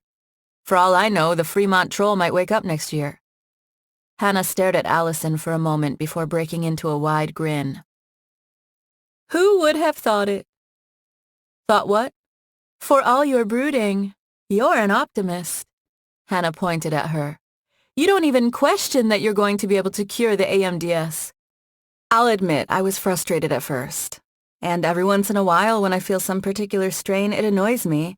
But what's the point of sitting in a corner and crying about it? I'll compensate for it with my old skills while it's a problem until I take care of it. Alison shrugged. And then I'll be back to peak form without my magic and also with my magic, and no one will be able to stop me. Hannah nodded and forced a fake serious expression on her face. And then you'll be able to get wizards to surrender with a snap of your fingers and a stern speech, just like those gang members. You never know. Alison smiled and shrugged. You think the Death Knights will stick to the deal? Alison nodded. Most. If they'd thought they could take me, they would have tried. And I've seen firsthand how effective a second chance can be. Too bad I don't have a building already and trainers lined up. I might have been able to recruit some of those guys and train them to be security contractors for lower-level work. But I cleared 2 gangs out of a neighborhood and scored an artifact out of it. The cops are happy, and heck, when I called Ava about it, she was happy that we already paid for the building. Hannah's forehead scrunched. Why? Apparently, I'm single-handedly raising property values in the neighborhood. Alison smiled. A little early Christmas present for the city and the neighborhood. Chapter 12. Alison took a deep breath as the treadmill slowed to a complete stop. She wiped her forehead with her towel and hopped to the floor. It had been a long, fast run, but not enough to stress her legs that much. Not enough hard impacts. I should be jogging around the city. I gave Hannah a big lecture about training for the real world, and I'm using a treadmill. Jogging around the city will help me get more familiar with things anyway. Should at least jog around my condo's neighborhood and the new neighborhood. Might even help people feel safer in the new place.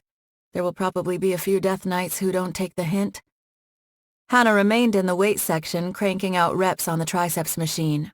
In a month or two, the woman was going to be one fit fox, and given what Alison had already seen with the blood daggers and during her escape from the Eastern Union, she'd be unstoppable. Alison draped her towel around her neck and turned to find Mason, standing across the room doing crunches on a mat. The two made eye contact during one of his reps, and she wondered if she should talk to him or wait for him to come talk to her. You know what? Screw it. I'm making something simple complicated by not being direct. Alison marched across the gym toward the exercising wizard. As she closed on him, his shirt rode up a little to reveal his abs. It was hard to look at them and not think spells had been involved. Either that, or he was a carved statue brought to life with magic. She grinned at the thought. Mason grunted as he finished his crunches and hopped to his feet. He took a deep breath. Congratulations are in order, I hear. Alison frowned. Huh? About what? Something good happen? Mason laughed. Good. Matter of perspective on that. But there were 2 gangs in Seattle earlier this week that are no longer here, thanks to you. I think that's worth a few congrats. Oh, that. She nodded. It's not a big deal. I just needed to clear out the neighborhood for my new office. They were in the way, so I offered them an easy way out. One gang took it, the other didn't. They were in the way? Mason shook his head and laughed again. You say that like anyone could go and clear out 2 whole gangs in a couple of days. I'm a tough guy, and I'm good at using my magic to make me better in a fight, but I think I would have had some trouble with that. I really like your style, Alison. You're badass, but you can shut it off when you need to. Not everyone can do that. I'm just me. She shrugged. I don't really think about it much. I'm not good at the whole different faces thing, not anymore. Too much crap has happened in my life. Mason smiled. Yeah, just you. A normal, everyday, half-drow badass. Just like I'm a normal, everyday wizard bodyguard. There are always firsts before things become normal. Mason nodded. True enough. He grabbed his phone from a nearby bench. Since we're so normal and everyday, we probably both like normal, everyday things like drinks. You like drinks? Alison furrowed her brow. You mean like alcohol? Yeah, alcohol. I don't drink a lot, but I like a good drink every now and again. Mason lifted his phone. My theory was right. So, you interested in going out for a drink with me sometime? A drink with you? She blinked. You mean like a date? That escalated fast. Or did it escalate slow? Mason waggled his eyebrows. Yeah, like a date. That's the idea. You and me, fun and a meal. Us doing a normal thing. I find you interesting, and I'd like to get to know you better. Find out the not normal stuff you like too. I want to get to know the real you, not the celebrity from the news or the rumors. Alison shrugged. Not saying no, but I'm not that interesting. Fair warning. I don't know if that's self-deprecation or delusion. Mason shook his head. Whatever you are, Alison, I don't think anyone can claim you're not interesting. If anything, you're... He furrowed his brow and sighed. I'm what? Alison asked, frowning. It's just, you're even more interesting to me because you insist you're not interesting. I got lost in this conversation, and I don't want to use a location spell. Mason chuckled. You're not what I expected. I mean, you're a lot more interesting because you're normal. Damn, I'm not being the king of smooth here. I hope I haven't talked my way out of a date. She arched a brow. I'm interesting because I'm normal. Don't guys usually like to try to play on how beautiful they think the woman is and that kind of thing? Oh, come on. We both know you're beautiful. Why waste time discussing the obvious? Alison's cheeks heated. Okay, I have to admit, that was a damn smooth line. She gave him a quick nod. So what's so normal about me that you find it interesting? Mason scratched his beard stubble. Yeah, not always the best guy with words. It's about the way you are despite who you are. I'm not talking about you being half Oriceran or anything, but a woman like you, a powerful woman who can destroy 2 gangs with ease, one with sheer strength and the other strength of will, but at the same time still comes to a gym and does her leg days. Something played across his face, faint anger. Is something wrong? Alison asked. You seem pissed all of a sudden. Mason sighed. I've dealt with a lot of pieces of shit in my job, just like you have. You know what they say, power corrupts and all that. Magic's just another form of power. Not disagreeing, but is something in particular bothering you? He nodded. I'm from Seattle, you know. I remember the day those dark wizards attacked the Kamana. He shook his head and looked away. I'd just started magic training right before it happened, and was really excited by being plugged into the scene, feeling like big shit, an official apprentice wizard. Even with all the magical bounties and that kind of garbage, I still thought of magic as something inherently good. Then those Galbraithian bastards did that shit. For a long time after that, I wanted to join the PDA, but I don't know. Just not cut out to be government. That's how I ended up a bodyguard. I figured as a wizard bodyguard, as long as I picked the right clients, I'd be more likely to end up taking down bastards than making shit worse. He shrugged. Probably makes me sound like more a hero type than I am. Alison took a deep breath. Huh, that's intense. Too intense? I don't know. She looked down for a moment. I've had my fair share of run-ins with dark wizards. Those guys in that bar? Mason asked. Alison winced and looked up. Is every little thing I do in this town talked about? He shrugged. It's like I said, you're kind of a celebrity. I don't think most people have a problem with a brownstone taking down dark wizards, though. Good to hear. She blew out a breath. Let's just say I've got my own reasons to hate dark wizards. And it's not just because they're dicks who like to screw with people. Mason sighed. Damn. Didn't mean to get all heavy there. Trust me, I'm fun when I'm out on a date. I'm not going to drag the night down with that kind of talk. You just impress me because you have all this power, and you're doing a lot of good with it rather than setting yourself as the head of an evil gang.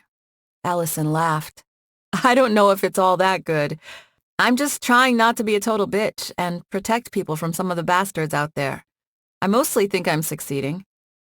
He glanced down at his watch. Damn, I hate to cut this short, but I've got to head out. He waved the phone in his hand. Before I go, can I have your number? I meant to get it last time, but you ran off so quickly. Yeah, thanks, Hannah. You screwed with your own Cupid plan that time. Alison rattled her number off. Mason entered it on his phone. Thanks, Alison. I'll give you a call soon. Don't get too busy destroying gangs. Alison laughed. I'll try, but no guarantees. She shrugged. Seattle, you know? Yeah. Mason chuckled and headed toward the showers. She crossed her arms and smiled. Huh. Between Hannah and Mason, it looks like I've got the beginning of an actual social life. Hannah waited a whole minute into the drive home before she squealed. I've been holding it in because I didn't want anyone to overhear at the gym, but please tell me my eyes weren't deceiving me, girlfriend. There was something powerful going on between you two in there. I wanted to get closer, but I didn't want to scare him off when it seemed like you two were hitting it off. Deceiving you? Alison smirked. No, your eyes are right for the most part this time. We were just chatting, and then it got a little more intense. Did he get your number this time? Hannah held her breath in anticipation. Alison nodded. He did. He's more interesting than I thought. Deeper. More thoughtful. Hannah blew a raspberry. Who cares if he's deep? With a body like that, he can have cardboard for a personality. Alison laughed. Says the woman with a crush on Tahir. He's not exactly a shallow guy. Not even a fun guy for a girl who's so obsessed with it. Tahir's not bad to look at, even if he's not ready to fall out of a bodybuilder catalog, and he's interesting enough to make up for not being regular fun. Hannah shook her head and hissed. Damn, this is just embarrassing. What is? Hannah pointed at Alison. I'm losing the man race to the brooding princess. Alison grinned. Don't be so slow then, you flirty fox. Chapter 13. The ancient drow stepped through the swirling portal into a jungle of glass and steel buildings. She narrowed her eyes as she took in the human city around her. Even though she hadn't been to Earth in some time, the massive city around her had the same feeling as many she'd visited in the past. There was something cold and sterile about most human cities, and the return of magic hadn't changed that. More metal now than before, and higher, but it's all the same. Have they learned anything since I was last here? Will I find what I seek on this planet? The drow might be limited in their own ways, but they didn't stand apart from the world the same way so many humans did. Other races misunderstood that close connection with existence and the true path of life. Anger and passion fed the fire of life. The humans directed all their anger into colder and more calculating ways of destroying each other, rather than improving themselves and seeking true strength from within. But who am I to judge? Laena led the drow to near oblivion, her myopic view on strength poisoning our people. It doesn't matter that she's no longer queen. The damage has been done. All my centuries of life, and what has it brought me to? Am I just seeking a place on Earth to die? 3 teenage human girls in school uniforms stood blinking a few yards from her, their dark eyes filled with awe. They muttered something among themselves. Mina let a hint of a smile appear on her tired face. Maybe there was hope for humans yet, if they could still appreciate the wonders of advanced magic. One of the girls rattled something off in her native language. The ancient drow waved a hand. A simple translation spell should work for any human language. Say it again, girl. I didn't understand you the first time. The schoolgirl nodded, apprehension on her face. She spoke slower and louder this time. You're some kind of elf from Oriceran, right? I know not all Oricerans who look like humans with pointed ears are elves, but most are, right? Yes, I'm an elf, Mina replied. A dark elf. The girls exchanged nervous looks. Their appointed speaker took a deep breath. Does that mean you're evil? Evil is relative, girl. Are humans evil? Many of you live grand lives dedicated to others, while others slaughter each other. Oriceran has had thousands of years of peace. Has your planet ever known total peace for even a year? The girl shrugged.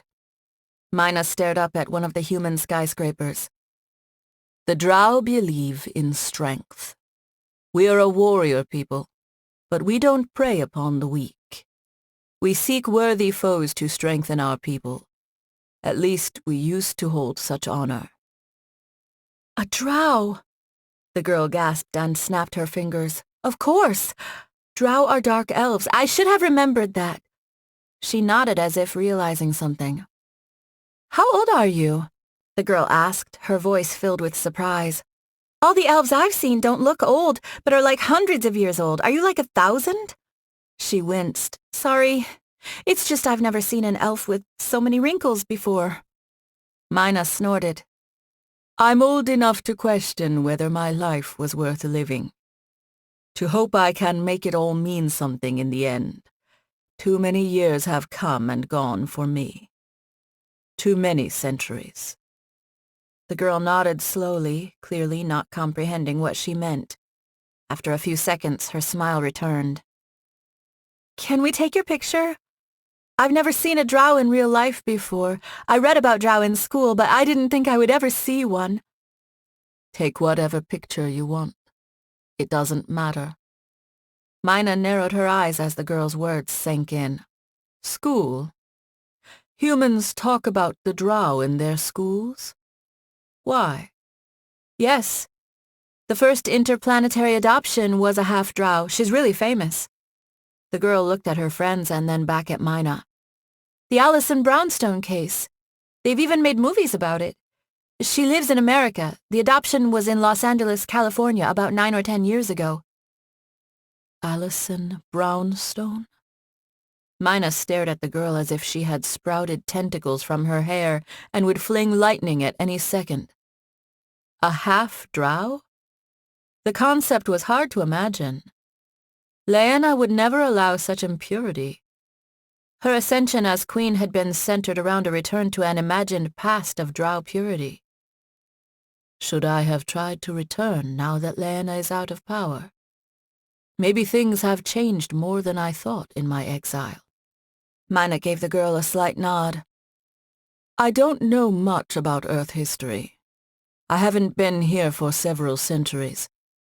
Many of your current countries didn't exist then. Wow! The girl exclaimed and extended her hand. Then let me welcome you to modern Earth. Welcome to the best city on Earth.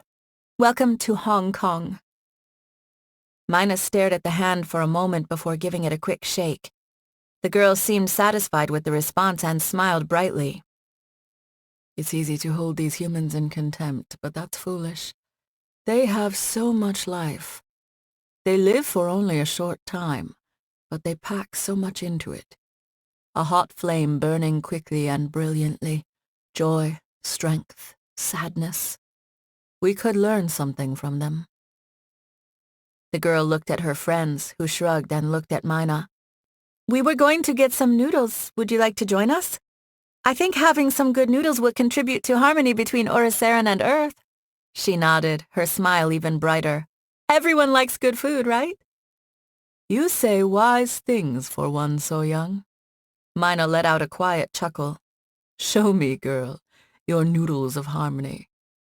The girl clapped her hands, then motioned for Mina to follow and set off, flanked by her friends. Mina looked around, taking in the people walking along the streets, the cars, and the soulless flying contraptions polluting the human skies. Too many harsh odors choked the air, and she wrinkled her nose. I never did like the smell of human cities. Many humans looked her way as they walked, perhaps wondering why this robed and ancient woman with skin as dark as night and bright white hair trailed along with 3 young girls. But no one else attempted to talk to her. A light elf across the street narrowed his eyes and watched her for a long while, as if he expected her to attack the girls at any moment. Your kind feigns honor, light elf, but many of your kind are more twisted than Lyanna was. They arrived at a noodle cart a few minutes later, a delicious scent drifting from it. For all their faults, humans always had been good at cooking. Her last visit to Earth had etched many wonderful meals in her memory, their evocative scents still easy to recall even after centuries. A large man in an ill-fitting suit stood in front of the owner with a scowl on his face. 2 other men stood behind him. Some other things never changed, it seemed. Mina watched the men, curious and disappointed at the same time. She could sense the menace radiating off them even without magic. The thug slammed a fist on the small metal counter that ran around from the cart, shaking the napkin and chopstick holders along with the bottles. We've been very understanding, but you're behind on your payments. We can't let that go. It's bad when we let people not pay what they owe. It sets a dangerous precedent. Business has been slow, replied the cart owner. It's not fair. It's not like I borrowed money from you. The thug leaned closer. He pulled back a sleeve to reveal an elaborate dragon tattoo. Do you need a reminder of what this means? And why it means you pay us when we ask? The owner waved his hands in front of him. Please, I'm sorry. I don't want a triad mad at me. I'll pay. I just need more time. I can't pay it all. I don't have it. The girl tugged on Mina's sleeve.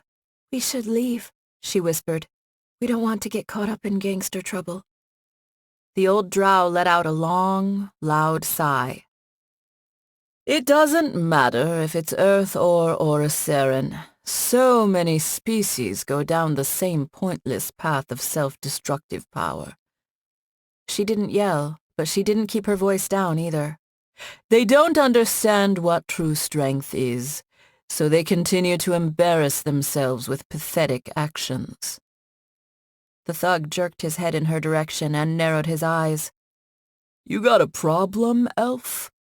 His friends rounded on her as well, deep scowls on their faces.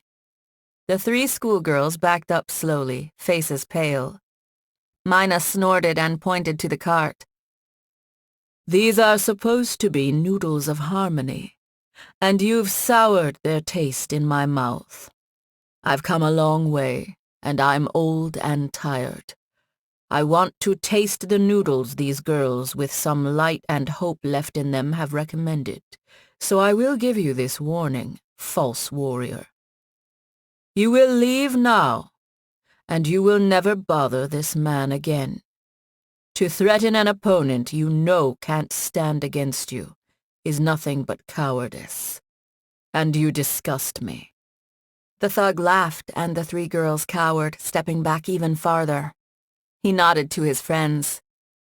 "This old whore thinks she can talk like that to me. She thinks she can disrespect me like that. What do you think I should do? Let her go because she's an elf tourist and thinks this is Oriceran? Teach her a lesson," one of his friends suggested. "Make her understand that tourists can't come to Hong Kong and tell the Fire Mountain what to do. She's disrespecting us." The first thug nodded. "You need to understand, old whore." He pushed back his sleeve to reveal his tattoo again. "This means we're with the Fire Mountain Triad. I don't know about shit on Oriceran, but in Hong Kong, you better show respect to the Fire Mountain if you don't want to get hurt." "A group of cowards is still nothing but cowards." Mina shook her head. "You're scum. I don't care what individual group of cowards you belong to. All your human cities have men like you. They had them the last time I came to Earth and traveled your cities and countries, and I'm sure as I travel I'll find your kind everywhere, with different names and different excuses for pointless cruelty, but all the same inside. Small people hurting others to demonstrate their false power. All of you will come to the same fate, because you lack understanding of what true strength is."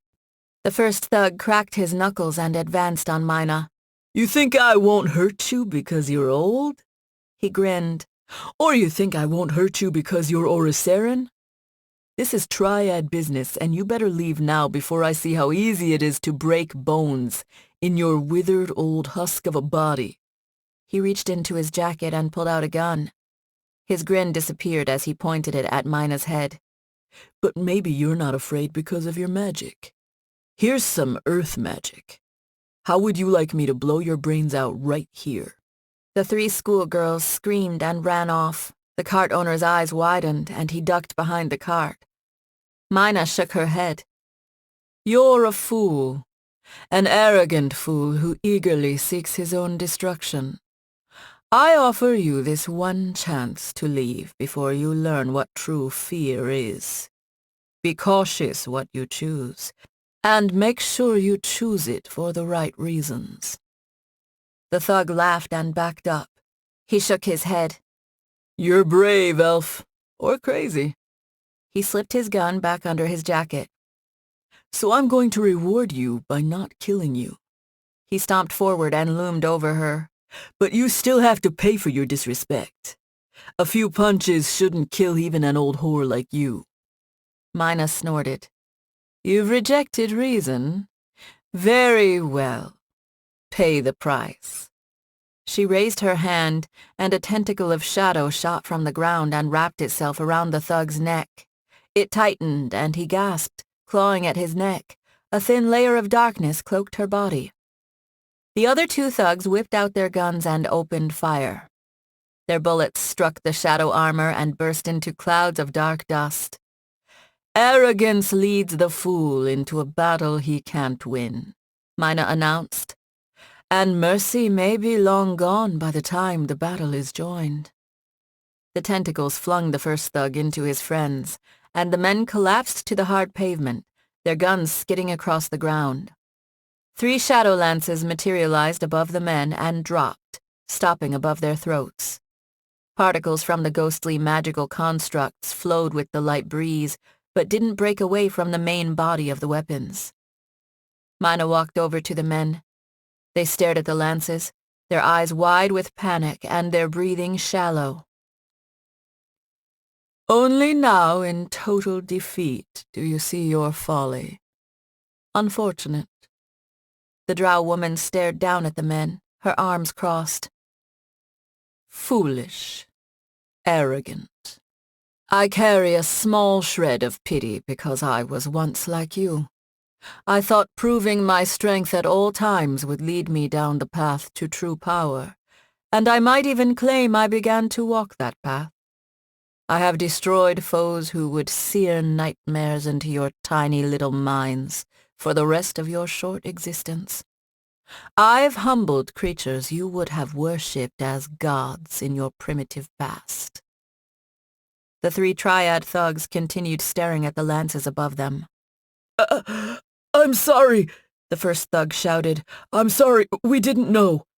No, you didn't. Mina snorted and waved a hand. The lances vanished. The thugs rubbed their necks and took deep breaths. Mina shook her head. It took me many of your lifetimes to learn the emptiness of power with no purpose, no real direction. There's nothing at the end of that path. The darkness is hiding nothing. Learn this now, humans, while you still have a chance. The 3 men stood slowly, keeping all of their attention locked on the old drow as if convinced she might kill them at any moment. In another time, she might well have. Leave, Mina ordered. And don't bother this man again. The gangsters turned and sprinted off. They didn't even bother to grab their guns. Mina sighed and walked over to one of the seats in front of the cart. I have none of your human money, but I'd like some noodles. The owner nodded. Thank you. You owe me nothing. Chapter 14. Ava gestured around the currently empty lobby of the new Brownstone security building. Thick dust coated the floors and the walls, and the current lack of heating left the building as chilly as it was outside. More than a few webs hung in the corners, but there were no signs of rats or roaches. Alison looked around and nodded, satisfied with what she was seeing. She could already imagine Ava at a front desk, staring down some client and making him uncomfortable with her intense, no-nonsense demeanor. Even though Alison had already toured the building, after the clearance of the gangs, her ownership felt more permanent and real. Brownstone Security LLC wasn't just a name in a computer database somewhere. It'd soon have its headquarters, its beating heart. Her reputation would continue to spread throughout Seattle. A little Brownstone effect wouldn't be bad for business, and what's better than protecting people by convincing other people not to start shit to begin with? Hannah chuckled. Please tell me that it's not going to be us 3 cleaning up this place. That'll take weeks. No, months, and it's 3 stories. With a nice helipad on top. My dad's place doesn't have that. Alison coughed. Not that I purposely looked for a place that was bigger or more special than my dad's, just something I noticed. Ooh, are we going to get a helicopter or a sweet VTOL dropship or something like that? Hannah's eyes widened in excitement like a kid's on Christmas Day. I'm not a big gadget gal, but I do like the idea of having a personal helicopter, or a company helicopter. I could emerge in an awesome outfit, maybe add glasses just for the style. Hannah Sugimoto, Head of Special Investigations at your service. Not right away, but maybe. Eventually. Alison looked out a nearby window. Sometimes it's good to be able to move fast, and even when I get my full abilities back, it's not like I'll be able to easily carry an entire team along with me. She laughed. And since when are you head of special investigations? I thought we settled on assistant investigator. Hannah shrugged. We don't have any other investigators right now, so I'm kind of the head one by default. Ava eyed the two of them and sighed. Setting the other frivolities aside, cleaning won't be our responsibility. I'm currently reviewing bids from several professional firms, but there won't be much reason to worry about that until the contractors have had their turn.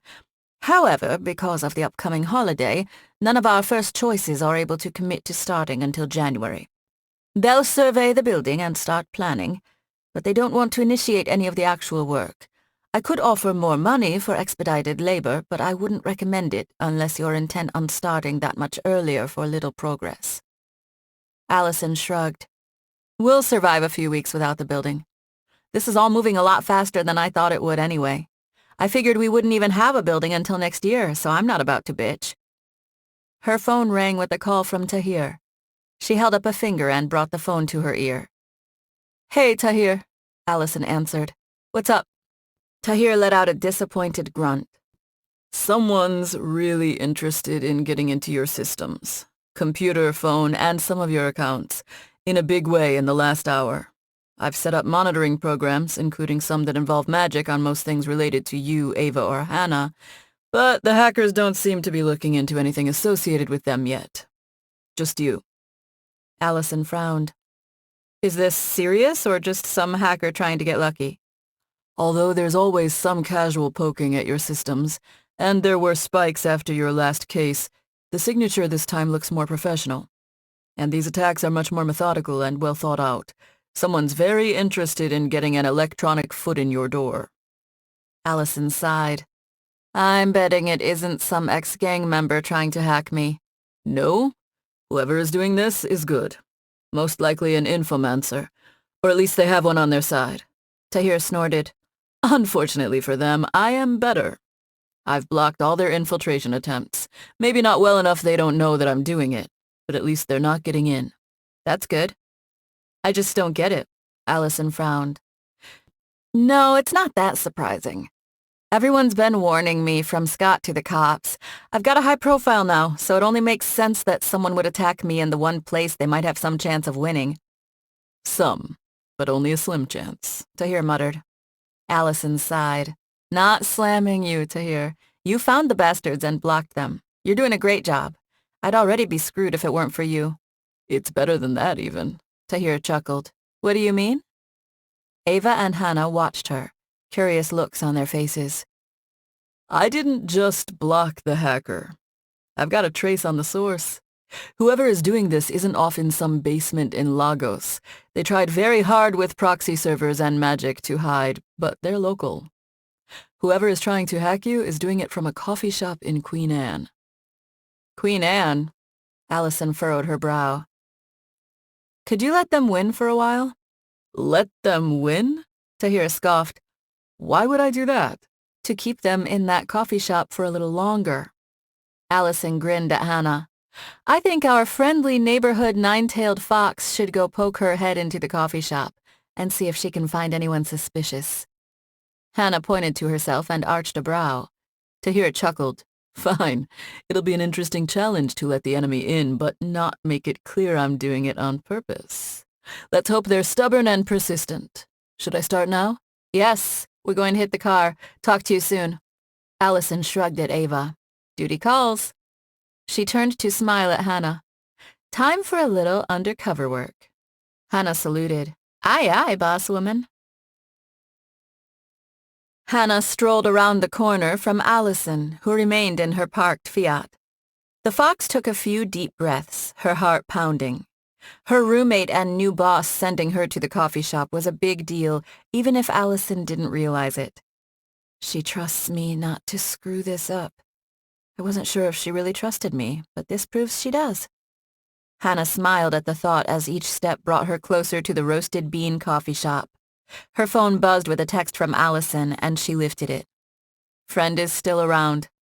See if you can sniff them out. Hannah replied with a thumbs-up emoji as she continued walking. They'd decided on the way over not to use Tahir's receiver. If they were dealing with a wizard, especially an infomancer, it might be far too obvious and easy to detect, even with Hannah's magical nature providing background noise. The plan was simple. Hannah would enter the coffee shop, sniff around for the wizard, and call in Alison for the bad cop phase of the operation. If possible, Hannah would attempt to engage and charm the target, convincing him or her to leave the coffee shop with her. Maybe I'll get lucky and he'll be wearing an I Like Evil t-shirt. Hannah slowed as she approached the door, clutching her purse. They had no real idea who might be trying to hack Alison's systems. It was easy to fall into the idea it was some twisted dark wizard, but for all they knew, it was the PDA trying to keep an eye on her. After all, Alison might protect people, but she had a rather brutal and noisy way of doing it. Even if the local authorities and rich bastards wanted to take advantage of that for now, it was easy to see how they might want to cut her loose the minute she became an inconvenience. Hannah wasn't going to worry about the moral implications or what sort of long game anyone else might be playing. The only thing important was protecting her friend in the here and now. Alison was one of few people Hannah had met in years who gave a damn about her. Being around her made Hannah want to try harder to be something more than a nine-tailed con artist fox lying and stealing her way through life. It might take a while, but I can get there. I see the path she's offering me. I just have to take it. After a deep breath, Hannah tugged the door open. Bells jingled overhead and the rich aroma of coffee struck her nose, the subtle notes making her mouth water. She licked her lips. While having a superior sense of smell compared to a human wasn't always fun when walking around a large city, situations like this made it seem like her greatest ability. She stepped into the coffee shop and focused on the people rather than the smell. Almost every table was filled, most people staring at phones or tablets, a few with computers. Too easy? Hannah sniffed again, trying to focus less on coffee and more on the smell of magic. She stopped and sighed as she got a good look at the busy barista preparing an espresso. Cute enough guy, even if she wasn't much for men with pointed ears. An elf barista, several elf customers, and even a gnome. A crowd that might make it difficult to pinpoint a wizard being subtle. The barista pulled the double shot of espresso from the machine and set it on the counter. He moved his hand over it and murmured an incantation. The drink glowed for a moment. And he's using magic in his work. Great. More noise. Hannah moved toward the line that snaked back and forth in front of the counter. Whatever else she learned today, she'd discovered a place that apparently made great coffee. She lifted her phone and tapped a message followed by a frowny face emoji. Lots of magicals in here. No easy way to find our friend. Just stall. Tahir sent a text. He's still active. Major spike in activity the last few minutes. Think our friend doesn't realize I left the door open. Also, a local traffic drone was just hacked. Pretty sure it's them. Worse things to do than have a great cup of coffee on a stakeout? Hannah waited patiently in the line as it shrank person by person. Minutes later, she reached the counter and the smiling elf. Welcome to Roasted Bean, he announced. May I take your order? Hannah smiled back. Yeah, 1 medium café au lait. I'd like the temperature distribution spell used, please. Sure thing. She swiped her phone over the payment terminal and moved down the counter as the barista began preparing her drink. She continued watching the crowd. Is it going to be one of the people with an obvious computer, or would they hide it better? The barista finished the drink preparation with the same magic she'd witnessed before. She took the cup with a smile and moved toward the door, sipping at the warm brew before taking a table just vacated by a middle-aged man scowling at his phone. At least the coffee's good. Even if I go table by table, I'm not going to know. Too much background magic here. Lots of magical customers. Smart guy, Alison texted back. He probably picked a place he knew he would have that kind of noise for him to hide in. I hate it when they're smart. Still have control of the drone, Tahir texted. They might realize we're onto them, or they are just being careful. Hannah grinned at a sudden idea. Think we were wrong to not use the receiver. Sometimes the easiest way to con someone is to tell them exactly what they want to hear. I've got an idea, but it's probably going to get them after us. Actually, that's kind of the point.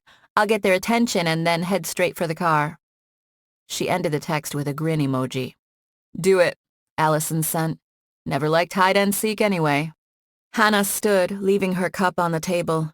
She purposely brushed against the cup, knocking it to the floor. Oh, damn, she exclaimed. She waved her hands at the barista. Sorry, not to be a totally needy and annoying customer over here, but we've got a coffee disaster. Code brown, code brown. The elf rolled his eyes and sighed. One moment, ma'am. Now with all eyes on her, Hannah lifted the phone to her ear. Sorry, Alison. Can't find him. I kind of made a scene, so I'm taking off. He has no easy way to know I wasn't in an active call now, does he? She wanted to send a text explaining what she'd just done, but that might be too obvious. So instead, she forced her most contrite and embarrassed expression onto her face, widening her eyes as if she were ready to cry over the disaster of a spilled cup of coffee. Then she rushed to the door. The barista muttered something under his breath. Hannah could guess it wasn't complimentary. She emerged onto the chilly sidewalk and walked toward Alison's car around the corner. Let's use the receivers, Hannah sent. You're being followed, came Tahir's voice in her ear. There's a drone about 300 feet up that isn't doing a good job of pretending it's not following you. I'm almost insulted by the lack of subtlety. Alison's laugh came over the comm. Doing it the Brownstone way, huh, Hannah? Nice and direct? Hannah snorted. No, your way would have been to kick in the door and demand the wizard step outside so you could kick his ass. I'm laying clever bait. So I can kick his ass. Hannah chuckled. You got me there, girlfriend. She shifted into a jog and turned the corner, heading straight to the red Fiat Spider waiting for her with Alison at the wheel.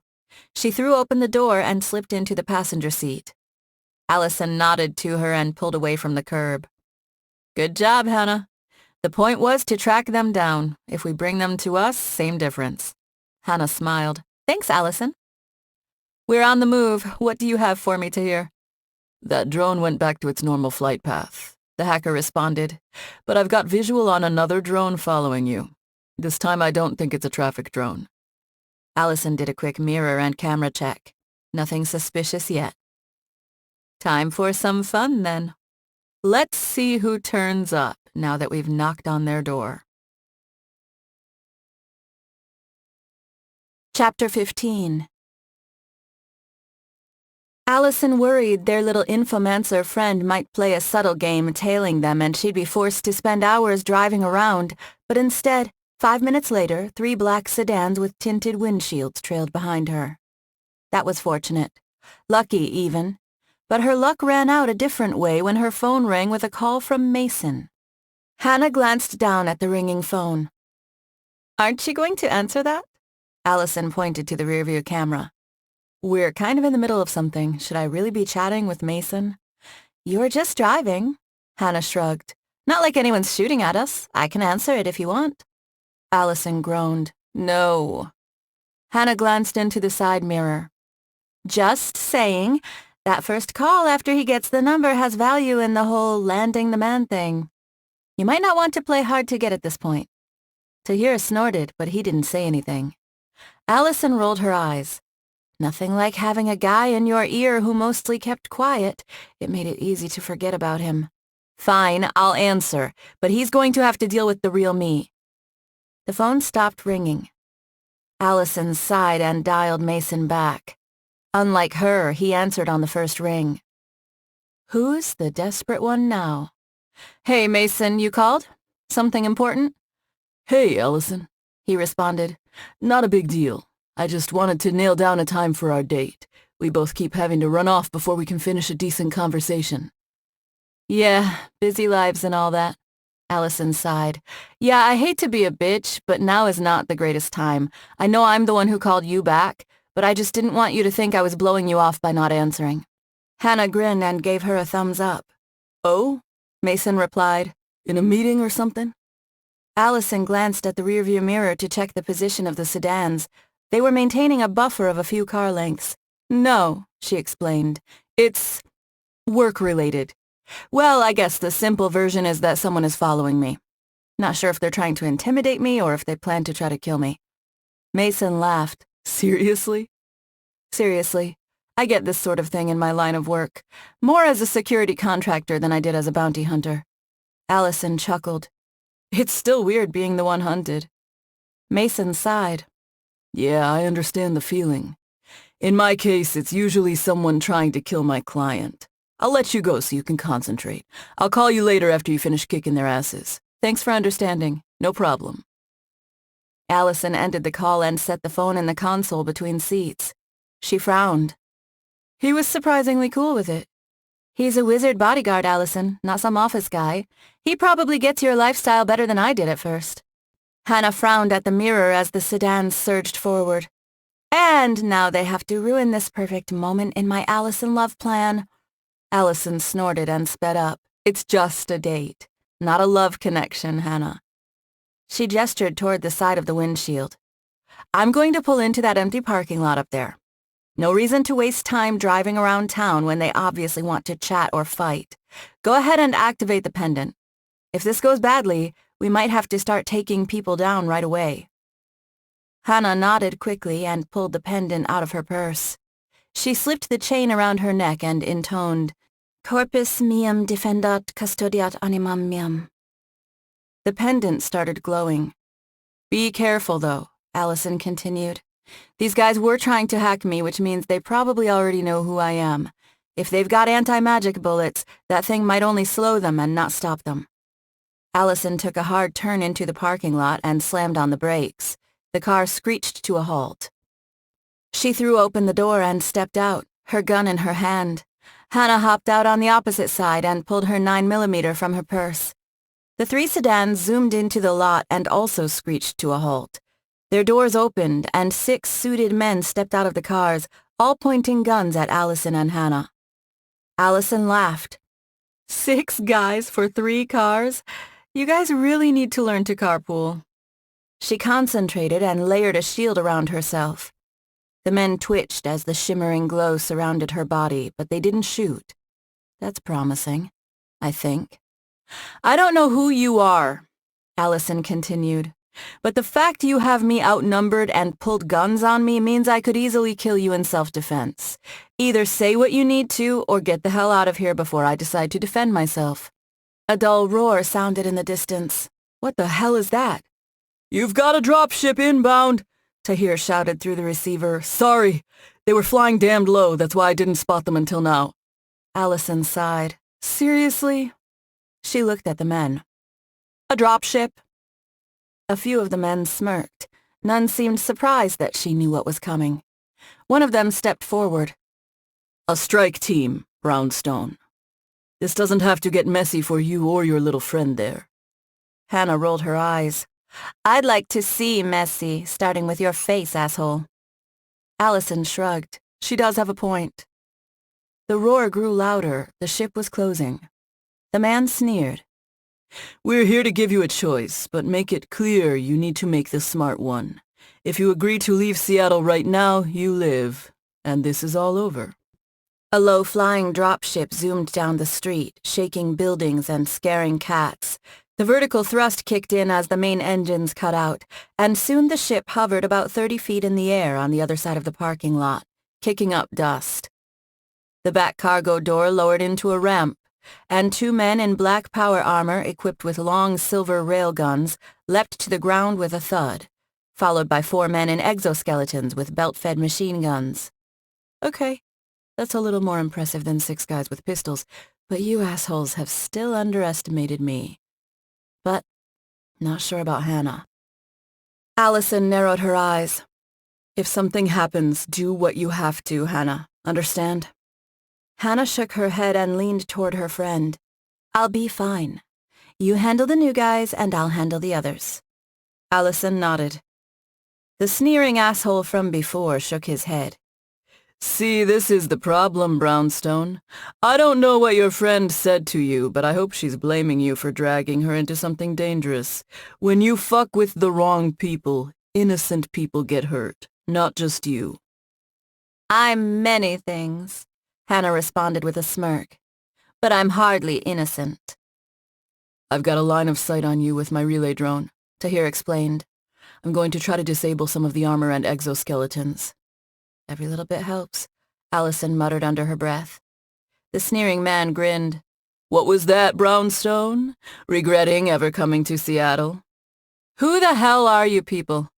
You want me to leave Seattle in a big way. Alison shrugged and concentrated, layering shadow magic into her shield. I get that. But since I've pissed off a lot of people, it's hard to figure out who you are. Us? The man shrugged. We're just humble messengers. In this case, humble paid messengers. You're familiar with our work. Alison narrowed her eyes. Jacobson Associates? The man nodded. We came better equipped this time, and you don't have all of Carlisle's bodyguards helping you. Almost there on the hack, Tahir began. Keep stalling them. Carlisle's bodyguards were nice, but I did most of the work. Alison shrugged and holstered her pistol. She extended dual shadow blades from her hands. And I didn't have my friend here. Show them what you've got, Hannah. Hannah tossed her gun to the ground. Her glowing tails winked into existence. Her eyes turned vulpine, and her claws extended. She grinned at the man. He snorted. You think I haven't killed a shifter before? I'm not a shifter, damn it! An annoyed look flashed over the nine-tailed fox's face. Alison pointed a blade at the man. So this is about petty revenge? I'm surprised. I thought you guys were badass professional assassins. Revenge isn't profitable. The man shrugged. The revenge is just a bonus. Don't worry, we've been paid a lot to convince you to leave, but we've also been given the option to kill you. We win either way. Why not just kill me then? Why bother with the threats? It's like you said, Brownstone. We are professionals. There's no reason for things to get messy for both sides. We just need you out of Seattle to get our money. But don't worry. We'll complete the contract one way or another. I'm into the control systems of the exoskeletons and the armor suits, Tahir announced. But someone's pushing back. They're Infomancer, I think. Won't be long now. A railgun roared to life, and Alison threw herself over Hannah. A railgun round ripped through the Fiat, blasting a wide hole through the center of the car. Streams of metal and plastic pieces spewed as the vehicle flipped on its side. Oil and transmission fluid leaked onto the ground like spilled lifeblood. What the fuck? Hannah gasped and covered her mouth with a clawed hand, utter shock on her face. Alison blinked. Two more railgun blasts cracked the car into 3 pieces. The back portion burst into flames. Remnants of the Fiat Spider now lay scattered around the parking lot. This wasn't the kind of damage one could fix with a few weeks in the body shop. The man grinned. Just trying to make our point. This isn't like the last time you fought us, Brownstone. You're outgunned and outmanned, and your choice is simple. We'll give you a little ride to the airport and get you on a plane back to D.C. Or you can be stubborn and get yourself and your friend killed for nothing. Alison stared at the burning wreckage that used to be her car, her heart thundering.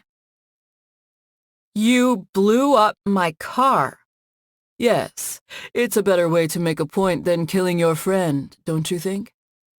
You blew up my fucking car! Alison shouted. My mom gave me that car as a gift, you son of a bitch! The man sighed and shook his head. That's what you're worried about, Brownstone? Get a little fucking perspective, bitch. Going to disable them now, but I can only take down 1 of the armor suits and 2 of the exoskeletons, Tahir explained. Alison released one of her blades and turned toward the men in power armor, pooling shadows at her feet. Do it. Do what? The Jacobson man asked. One of the armored men collapsed. Alison released the energy at her feet and launched herself at the remaining armor suit. Hannah became a blur as she lunged toward the 6 original thugs. She ripped one man's throat out before he could even get a shot off.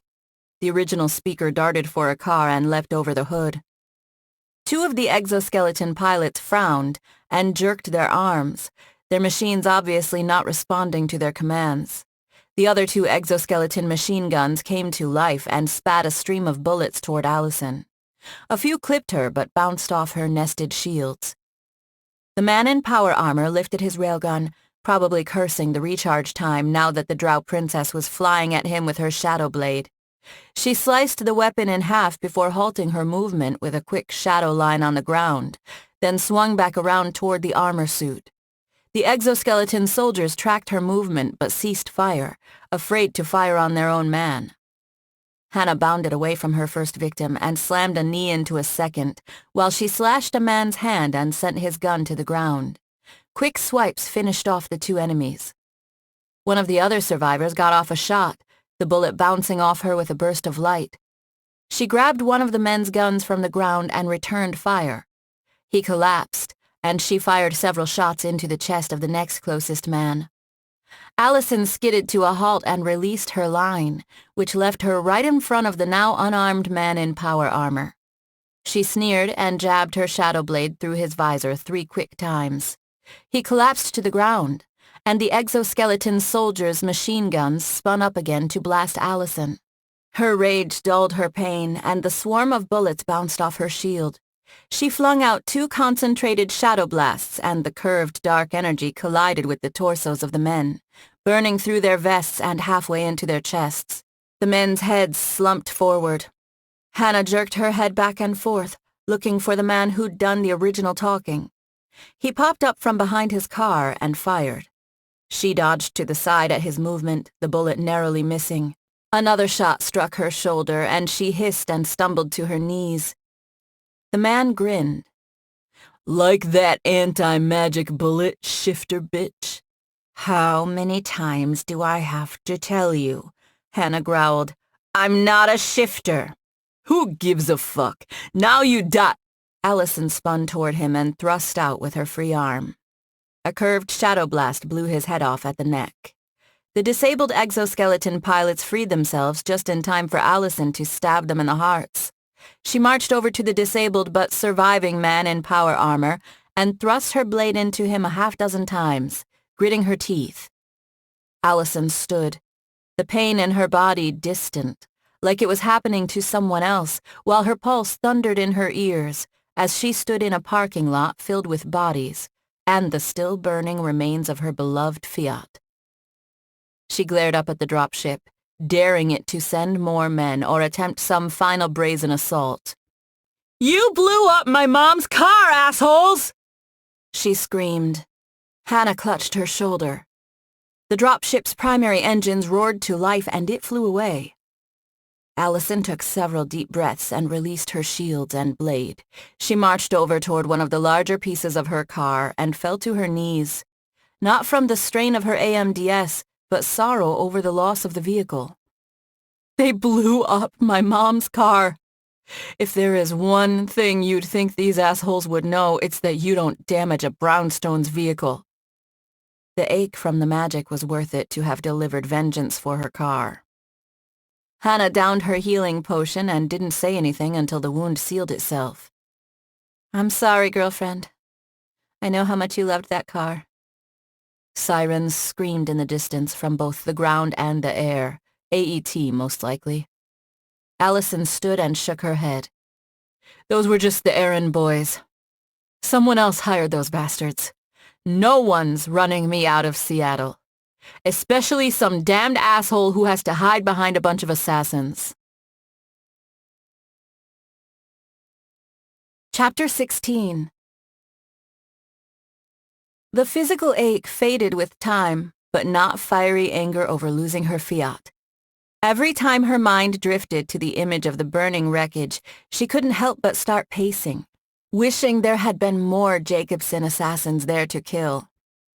Alison still paced in her living room, her jaw tight. Fortunately, AET had been surprisingly easy to deal with, and they seemed happy that she'd resolved the incident with a minimum of collateral damage. A few of them eyed her with disdain, but she was happy to not have to deal with the heavy level of distrust her father had suffered with for years in LA. She might be a wild card, but they seemed to think they could play her to their advantage. She was more than fine with letting them think that. Pissing off the cops wouldn't help, and it wouldn't bring back her car. Those fucking assholes. Alison shook her head. I still can't believe it. I remember the day my mom gave me that car. It was her favorite. She used it on all sorts of jobs. It meant something. It was a symbol of our connection. It was like she was saying, sure, I adopted you, but this is my legacy to you. You are my daughter. And those assholes blew it up to make a point. She threw up her arms. You made the point to them, girlfriend. We took them out. That's got to count for something. Hannah sighed from the couch. But I'm sorry. I wish I could have done more to help. They took the car out before the fight even started. There was nothing you could have done. Alison stopped pacing and crossed her arms. And by the way, you were awesome, Hannah. Knowing you could take those assholes on at the front let me concentrate on the big guns in the rear. Even with Tahir's help, things could have gotten dicey with railguns involved. You think? Alison nodded. I know. You keep talking about us needing ass-kickers? Well, you're an ass-kicker already. There aren't many people I could hire off the street who could take down 5 professional killers that quickly. You're already much more dangerous than Trey was when he started working for my dad, and now he can take on powerful wizards by himself. By the end of this, you'll be the one wandering around town giving speeches about, I'm Hana Sugimoto and you better surrender if you don't want to die. The fox laughed and shook her head. I don't know about that, but thanks. But do you think it's over now? This is the second time you've kicked their asses. That's got to make them at least think it's a bad idea to mess with you. The Eastern Union might be mad at you, but they're not sending guys at you to get taken out. And all the equipment they just lost. It's not like you can buy power armor at Costco. Hell no, I don't think it's over. There's money involved, and money makes people do stupid shit. Alison slammed a fist into her palm. And even if they were thinking it's over, there's no way I can let it go. Jacobson Associates needs to understand what the Blood Daggers and Death Knights figured out. Otherwise, there'll be a problem in the future. And there is still the problem of who hired them. This isn't a job for Scott. This is personal, which means I need to figure out who is coming at me. Hannah furrowed her brow. Any guesses? Sure. Alison shrugged. But it's a long list and hard to narrow down. I've been busy lately pissing people off. It could be someone I pissed off locally, maybe the Eastern Union or even Derek Chesterton, if he really was behind the assassination attempt. Or maybe it's someone else who followed me to town and was trying to test me. Plenty of dark wizards want me dead. If the New Vale found out I was involved in stopping them in D.C., they might throw money at taking me out too. Hannah frowned. You think terrorists would hire assassins? That seems kind of weird. Wouldn't they want to do it themselves? You know, for the cause and all that? Alison shook her head. Not necessarily. My dad has dealt with a lot of this kind of shit, and it's not always as straightforward as you think. Sometimes when assholes know they can't win against you directly, they try to wear you down first. Work on your nerves or your powers, and they strike when they think you're weak. It must be hard to be on so many people's shit lists. Hannah grimaced. I could barely handle being on only the Eastern Union's shit list. Sure, it can be. But when you're tough enough, it doesn't matter. You get used to that kind of thing. Alison shrugged. But the point is that it could be a lot of people. Criminals, government, mercs, or a mix of all of the above. Our best bet of figuring out who it is will be to deal with Jacobson first. Even if the client's anonymous, if we can get direct access to their systems, Tahir should be able to do his thing. I wanted to grab a phone, but by the time I thought about it, the cops were already on our asses. If we can find another guy, maybe I can use tracing magic. But I doubt I can trace it back to their headquarters, if they even have one. Hannah frowned. Why not? Alison shrugged. Because they have wizards working for them who are going to be smart enough to block obvious tracking spells. If not, they would have been found and dealt with a long time ago. I might have strong magic, but I'm hardly the only person in Seattle who can do a tracking spell. Hannah sucked in a breath. I got a little claw-happy there. Maybe I should have left one alive so I could have charmed the answers out of him. Sorry. No, those assholes needed to go down. Alison shook her head. Besides, it wouldn't have done any good to keep them alive. Remember? We tried that when we tangled with them last time, and the guy had some sort of suicide spell. I don't know if it's Jacobson's standard issue or something from their client, but what we need is access to their systems, not the men. We can't just sit around while they take potshots at you. They might get lucky. Hannah frowned. There has to be something we can do. I agree. But for all their arrogance, we're the ones who are alive. Until we have a better idea where to go looking, it's pointless. I can't tear up an entire city looking for them. Even Dad never did that. Well, he mostly didn't. Alison dropped onto the couch beside Hannah and sighed. Tahir is better than the infomancer they have, though. He was able to trace the guy to the coffee shop, and he might still be able to trace him back to their base via some of the other hacks they were doing. Once we know where to go, we hop over there and try to convince them to see the light like the Death Knights, or finish them off like the Blood Daggers. She let out a long sigh. Until then, much as I hate to admit, there isn't anything we can do. I'd rather keep this in-house. I already owe Scott a favor as it is, and I'm trying to establish my own networks before I talk to Vincent next, so I'll have more leverage when negotiating with him. Hannah nodded and shrugged. My car isn't as cool as yours was, but you're welcome to drive it until you buy a new one. Alison shook her head. No, I've got a better idea. I don't just need a car. There are a couple of things that I think the company could use, and I know just where to get them. 1 second. She pulled out her phone and dialed. Shay answered on the first ring. Hey, Alison. Hey, Mom. Alison took a deep breath and slowly let it out. I don't know how to say this, but I've got bad news. Shay hissed on the other end. I'm way too young to be a grandmother. I'm too young to be the mother of a 25-year-old daughter, but I came to terms with the fact I'm not the cool aunt when I adopted you. Alison rolled her eyes. I'm not pregnant, Mom. Hannah laughed. Oh, yeah? Shay responded, relief coloring her voice. Of course. That kind of requires a guy. Alison slapped a palm to her forehead. Not you two. Why does everyone think I'm so sad when it comes to guys? I'll have you know I've got a guy I'm going out with. You do? Shay sounded shocked. Since when? Well, we haven't actually gone out on a date, but he has my number, and he called earlier to set up a date. I was in the middle of leading some assassins to a parking lot for a fight, so I had to let him go. Shay laughed. You're so much like James and me, it hurts sometimes. Wait, you know what? Forget about that for now. This isn't about that. It's about... She sighed. Those assholes tried to kill me. That's not a big deal, but they blew up the Fiat. It happened so quickly. 1 second we're trading insults, and the next thing I know they were railgunning the car. Shay sighed.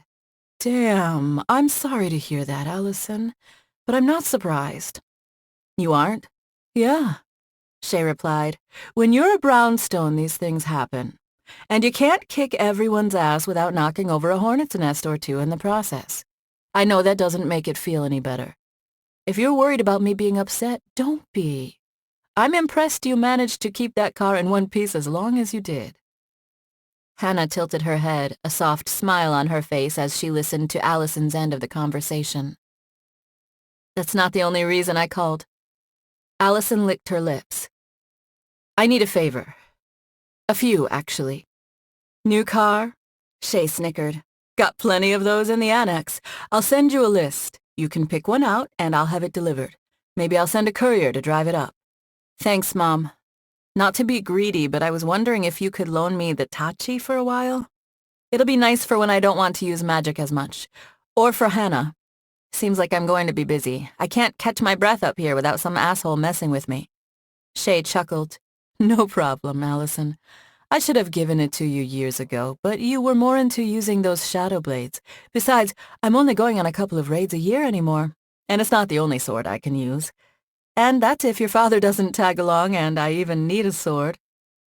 It's easier to carry a sword you can make disappear at will, but it's also nice to have one that doesn't require any power. Alison sighed. The other thing is, with everything going on, I might not come down for Christmas. You know how it is. People want to kill you and they blow up shit around you. I know you can handle things, and Dad would reduce any of those assholes to paste, but I don't want to wreck things by bringing work home. I'm not sure how long this will take to handle, so I'll probably be spending the holidays beating down assassins. But even if I can't come for Christmas, I'll be visiting when Nadina Low and Slow comes to LA, so I can see you all then. I just hope you aren't too disappointed. Shay smacked her lips. You know what? I've got a good idea. Shit, it's a great idea. Then again, most of mine are. Things are under control here at Casa de Brownstone, so why don't I bring up the new Carr along with the sword? Also, I've got a spare defense artifact I've been meaning to give you. Not as good as your pure magic shields, but maybe it'll help you concentrate on offense until you solve your little problem. Besides, I want to see your new place and meet your roommate. It's been a while since you've hung out with someone regularly in anything approaching a natural friendship. Alison scoffed. Mom, that's not true. There's Lily and Izzy. Yeah, and you see Lily once in a blue moon, and for all you know, Izzy's hiding in that gnome enclave in Iowa. It's not a bad thing, Alison. Seeing you settle down makes your dad and me happy. I'm not exactly settling down, Alison frowned. I'm running a security business, and my roommate is one of my employees. But you finally have direction. Shay sighed. We only want to see you happy, Alison. Let me come up and deliver your Christmas presents. Your dad can handle things at home. He's got a big barbecue meeting or some shit coming up anyway, something for pretty fucking wonderful. Alison snickered. Her dad was subtle enough to submit his barbecue team as PFW to competitions, but the true meaning of the acronym was an open secret in the barbecue community. She smiled, the idea of her mother coming up growing in its appeal. Okay, I'd love to see you, but you have to know you might get caught up in something dangerous. Shay laughed. If I was worried about that, I would have run from your dad the day I met him. Alison grinned. At least something good came out of the attack. Chapter 17. The heated air in the distance shimmered as Mina crested the barren hill. Small mud brick houses formed a village. A modest herd of goats chewed on sparse shrubs on the otherwise arid ground, surrounded by a rickety wooden fence. Another new country and more experiences. Earth might lack the diversity of intelligent species of Oriceran, but they had no shortage of different lands and customs. That had to mean something. She just wasn't sure what. Were these villagers more in touch with their world and fundamental nature than the billions who had stuffed themselves into their towers of glass and steel? She didn't know. On her last visit, it had seemed like more humans lived in small villages than cities. Such rapid change. Was that a strength or weakness? Earth societies couldn't go decades without chaos, but humans had gone from barely being able to grow crops to controlling the forces of nature and escaping the bounds of their world with their technology. On Oriceran, things had progressed more slowly in many ways, but centuries had passed in relative stability and peace. Who was more prepared for the reopening of the portals?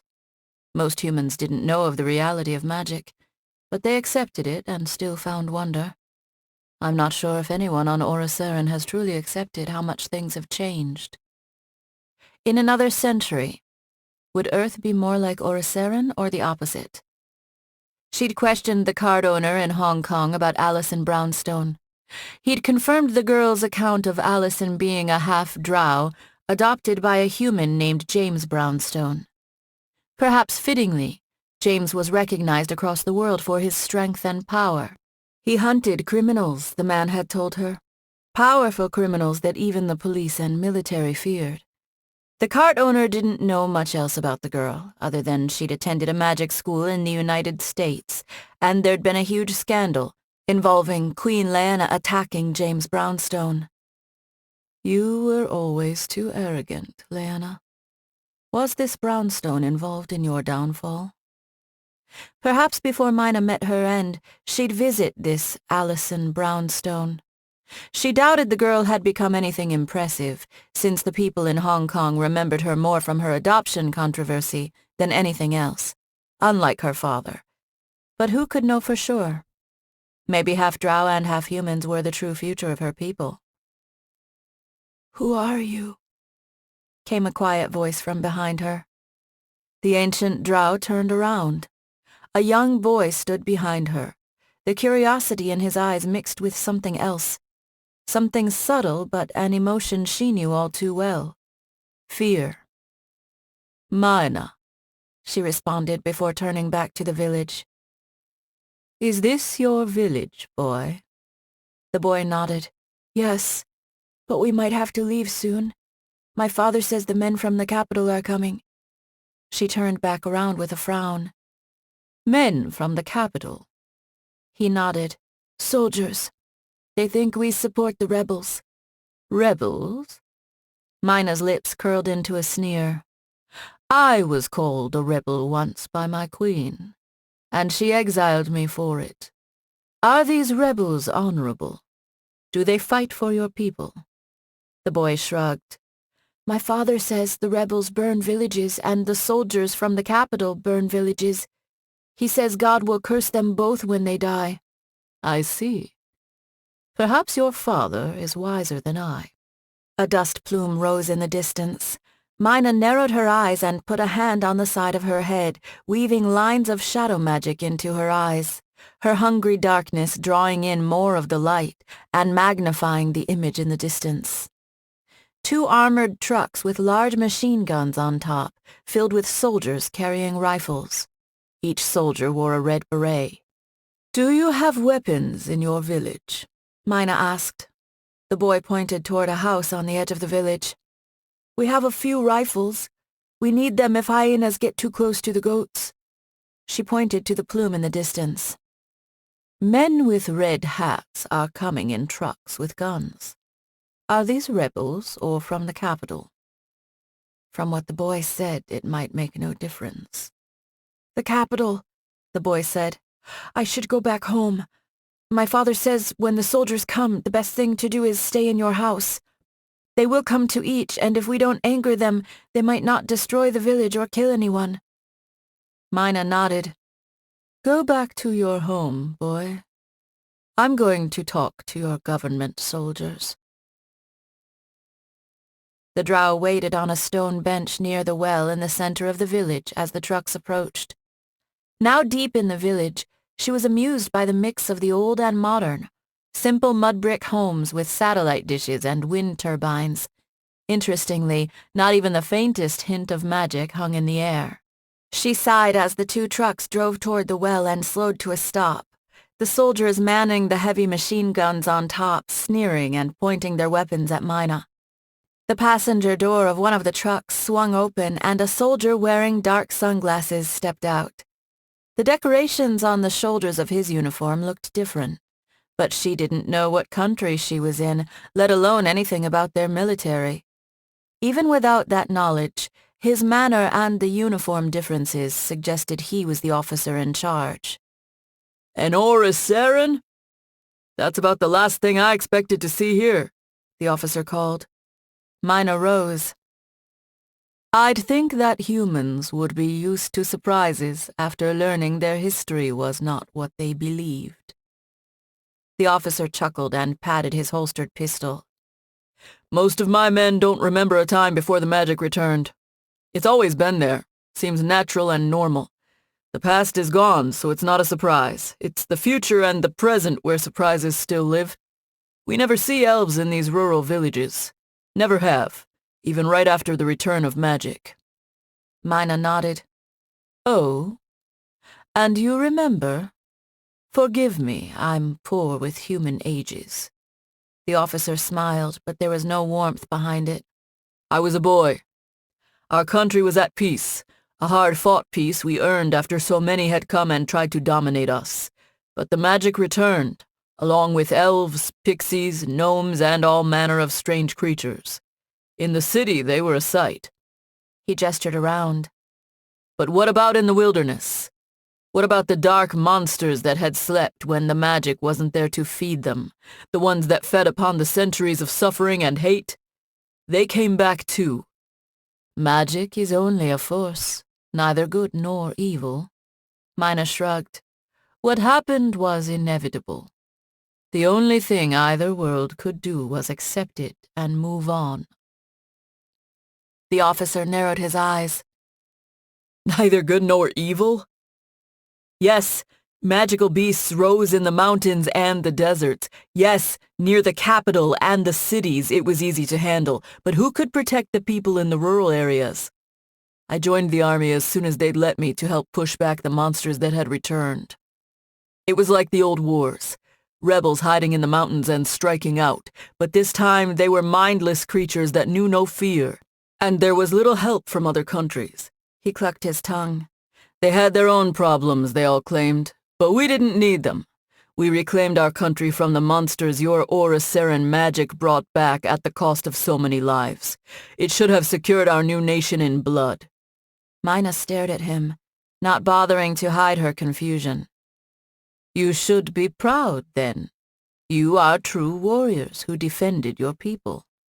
He nodded a bit too enthusiastically. Yes, exactly. We were true warriors who defended our people, but did you know what many of these tribes in the rural provinces did after that? After all those years of the army dying to protect them? They took advantage, decided they would defy the government's rule, the same government who had saved the filthy wretches. Oh, a lack of gratitude? Mina snorted. Or your soldiers taking more than their due as they hunted monsters? The officer pointed at a mountain in the distance. Without soldiers' lives, darkness would have swept this country. It would have fallen to an enemy we couldn't negotiate with. Those villages would have been wiped out. Now the rebels continue to fight, and the stability we earned with blood both before and after the magic came has been thrown away. For what? Freedom? Democracy? These villagers don't support the rebels, Mina declared. The officer sneered. Oh, an elf knows such secrets? Is that what your magic tells you? A guileless little boy told me. Mina shrugged. And it's obvious. I know your type. Your type served my queen, convinced they were the righteous, even as they helped her lead my people down the path to oblivion.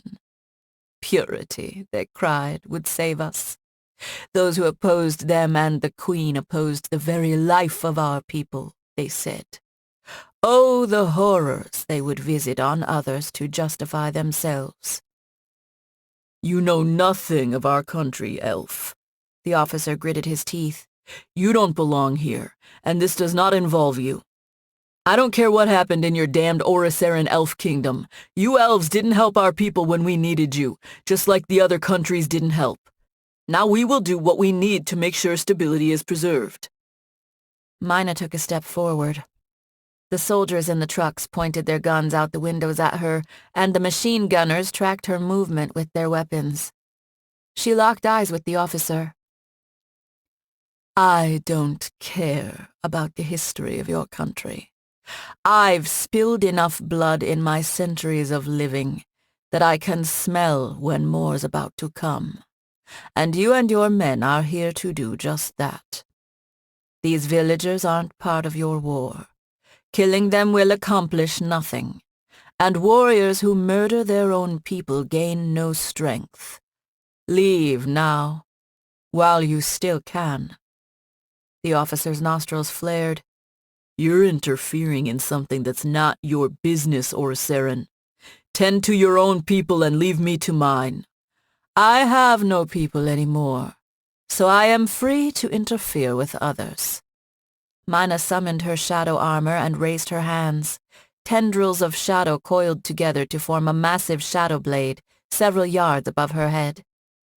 It is rude and self-indulgent, she declared.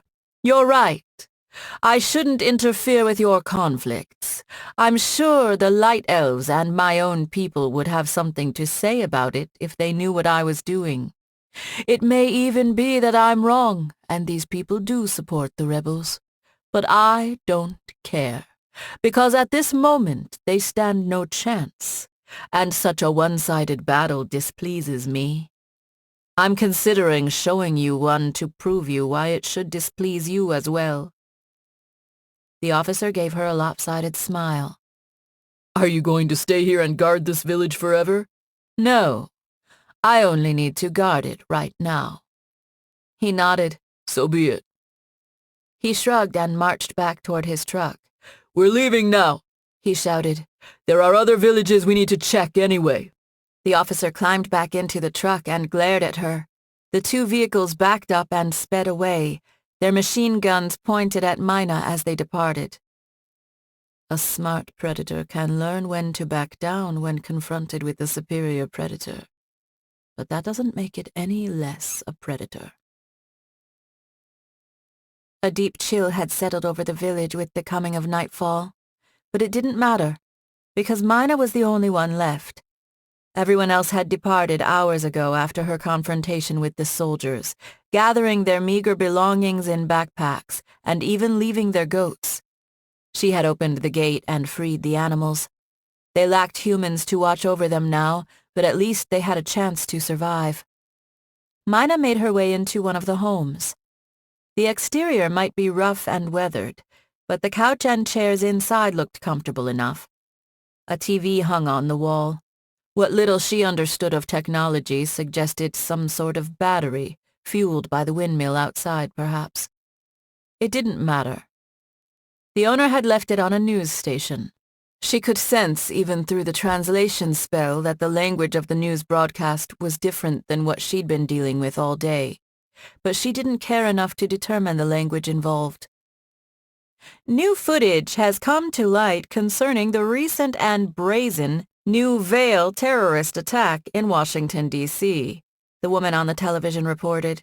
The United States government has been reluctant to share information about who thwarted the attack, and speculation has run rampant. A recently released video, taken at a distance by an amateur's drone, reveals that a woman of unknown magical background was involved. Authorities have admitted off the record that a private citizen was involved in dealing with the terrorists prior to their arrival, and credit this citizen's quick and decisive action for saving hundreds of lives. Authorities have stressed that in this particular case, the private citizen's identity is not being released for their safety. Mina narrowed her eyes. The grainy and shaky video had been taken from a high angle and through a window and only lasted for seconds. The humans might be confused by what they were seeing, but any drow would recognize the outline of another drow using shadow wings and a shadow blade. Why would a drow save so many non-drow? Mina murmured. What would they gain from it? The United States. That was where Alison Brownstone was. A country where a half-drow girl was adopted and a powerful drow fought terrorists. What was so special about the country? She shook her head. Maybe the drow in Washington, D.C. didn't care about protecting others. Maybe the drow only cared about another test of strength. Mina took a deep breath. She couldn't ignore it. If this mysterious drow had such power and was wielding it in such a way, Mina might have found what she'd been seeking. It was time to go to the United States and locate the hero of D.C. Chapter 18. Alison and Hannah waited by the guest parking lot in front of the condo building's lobby. According to Shay's text, she would arrive any second. Hannah grinned. I'm looking forward to meeting her. Mom's great. She can be intense, and she doesn't fuck around, but she's great. Alison blew out a breath. Don't get her started on archaeology or history unless you have a lot of time. She'll be more than happy to explain some obscure link between ancient Oriceran magic and some ancient Earth civilization most people have never heard of. She still might do the occasional tomb raid to keep up her skills, but she's 100% a college professor in every way that matters now, including the boring ways. Hannah laughed. Don't you have a minor in history? Yeah, but I focused on the interesting parts. Alison shrugged. A bright red Fiat entered the parking lot. The car included a decade of minor style upgrades from Alison's old car, but the lineage was obvious. The vehicle's electric engine allowed it to glide into the parking lot in near silence. Hannah looked at Alison. So you picked the same car but newer? Alison shrugged. What can I say? I really liked that car. The Fiat came to a stop and the door opened. A beautiful dark-haired woman stepped out, her sheath dress partially covered by the light jacket she wore. She smiled warmly at Alison. Kind of underdressed for Seattle in December, but it's warmer today, so not a huge deal. Hannah elbowed Alison. That's your adopted mom? What, was she only a year older than you when she adopted you? I've got a good 13 or so years on her, Shay called out from her car. For the longest time I forced her to stick with Aunt Shay, but she wore me down until I let her wriggle into my heart and I became her mom. Alison sighed. Mom, you don't have to embarrass me. I thought that's what it means to be a mom. Shay winked, then nodded at the car. New car, and I've got the Tachi in the trunk. Hannah furrowed her brow. What's the deal with that? I overheard Alison mention it, but I didn't ask her about it. Nice souvenir from the old days. Useful. James grabbed it when he was finishing up some hurricane cleaning. It's an enchanted Masamune blade. Great when you need to cut through armor or magic. Shay shrugged. Nice. Hannah nodded, impressed. Alison walked over to Shay and pulled her into an embrace, surprised by how good it felt. She didn't visit her family enough, another thing she needed to change. After a sigh of satisfaction, she pulled out of the long hug. It's good to see you, Mom. Shay nodded. Good to see you, too. And nice to meet you, Hannah. Never going to think badly of someone who says she thinks I'm younger than I look the first time I meet her. A wry grin spread across her face. Then again, maybe you're just telling me what I want to hear. Hannah laughed. Somehow, Mrs. Brownstone, I think you'd be able to tell if I was trying to con you. Shay made a face. Mrs. Brownstone? Ugh, I go by Carson Brownstone, but don't call me Mrs. anything. Makes it sound like I knit. Just call me Shay. Okay, Shay. Alison nodded toward the lobby doors. Let's go check out my condo, then maybe get a bite to eat. Shay nodded. Sounds good. A couple of hours later, the trio stepped into a parking garage near Manaki. The meal had been as delicious as always, even if Alison was embarrassed by her mother sharing a few stories of her teenage years. So I said to Alison, Shay continued, snickering, why would you throw the sonic grenade toward those guys instead of the other guys? Alison rolled her eyes. I still got all the bounties. It made tactical sense at the time, and I thought those two guys were more dangerous than the other four. Hannah shook her head. It's hard to think of Alison as anything but a badass, let alone someone who might have trouble with a few thugs. I didn't have my glasses then. Alison shrugged. I was relying on magical sight and tricks. Shay nodded. That's true. I always forget how it was easy for you to see the enemy but not the terrain without special techniques. Hannah stared at Alison, awe in her eyes. I can't believe you were running around doing bounties when you were half blind. Or fully blind? Kind of blind? However you want to describe it. Alison shrugged. I was able to get around pretty well before then. I just needed to figure out ways to adapt. She shot a fake glare at her mother. Too bad a certain mom and dad still felt I needed to do obstacle courses. They turned the corner as they headed to the next level of the parking garage. Hannah blinked. You made her do obstacle courses when she couldn't see the obstacles? Ouch. Shay snorted. James was babying her and using magic dust so she could make out most of the obstacles. I forced her to come up with better methods using her own powers. Her expression softened. And then I commissioned the glasses from the world's slowest and most absent-minded gnome. Fucking Tubal-Cain. She rolled her eyes. If that guy hadn't been so good at what he did, I would have threatened to kill him. Hannah laughed. I see where Alison gets it. Shay shook a finger. Her dad's to blame, too. Yeah, both of you, definitely. Alison responded with a smirk. They marched up yet another level and turned toward the Fiat, only to find 7 rough-looking men standing near it and a nearby Lexus, one with a tire iron in one hand and a small electronic lockpick in the other. One of the men pointed to the Fiat. Hurry up and get that bitch open. Shay sighed and shook her head. Hannah frowned. Hey, assholes! The men all spun to face her. Watch your mouth, bitch! yelled the man who had spoken before. Better run along if you don't want to get hurt. Hannah looked at Alison. Get a load of these assholes. We should... She fell silent at Alison's raised hand and head shake. That's right, the thug leader called. Listen to the white-haired bitch and run. Alison nodded. We're not going to do anything. We're just going to watch. Hannah furrowed her brow in confusion. Watch them steal your new car? Hell no, Alison grinned. I was thinking Mom needed practice. She looked at Shay. I know you probably train all the time, but if you're only getting in a few raids a year, that has to mean your skills aren't that sharp. Shay snorted. You're about as subtle as your dad. She nodded at the thugs, but I could use a good workout. She cracked her knuckles. Okay, boys, last chance to catch the train for Escape Town. Otherwise, you're gonna get your ass kicked by a MYDWTFW. The head thug tilted his head, obviously replaying the letters in his mind. What the fuck is that, bitch? Shay shrugged. A mom you don't want to fuck with. Okay, I admit the acronym needs work, but the message is sound, dumbass. She pointed at him. You see, here's the situation, not so quick thinker. Some fuckers just blew up my daughter's car, one I gave to her as a gift. It really pissed her off, and it pissed me off. Not that she lost it, but that some fuckers would ruin her day like that. Now here we are again. Some other dumbass fuckers trying to ruin her whole week.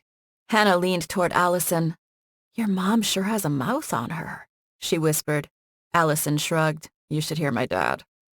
The thug snorted. You think we won't beat your fucking face in because you're a woman, bitch? When my old lady smarts off to me, you know what I do? He pantomimed a backhand.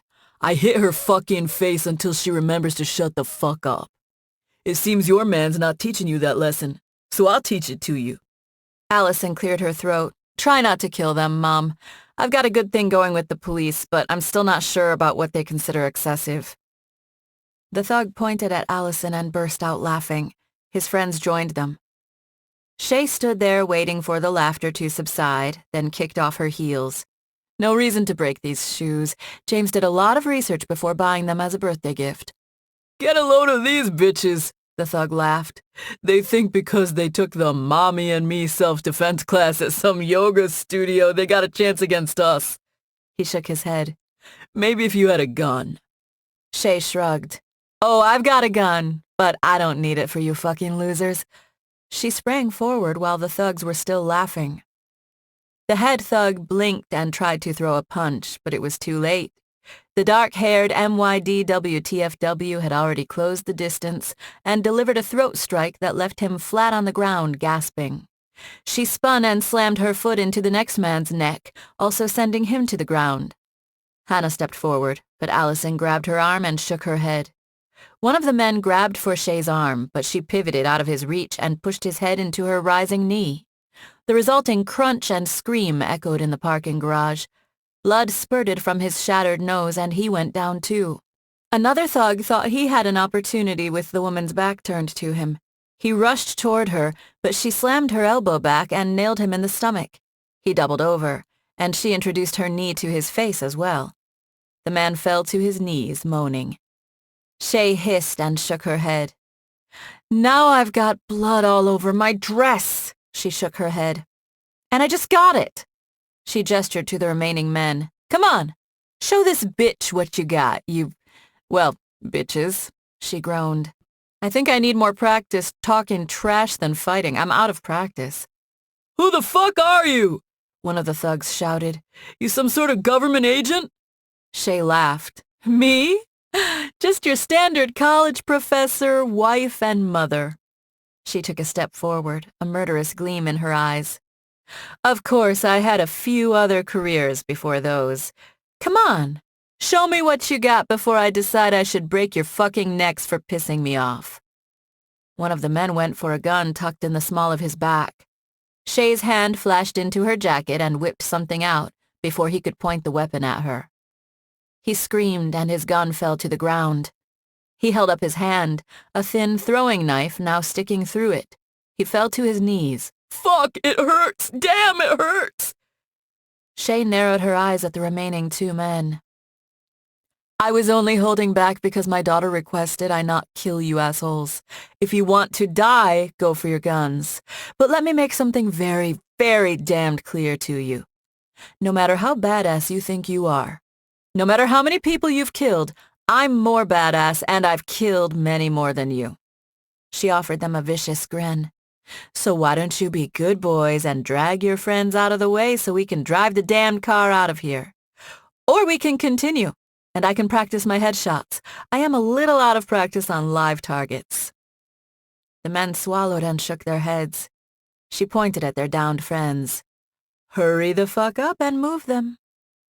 The thugs charged over to one of their prone comrades and dragged him to a concrete support beam away from the Fiat. They repeated the process until all their friends lay or sit near the beam. Shay wagged a finger.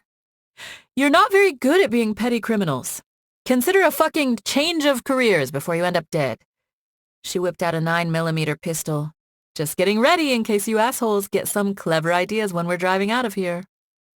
The men dropped to their knees, turned around, and placed their hands on their heads without even being asked. Shay snorted and rolled her eyes before slipping her heels back on and strolling to the driver's seat and setting her gun in a cup holder. Alison and Hannah hurried over to the car, and soon the Fiat was pulling out of the garage spot and rolling to the next parking level. No one talked until they'd exited the garage. Hannah whistled. Damn, Alison. And I thought you were scary. Chapter 19. Shay smiled as she looked out the window at Elliott Bay. It's a nice view. A damn nice view, even with all the clouds. The coziness of Casa de Brownstone is nice, but it'd be fun to have a view of the ocean.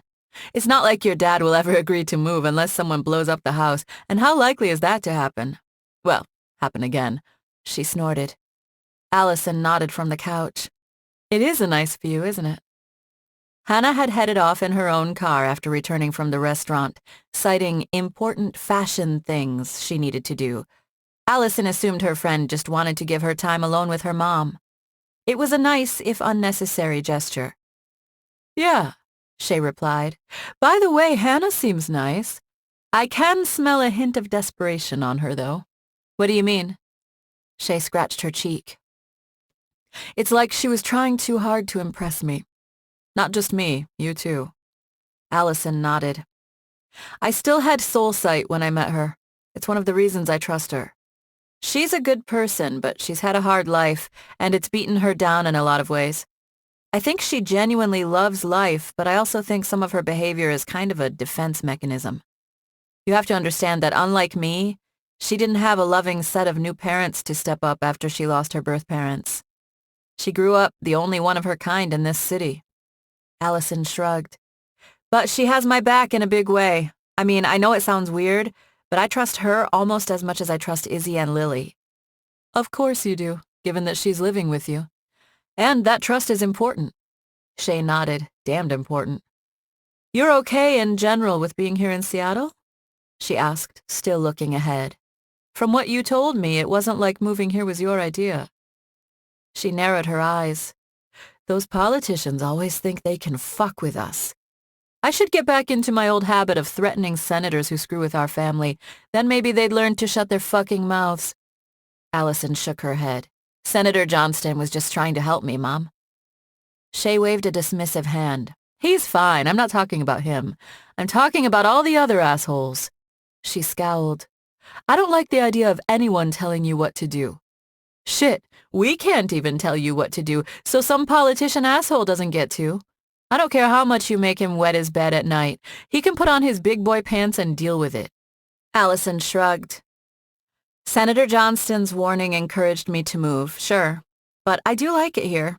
And I spent months in D.C. and hadn't really settled into a rhythm like I have here after only weeks. That is one of the reasons I need to handle these Jacobson assholes. I don't care who hired them. I'm not letting anyone push me out of Seattle because they're afraid of me. Shay turned from the window. I'm not going to ask if you can handle them because we both know that while I might have all the experience, you have powerful magic and you've proven yourself again and again. Hell, you proved yourself when you were still at school. She headed over to the couch to sit by her daughter.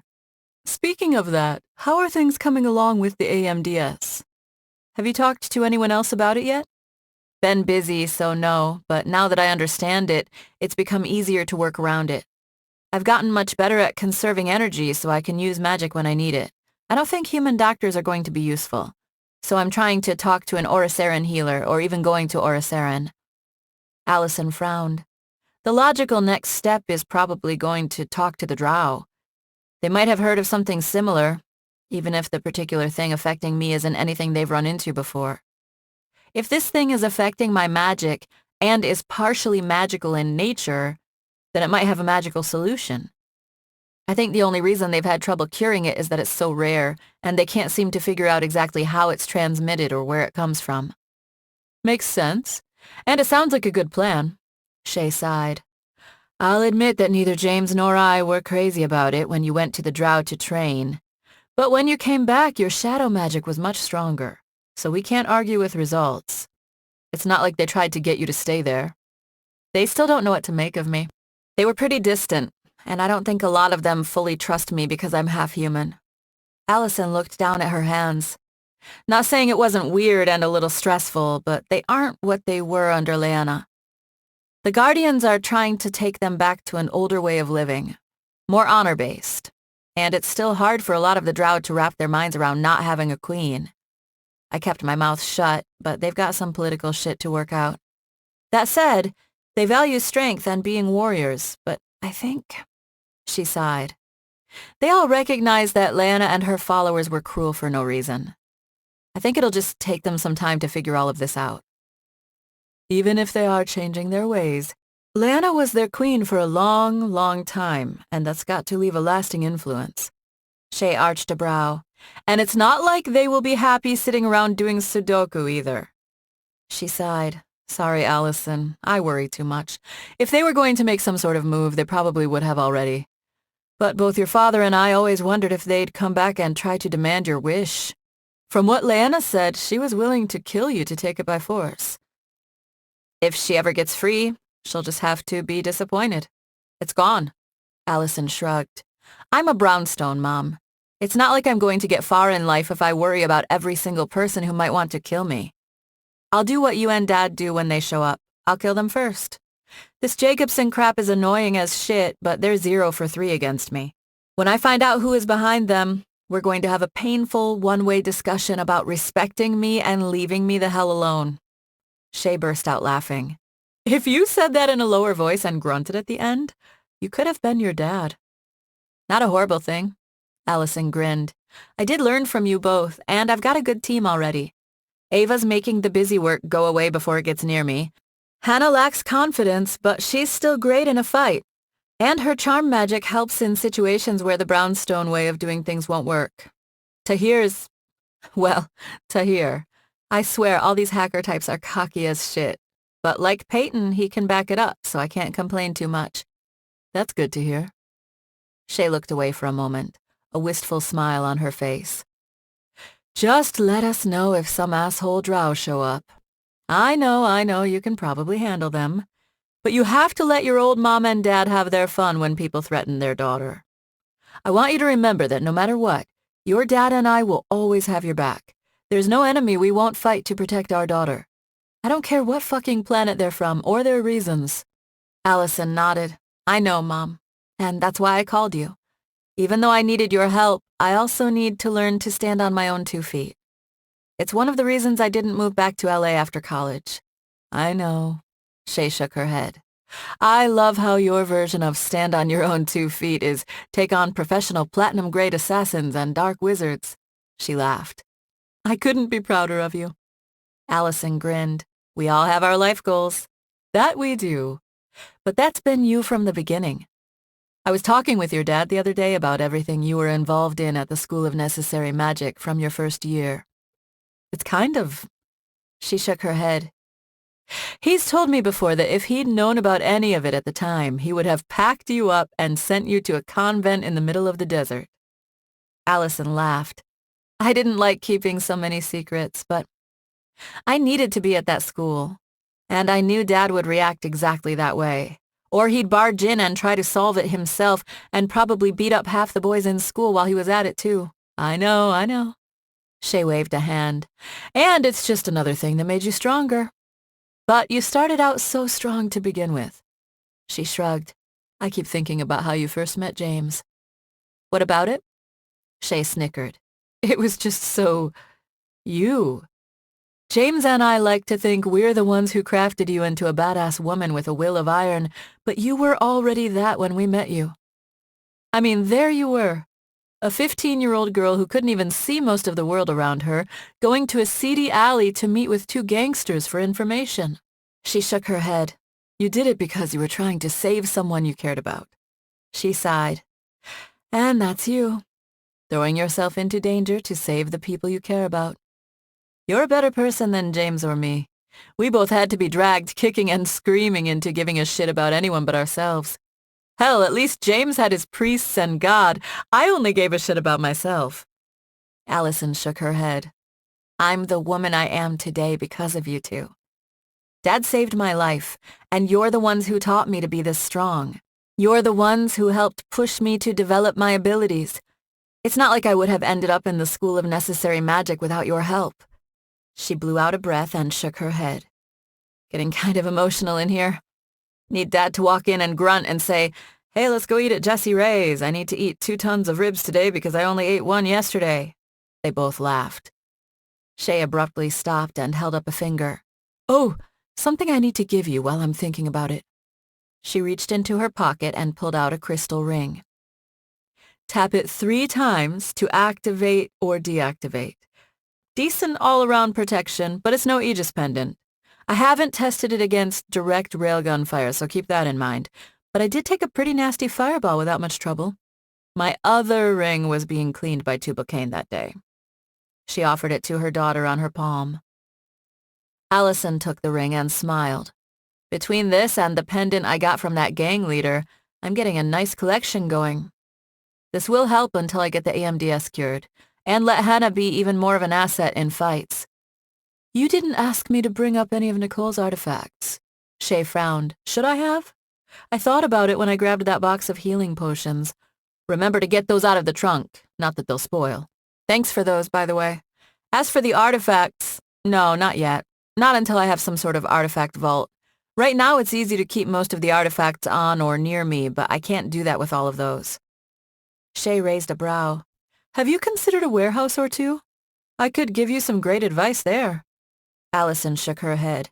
That's a little too elaborate for my tastes, Mom. Probably set up a hidden vault at the building, layer some magic on it, DNA locks, the works. Most of those artifacts are nice because they are part of my heritage, but they aren't great for kicking ass.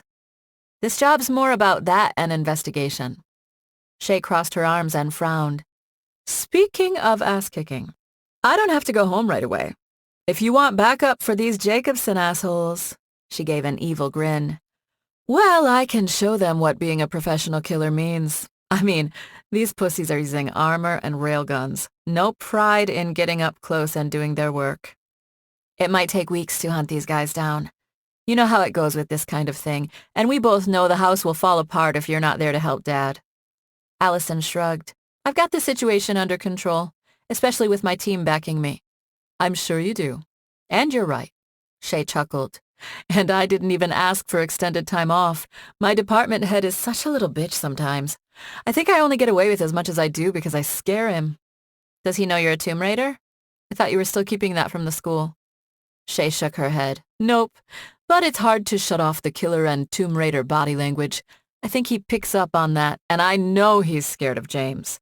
She laughed. You should have seen the way he squirmed at the last departmental party. Half the people are like, oh, it's James Brownstone, you're so interesting, and I've read so much about you. But the department head was acting like he was afraid an entire army of zombies was going to bust in at any moment. With you two, you never know. Alison snickered for a few seconds and sighed. I miss you, but I really do like it here in Seattle much more than I would have ever guessed. Keep doing what you're doing, Alison. We're proud of you. No one could do a better job of upholding the Brownstone name. Shay offered Alison a warm smile. When are you heading out? In a few hours. Already booked a flight back. Shay smiled. But if you need us, Just give us a call. We'll hop a supersonic or shake down an elf who owes a favor and get a portal up. Alison leaned over to give her a hug. Thanks, Mom. She looked at Shay's blood-stained dress and laughed. You might want to change first. Shay snickered. Yeah, security might freak out. Chapter 20.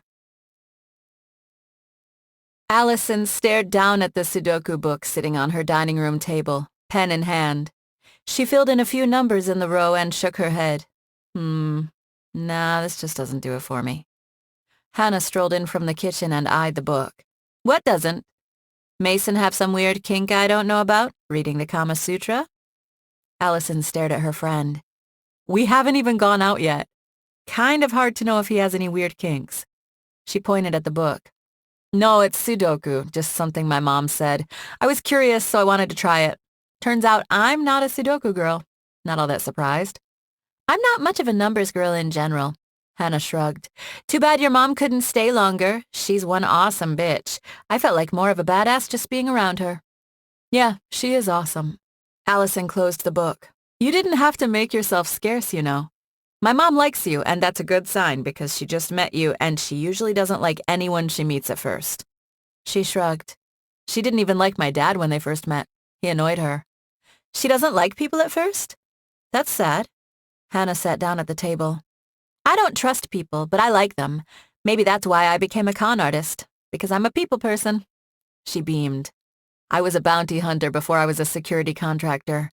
Alison grinned. Wonder what that says about me. I'll humbly keep my mouth shut on that one, girlfriend. Hannah winked. Invite your dad up here next time. I bet he's a hoot. My dad? Why? And I love him, but I wouldn't call him a hoot. He's not a talkative sort of guy, so you'd probably find him boring. He doesn't sit around smoking a pipe and saying, Gather round, children, and let me tell you about the time I destroyed the hurricane. Hannah shrugged. I get that he's just dad to you, but he's freaking James Brownstone to the rest of us. My dad's not a people person, Alison replied. And he'd force you to eat barbecue all day or listen to him lecture you about barbecue and the intricacies of the sauces. I like barbecue. Alison chuckled. We'll see. I'm sure he'll come up here sooner or later. Her phone rang and she fished it out of her pocket. Incoming call from Mason Lind. Wonder if he likes Sudoku. One sec, Hannah. You want me to take this? Alison swiped to answer the call and lifted the phone to her ear. Hey, Mason. Hannah grinned and gave her a thumbs up. Hey, Alison, he responded. Is this a good time or is someone trying to kill you? I assume someone's always trying to kill me, but they're not doing it at this exact moment, so sure, I can talk for a few minutes. Mason chuckled. Good. Any idea if anyone will be trying to kill you tomorrow night around 6? Alison looked at Hannah and mouthed, He's trying to ask me out for tomorrow. Go for it, Hannah whispered back. You can do this, girlfriend. What about Jacobson? Alison whispered. Hannah shrugged. You're a security contractor who will be on a date with the bodyguard. How much safer can he get? Alison? Mason asked. You still there? Alison managed not to laugh by clearing her throat. No one sent me a threatening text or anything, so my night should be clear. I have some business stuff to take care of before that, but it shouldn't be an issue. I can't guarantee nobody will show up in the middle of dinner, though. I'm a bodyguard. Used to having meals interrupted. Hey, since we're talking about it, do you like fish? Alison laughed. I love fish. I eat a lot of sushi and sashimi. Great, then I know just the place. It's not a sushi place, though. That's fine, she offered. I love fish in general. I'll pick you up, or do you want to drive there? Picking me up is fine, Alison replied. See you then, assuming no one tries to kill me again between now and then. Mason chuckled. Fair enough, and same here. Looking forward to it. He ended the call after she'd given him her address. Alison slowly lowered the phone and blinked. And there we go. My first real date in a long time. I'm still not sure this is a good idea, playful banter about assassination attempts aside. Hannah waved her hand. Don't think like that. You're a security contractor, so you're always going to be pissing someone off. Have to live life. Did your mom and dad never have a social life? My mom's situation was complicated. Alison grimaced. And my dad didn't date anyone before he met my mom. Aw, that's so sweet. Who doesn't love a good soulmate romance? Hannah pumped her fist. But anyway, I'm damned good. I've already hooked you up, and it's not even the new year. She sucked in a deep breath. It's just hard to be this smart, sexy, and successful, but I'm glad I can use that power to help my friend. Alison opened her mouth to dispute Hannah's version of events, but couldn't deny Hannah had pushed her along the way, especially given that it had been a long time since she'd seriously considered going out on a date. Huh. How long would it have taken? I would have made an excuse about work, and there's always work or another dark wizard out there. I do have to live life. She stared down at the phone as she considered the implications. Huh. Guess I should figure out what I'm going to wear. Hannah nodded. I've seen your closet. Even if you stick a little too close to bounty hunter chic normally, you've got some sexy dresses in there. Don't worry, I'll help you pick. That's great to hear, Ava. Alison cradled her phone in her neck as she lifted the tablet to look at some of the financial documents her assistant had sent over. I can't believe the price you negotiated on this. They're practically giving it away. The property has been vacant for quite a while, and not only that, your name already carries some weight locally, Ava explained. I think they believe if they can claim to have set up the office for Brownstone's security, it'll help them with future business. And I think they're also trying to establish a positive relationship with you. Nothing wrong with that, Alison chuckled. But I'm still slightly uneasy about how big this place is, given the current and short-term size. I get growing into a place, but is it too much? Maybe we should start small and then get a bigger building. It's fine. We'll just confine operations to a floor-by-floor basis as we expand. It'll be easier logistically to expand into different floors than move our entire operation to a new building. The clack of Ava typing came over the phone for a second. I've also already sent inquiries to the FAA and other relevant authorities about getting appropriate licensing and permits for the helipad. Given our previous discussions, such mobility might end up proving very useful in your future efforts. Huge building and air support? Definitely not starting off as simple as Dad. Then again, I don't have a bunch of hidden warehouses and fake identities, so less complicated than Mom. Perfect balance? That's all nice, but before we worry about getting a helicopter or a drop ship, we should probably find a pilot. Alison chuckled. Unless you can fly? She wouldn't be half surprised if Ava admitted she could. No, that's outside my particular skill set, unfortunately, Ava responded, to Alison's disappointment. But I'll begin the process of screening for dedicated pilot applicants. When we do acquire such a vehicle, we won't be able to rely on a contractor. I've found in the past they can be maddeningly unavailable during high-tempo tactical operations. Oh, some of the stories I could tell you about when the PDA was trying to save money with contractors. She snorted. That's the government for you. Penny-wise and pound-foolish.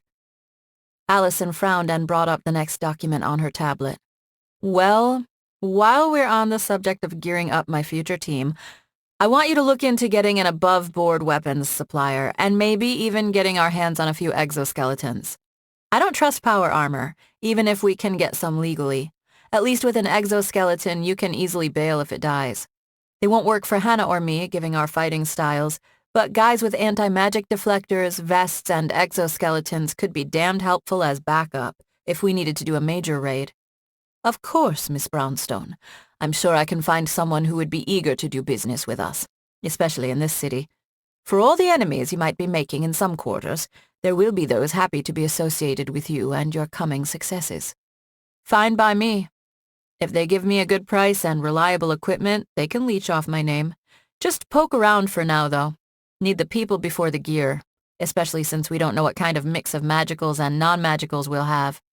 The way I see it, we can set up a specialty team. You know, the kind of thing that takes a nine-tailed fox, a drow princess, and maybe a witch or two for handling the dangerous high-end assignments. Then we'll have our general contractors for lower-level jobs. Just like the way my dad works his business. An excellent idea, Miss Brownstone. I should also note it'll be far more expensive. but I've already made inquiries about sourcing certain magical items and consumables that might be helpful. Some of those negotiations might require your personal involvement.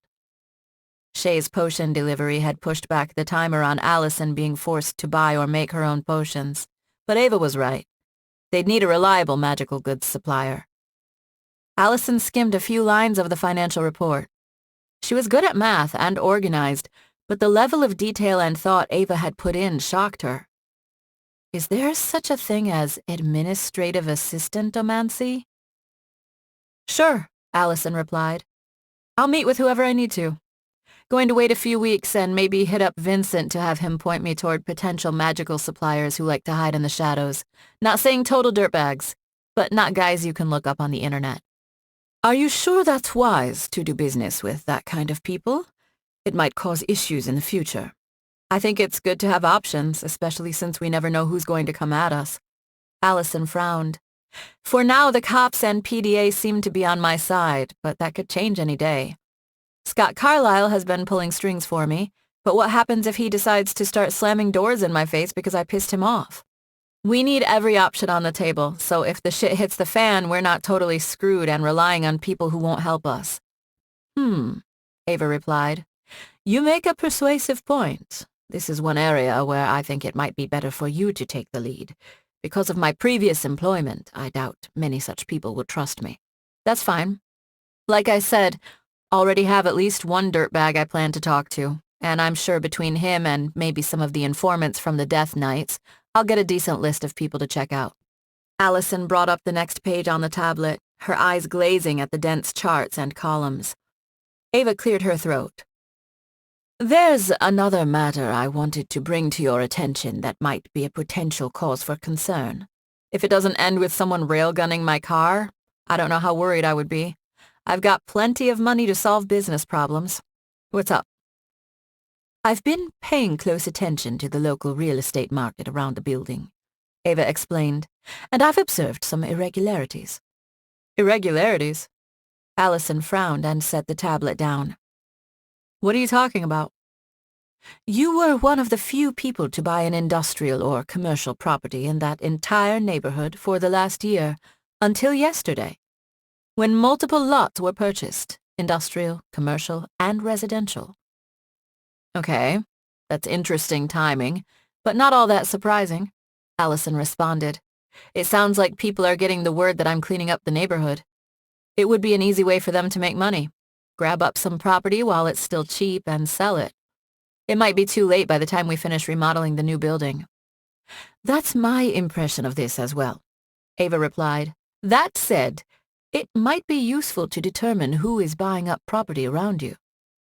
My surface examination of public records suggests different companies, but the sheer volume of purchases in such a short period is suspicious in and of itself. Alison stood and walked toward her living room window. You think this is some sort of scheme by Jacobson Associates? Ava snorted. Doubtful. Their tactics as displayed are crude. I don't think they are behind this, but we also can't discount the possibility that someone hostile to you, or your family, is. It would be embarrassing, for example, if we were to open up headquarters, only to find an Eastern Union base a few blocks away. Alison laughed. If any Eastern Union bastards had the balls to establish a base a few blocks from me, I'd almost have to go shake their hands. Be that as it may, we have the company's reputation to consider. In your case, not the typical concerns about public proprietary, but strength. Every man you defeat feeds your reputation, whether you defeat him with your powers or your force of will. But we all have our weaknesses, Miss Brownstone, and yours is your tendency to believe you can solve most problems with force. I convinced the Death Knights to surrender with a big speech, Alison complained. After a display of force. Now, this isn't criticism. I simply mention it to remind you that there are other ways to exert influence, such as political and economic, that you're less prepared to counter, so it's important we watch for attacks using such forces. Understood. I'll just have to look into it. Whoever is doing this isn't being all that subtle, so I doubt it'll be hard. Alison sighed. Can't get 5 minutes to rest before someone new shows up to screw with me. Chapter 21. Alison stepped out of the lobby and headed toward the black truck in the parking lot. Mason was behind the wheel. He'd texted her and asked if he should come up, but she'd said she'd just come down. The flared black leather dress Hannah had picked out flattered her fit and toned body in all the right ways. Her updo wasn't elaborate, but it helped elevate the outfit from party time to sensual elegance. It had been a while since she'd worn heels, but they worked well with the dress. Mason stepped out of his truck and hurried over to the other side to open the door. He smiled as Alison approached. You look great. He wasn't a schlub himself in his khaki pants and navy blue button-up. You look good, too. She climbed into the vehicle. Nice truck. Mason grinned. Glad you like it. Saw at the gym that you're more of a sports car enthusiast. I like a good truck, too. Alison put on her seatbelt. She smiled, her heart beating a little faster than she'd expected. She focused on what Hannah had told her. Look, Alison, if you can kill 45 men by yourself, you can slay one guy on a date. You don't need any magic with a face and body like that. Mason closed the door and went around to the driver's seat, then started the truck and pulled out of the parking spot. Been to Pacifica Northwest yet? Nope. He smiled. Great. Glad I can give you a new experience in Seattle. Nope. Not going to mention he's the first guy I've gone out on a date with here. Not going to do it. Then again, it's not like I've lived here that long, so this isn't that weird. Is it?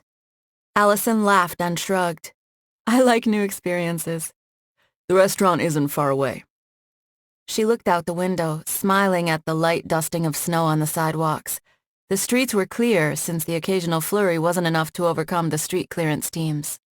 Even though Seattle's plow fleet was smaller than many cities, it helped to have elemental magic specialists contracted by the city.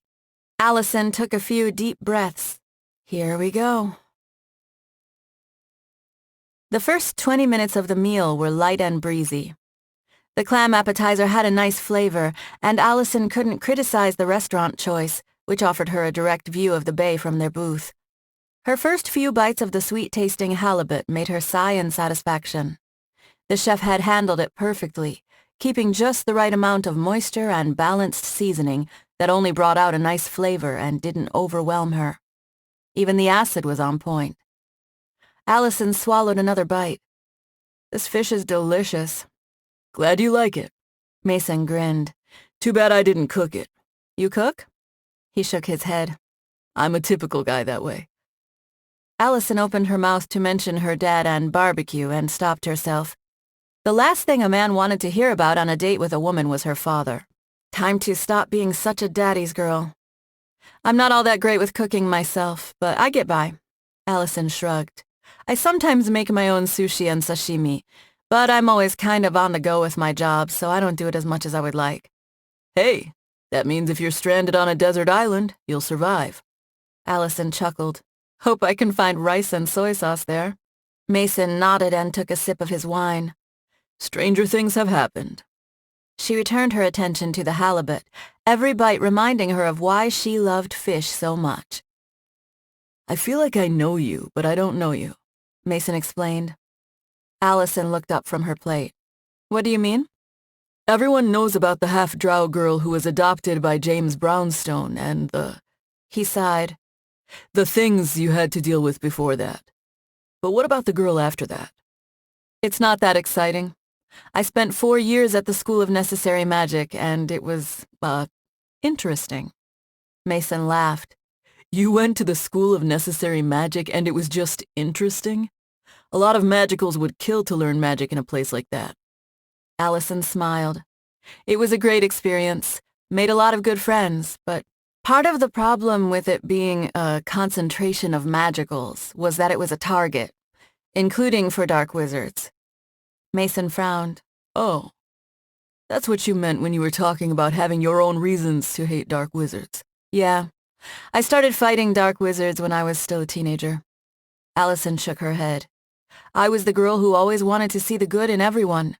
But I learned something important at that school. That not everyone's good. And there are those who have to stand up and fight to protect their world from the assholes out there. She sighed and shrugged. Sorry, Probably too heavy a discussion for a first date. Nah. Mason gulped some wine. I already told you about how I wanted to join the PDA for a long time because of the Galbraithian attack. Kicking Dark Wizard ass is a good career goal for anyone. Alison watched him for a few seconds. You mentioned being an apprentice? Yeah. My family was in the know even before the portals reopened. Mason shrugged. The eldest in my family was always trained as a wizard or witch. My oldest brother didn't want to do it, though, so it fell on me. But I grew up in a post-Oriceran world just like you, so it didn't blow my mind. It seemed cool. My family has always specialized in life magic. Lots of people in my family have been healers, using those skills to hide their life magic and helping with difficult cases. The Griffins and others like them usually let it slide, as long as they didn't make it seem miraculous. I'm the first man in my family to not be interested in being a doctor, medic, or nurse in a long time. Alison shrugged. Huh. But you don't need to hide it anymore, so what would be the point? Mason grinned. Family tradition can be a funny thing. After all, I've read that you've been hunting bounties since you were a teenager. Alison laughed. You've got me there. She sipped some of her Sauvignon Blanc. But now you're a bodyguard. Long way from being a doctor. Yeah, but it's always exciting.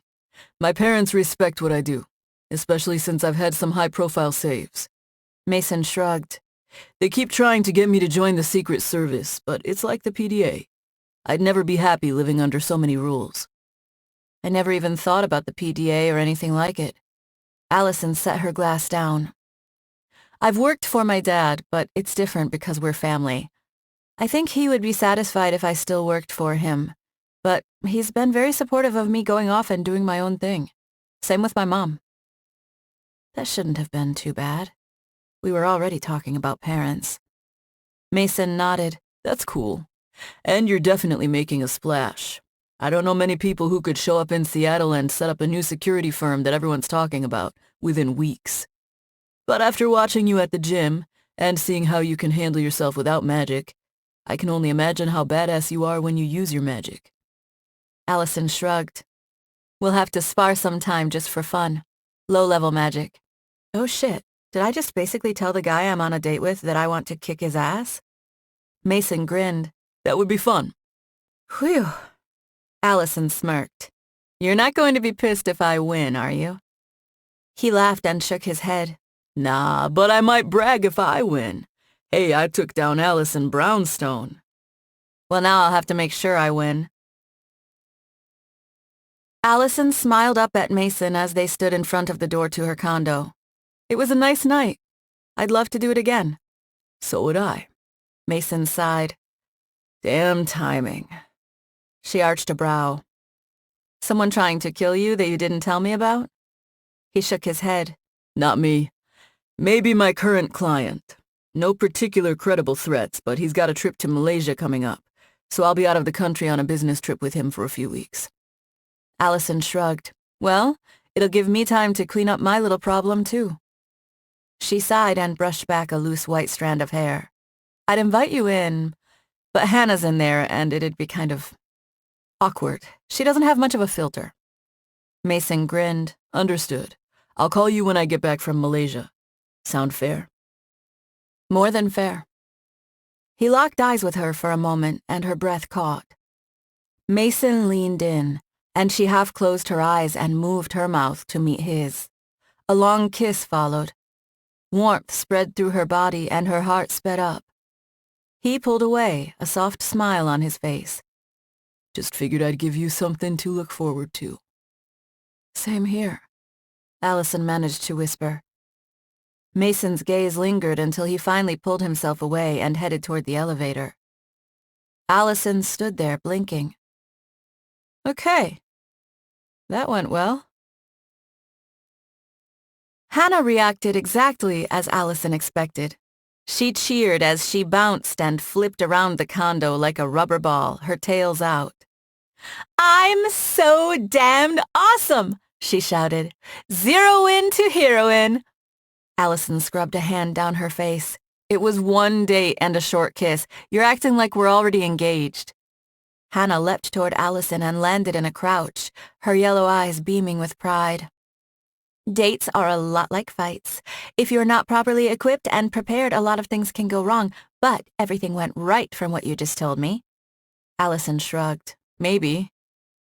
Hannah stood and narrowed her eyes, their current vulpine nature giving the action a predatory feel. What do you mean, maybe? He might be feeding me a line about going out of the country. Hannah crossed her arms and shook her head. Did he tell you about leaving the country before or after he kissed you? Alison bit her lip as she thought back. Before. Hannah snorted. Then you're fine, girlfriend. If he kissed you after, it might have been because he didn't feel a spark. But before? Nah. It's like he said. He wanted to give you a sneak preview. She shook a finger. And did you like it?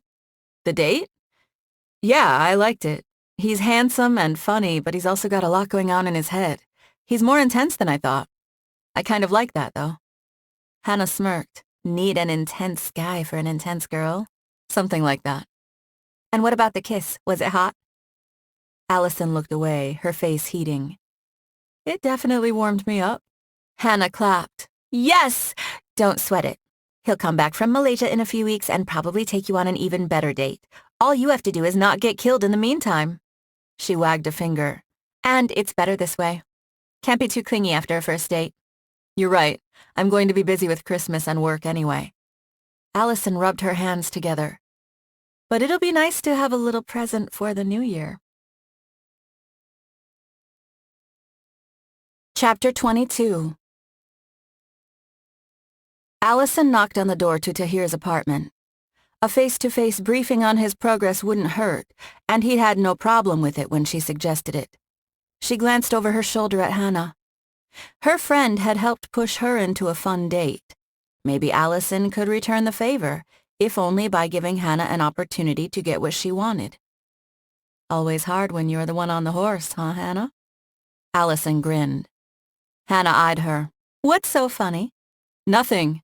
Just remembering a joke, Mason told me the other night. Sure. The door opened, and Tahir stood on the other side. He motioned to his small dining room table. Ladies. Alison and Hannah filed into the apartment and sat at the table. Tahir took a chair as well. I'll get straight to the point, Alison. It was trivial to run down the new property owner, and I do mean owner, not owners. He sighed. Honestly, I don't think he was trying to really hide, even if he bought the different properties using different shell companies. Yes, someone who didn't have my abilities might have had difficulty going through the different layers and uncovering the faked records and that sort of thing, but I still got the feeling he simply wasn't trying very hard to hide. Disappointing. Hannah frowned. What does that mean? Arrogance, perhaps, Tahir suggested. Because of his power, he didn't worry, just wanted to create enough trouble that the average person wouldn't bother. Alison shrugged. You're kind of burying the lead here, Tahir. Tahir snapped his gaze in her direction. How? I don't care how easy it was. I care who it is. He nodded quickly. Of course. Scott Carlyle, or at least several companies controlled and owned ultimately by him. What the hell? Alison blinked. Since when does he care about that neighborhood? Hannah snorted. Since the other day, apparently. There's no such thing as that kind of coincidence. Alison shook her head. This isn't just about turning a profit flipping industrial property. The guy's a billionaire. He doesn't need to make a few million here and there off flipping property. It's probably literally not worth his time. Tahir gave her a bland look, faint disappointment in his eyes. I'd assume this is profit-oriented in a different way. Scott's given you a lot of aid already. This might be another way of doing it indirectly. By buying up the property around you, he assures your building's security. Alison frowned. I don't know if I like that. Why? Hannah asked. Because I don't want to be too far in his debt. The guy might not be a total piece of shit like Chesterton, but that doesn't mean he doesn't have his own agenda. I wouldn't put it past him to try to use me to get rid of the competition. Hannah shrugged. I don't know if it's getting rid of the competition in his case, so much as defending himself from a guy who has tried to kill him. Tahir snorted. Alison sighed. Same difference. I'm not an assassin, and it's important he understands that, no matter how much help he gives me. Tahir nodded. So what do you intend to do? Be the opposite of him. Both Hannah and Tahir stared at her, confused expressions on their faces. I'm going to be direct, Alison explained. I'm going to contact him and set up a face-to-face meeting, then I'm going to ask him point blank what the hell he's up to. Tahir raised an appreciative eyebrow. There are certain plans that only you could pull off. Yep, that's Alison for you. Hannah smiled at him. But she wouldn't have been able to do it without an actual man to go yell at. You found him really quickly. It's pretty impressive, Tahir. He shrugged. Not really. As I said, it was trivial. Still, you know that you should be proud. Most people couldn't have done it. Whew! Hannah fanned herself. Is it hot in here? She unbuttoned her coat to reveal a tight shirt with a neckline that plunged so far it probably ended at the bottom of the Marianas Trench. She leaned over to give him a view of the goods and smiled. As I was saying, you're pretty damned impressive, Tahir. Alison eyed her friend with a soft smile. And you say I'm the one who isn't subtle. Tahir nodded at Hannah, but the calm, disinterested expression remained on his face. I won't claim I'm not an arrogant man. I'm extremely arrogant. But that arrogance fuels a different view of competition. He tapped his forehead. I compete against myself, my own brain. And occasionally me in warehouses, Alison mumbled. Hannah shot her a dirty look.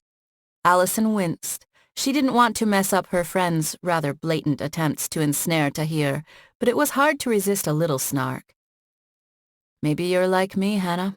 Too used to relying on your magic to get what you want. Tahir cleared his throat, the corners of his mouth curling up. The point is, the best and worthiest competition is against oneself. I strive to improve, and that's what I take pride in. An easy victory proves nothing and helps little. Hannah sat up and crossed her arms in an attempt to draw his gaze, perhaps. That's a cool way of looking at things. I'm glad you agree. Tahir frowned. Since the property matter is handled, I'm going to throw myself back into the tracking down Jacobson Associates. I'll say this. It's a far more challenging task. You do that, Hannah replied, disappointment creeping into her face. Sorry, Hannah, but at least you're trying. Hannah stared out the window of the Fiat as they drove home, watching the white flakes drift down from the sky. Nothing, she thought. He gave me nothing, not even disgust or annoyance. That I could at least work with. But disinterest? Ouch, Tahir. Ouch. She glanced at Alison. What do you think? About what? Hannah let out a melodramatic sigh. About Tahir. I mean, what sort of guy blows off a woman pumping up his ego? Or this body, for that matter? Alison shrugged. Look, he's practically a shut-in. Even if he obviously does push-ups each day, it's not like he spends a lot of time dealing with people in, the real world. What do you mean? Alison chuckled. I'm not sure. And this is me, so take my dating advice for what it's worth. But maybe he's just oblivious. Oblivious to this shirt? Hannah snorted. This is the sniper rifle of seduction. She shrugged. A little charm might help, even with him disinterested. But that's not the kind of thing I'd ever want to do to someone I'm interested in. I just don't get it. Maybe you shouldn't be trying to snipe then, Alison shrugged. Maybe if you want his attention, you'll need to be more direct. Shotgun his ass instead of sniping him. More direct than this shirt? Hannah laughed. What, should I show up in lingerie at his front door? Maybe not that direct. Alison did a mirror and camera check. No suspicious sedans, drones, or dropships anywhere to be seen. But before we continue this conversation, I just want to be sure this isn't about him simply being a big challenge for you. Hannah's face scrunched in confusion. Huh? Alison changed lanes. Traffic was light today, but it seemed like every driver in Seattle lost half their agility the minute a few flakes hit the ground, and she didn't want to bang up her new Spider. I get it. I pride myself on being able to kick ass. Alison shrugged. If there was some big bounty running around Seattle bragging about how he could beat me up, I'd probably want to go after him. So I'm wondering if you're obsessing over Tahir not because you're that into him, but because your ego just won't let you handle that a guy might not be interested in you. Hannah frowned at Alison before sighing and leaning her head back against the seat. You know what, girlfriend? I don't know. I do think he's hot, and there's something about that arrogant cockiness that I like. There's nothing like a self-assured man. He's a wizard, too, so me being a magical, even if my kind are rare, wouldn't be as big of a thing. I don't know. I've thought about just finding a guy to have fun with, but now I'm thinking like, well, you. Alison glanced her way. What do you mean? I'm a security contractor now in a company with a woman who draws a lot of dangerous attention. Hannah shrugged. Anyone I date, I kind of want them to understand that. I mean, Mason calls you and you're all like, sorry babe, assassins are trying to blow me up, and he's all like, cool, I'll call you back, shoot a few for me. Can you imagine doing that with the average man? And that's if they could get over the fact that I'm not human. Plenty of humans have relationships with magicals these days. Half-breeds like me aren't that rare anymore. And plenty of people think New Vale and the Humanity Defense League are onto something. Hannah sneered. Growing up, I'd read books about racism and that kind of crap, and it seemed funny to me that 100 years ago I would have been locked up during the war. But now most people don't care about petty crap like skin color because they've got something more important to worry about. She shook her head. It's been hard for me. I know I don't always show it, but I worry. She ruffled her hair. Oh, damn it, you've infected me with the Brownstone brooding virus. Alison laughed. I've found kicking a lot of ass helps keep it from getting worse. She let out a sigh. If you're interested in Tahir, just keep trying. Maybe be more direct, not in the sexy outfit and batting your eyelids sense, but in the asking him out sense. I know what I'm talking about. My dad is the king of clueless men. I still believe he doesn't understand what's going on in my mom's head most of the time. She has to lead the way on a lot of stuff. Okay. Hannah considered that and nodded. You're giving me good advice, girlfriend. I don't know if I'm up to it right now, but we'll see how the next few weeks go. She grinned, ease returning to her face and body. Look at us! We've got each other's backs in fights and with men. Alison's right. Just have to figure out what I want. Dating should be fun, not a chore, so I'm going to let it be light and breezy for the next few weeks. Maybe Tahir needs to get to know the wonderfulness that is me. Chapter 23. Alison and Hannah were about to pull out of the condo's parking garage on their way to Scott's mansion when her phone rang with a call from Tahir. Hope he's got something useful for us. What's up? She answered. I've tracked payments to Jacobson Associates. Tahir explained. Yeah, that's useful. Damned useful. Alison's eyebrows lifted. 1 second, Tahir. She tapped an icon on her phone. I've got you on speaker with Hannah. Repeat what you just told me. He cleared his throat. I've tracked the payments to Jacobson Associates, or at least some of them. It took some doing, but I'm confident that the recent payments that correlate with the beginning of the hack attempts on your systems and your encounter with their men come from a company called Two Worlds Security, a major local security firm. Good reputation for success, although dark web suggests they're more ruthless than they need to be at times. Huh? Alison frowned. Why the hell would a security firm hire assassins to kill me? That doesn't make any sense. Maybe they're afraid of the competition? Hannah suggested with a shrug. Afraid they'll lose business. They can't come at you directly because it'd be too obvious and get them in trouble, so they go to the underworld and send killers at you. Damned cowards. Alison nodded. Maybe. It's a possibility. Mom had to deal with that kind of crap all the time. Some people don't know how to play nice. Tahir chuckled. An interesting theory, and not totally implausible, but in this case also likely incorrect. Hannah sagged in her seat. Oh, how do you know? Alison asked. Tahir shrugged. Because there's a much more parsimonious explanation for it. One of the main owners of Two Worlds Security is Derek Chesterton. He's made an attempt to hide it behind shell companies and even did a halfway decent job, but I looked into some files that made the connection. Alison laughed. You lucked into them? Victory is victory, whether by luck or skill. Some of the greatest victories in history have come about because someone took good advantage of a serendipitous opportunity. Alison chuckled. He hires Jacobson to kill Scott, but we get in the way, so he sends them after me to get me out of the picture in case I screw with his future plans. She scratched her cheek. I wonder if you messed up their plans, Tahir. That'd explain a lot. I'm sure he did, insisted Hannah, bobbing her head. What do you mean?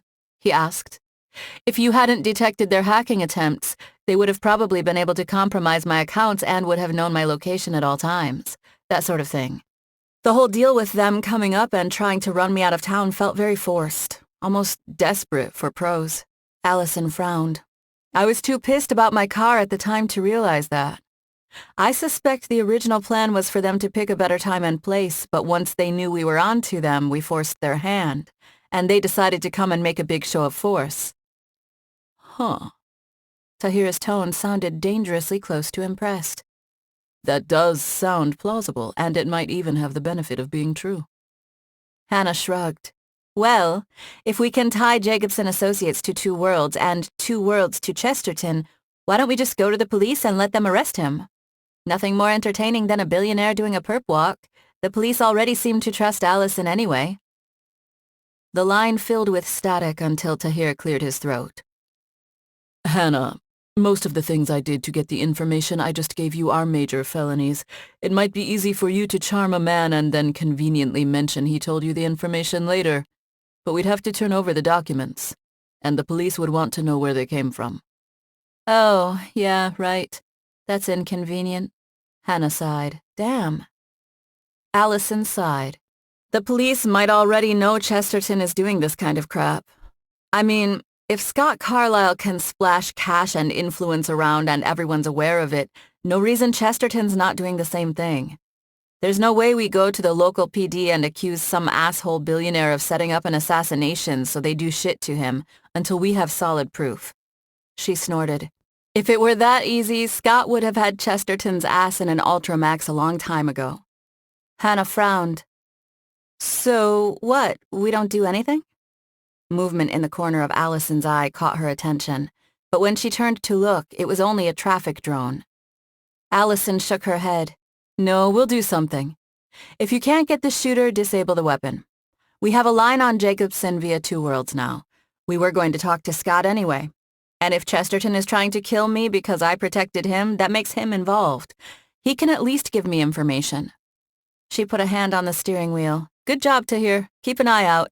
I'm thinking pretty soon we'll have to make our move. She smiled out the front window. And we'll teach Jacobson, 2 Worlds, and Chesterton why they shouldn't have screwed with me. To Alison's surprise, Scott greeted her and Hannah at the door in a suit. She'd been expecting Mansion's staff or his personal assistant. Their perfunctory exchange of greetings didn't continue with any additional talking at his insistence until they arrived in an entertainment room with a few black leather couches and a small granite bar near the back.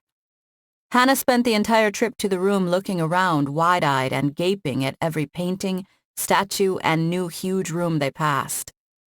Funny how quickly you get used to ridiculous things.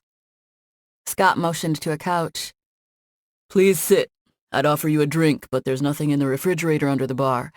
It's been a long time since I was last in this room. He chuckled. I almost forgot what it looked like.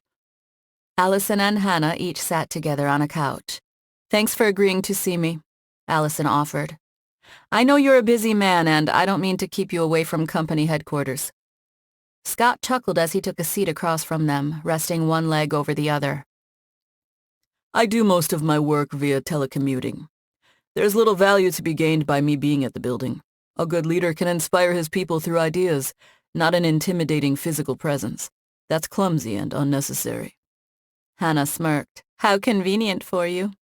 Yes, it is, Miss Sugimoto. Scott gave her a cool look. But that doesn't make it any less the case. She narrowed her eyes and looked like she wanted to snark back, but kept quiet. Good self-control. Not that I should be saying anything. Alison cleared her throat. I'm going to get straight to the point, Scott. Why are you buying up so much property in the neighborhood of my new building? A faint flicker of something approaching surprise appeared on his face before vanishing. The look filled Alison with far more satisfaction than she would have expected. I guess Chesterton isn't the only billionaire to underestimate me, huh? Scott took a deep breath. I have an investment in you because of our previous dealings, so I have my people keeping a close eye on you. Very close. They made me aware of how you were rather forcefully and quickly cleaning up that neighborhood. I saw potential, and I'm now attempting to lay the groundwork to exploit that potential. Alison tried not to scoff, but the harsh noise came out. A billionaire cares about low-end real estate deals? Even if there's some sort of brownstone effect I pull off there, it's still not going to generate the kind of money you'd even notice. Come on, don't insult me. Hannah nodded, arms crossed, although her attempt at fierceness was undermined by the oversized sunglasses on her head and the cartoon fox sweater underneath her open coat, especially when facing down a man in a suit and tie. Scott focused on Alison. You're thinking too myopically, Miss Brownstone. Yes, the value of individual real estate deals is limited, but if you secure that neighborhood and are providing de facto security, it might become a useful place to locate research facilities, factories, and that sort of thing. The nature of my company's work, as you have seen, makes my buildings and me targets. But if I'm close to the headquarters of a powerful and feared security company, it reduces the chance of people assaulting my facilities, and thus reduces both the personal and financial risks. He smiled. Thus, I gain the benefit of you protecting me without paying you. That's what careful planning can achieve. I see. Alison took a deep breath. Something about the whole situation struck her as vaguely slimy and manipulative, but there was no single thing in the whole chain of activities that was bad. It was obvious that his aid since her arrival in Seattle was offered with this sort of investment return in mind, and she had to salute a businessman who could set up a deal where she gave him something even if she didn't want to. An amused smirk settled on Scott's face. Is that what you were so worked up about? Alison shrugged. That was more about curiosity. I also wanted to know if you knew anything about Derek Chesterton hiring Jacobson Associates through Two Worlds Security to assassinate me.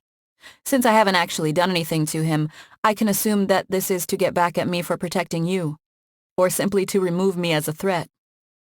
Scott scoffed. Ah. To be honest, no, I wasn't aware of that chain of events. He shrugged. My people did make me aware that men likely associated with Jacobson Associates had attempted to kill you, and I suspected that Derek might be behind it for the reasons you already assumed. But in this case, I left well enough alone. Though you've managed to clearly tie Jacobson to Two Worlds Security? That'd be an impressive feat and something that I've yet to achieve. Our computer guy has all the dirty little details, Hannah interjected, raising her chin in defiance. Guess he's better than the guys who work for you? Alison nodded. What she said. Scott folded his hands in his lap. The simple truth is, Miss Brownstone, you've destabilized the careful equilibrium of the city and the various webs of influence, both legal and those less than legal. He shrugged. I'll even admit some of this has affected my operations in a negative way. She narrowed her eyes. Your legal operations or your less than legal ones? We all dip our toes into the dark pools every now and again. You of all people should appreciate that. But let me be clear, because I'm a good businessman and not a petulant child pretending to be a man like Derek. I've already taken those disruptions into account, and I'm ready to deal with them. It's my belief that although you've made things more chaotic, your presence in this city will be a net benefit to me in the long term. Alison's mouth twitched. I can almost see the dollar signs in your eyes when you look at me. Hannah frowned. Scott shrugged. Much of life is transactional, but that doesn't mean those I associate with can't benefit from it. The work of my company is making a large amount of money by improving the lives of people all over the world, even if most of my techno-magic innovations are more infrastructure-based. It's win-win, Miss Brownstone, and that's the sort of relationship I want with you. As for Jacobson and Two Worlds, it sounds like there's nothing I can tell you that you haven't already figured out, other than to add that my suspicions match yours. That said, It's not advantageous to me at this time to press harder. Hannah glared at Scott. She saved your life. These assholes are probably only after her because of that. He looked her way, a placating smile on his face like he was talking to a child. And she was well compensated for it. I've also helped her out on numerous occasions, including with the police and in renewing her bounty hunting license. Arguably, I even saved her life during the incident with the Dark Wizard that led to the unfortunate damage to my lawn. Alison shook her head. It's okay, Hannah, he's right. He's helped me and I've helped him. And in this case, we already know what we have to do. She looked at Scott. That's why you're sitting back, right? Because you expect me to handle the problem anyway? Why spend money or influence when you don't have to? Scott shrugged and leaned back on the couch. Sometimes the best defense is a good offense.